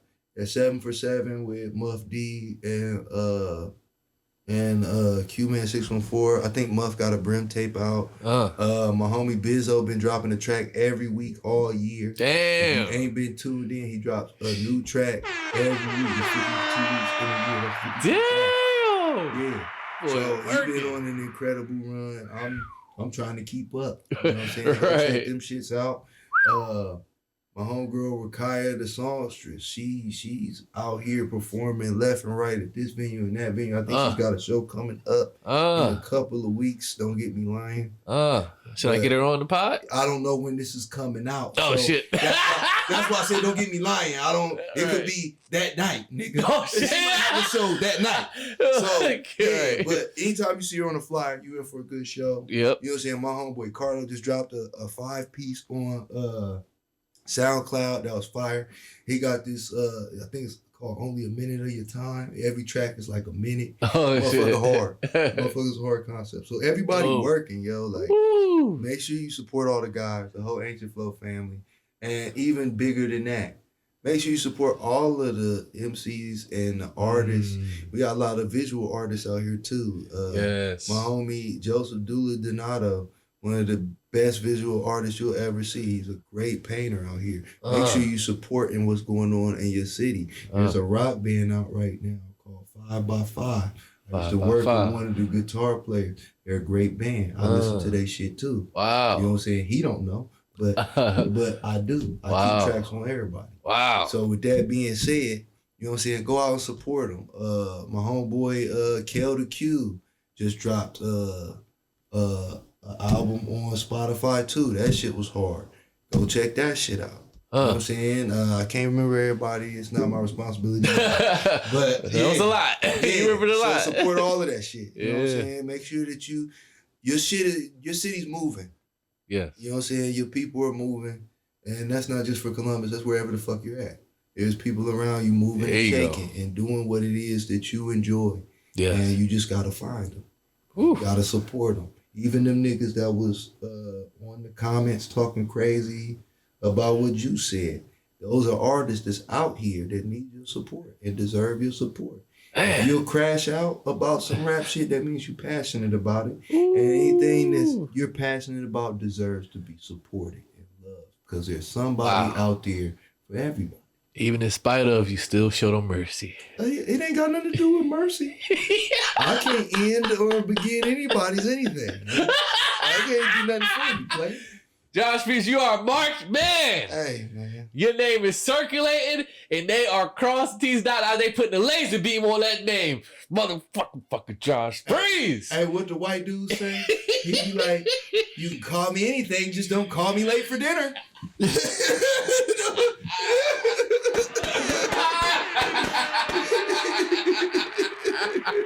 It was that, ladies and gentlemen. This has been another episode of Claw Talk Podcast.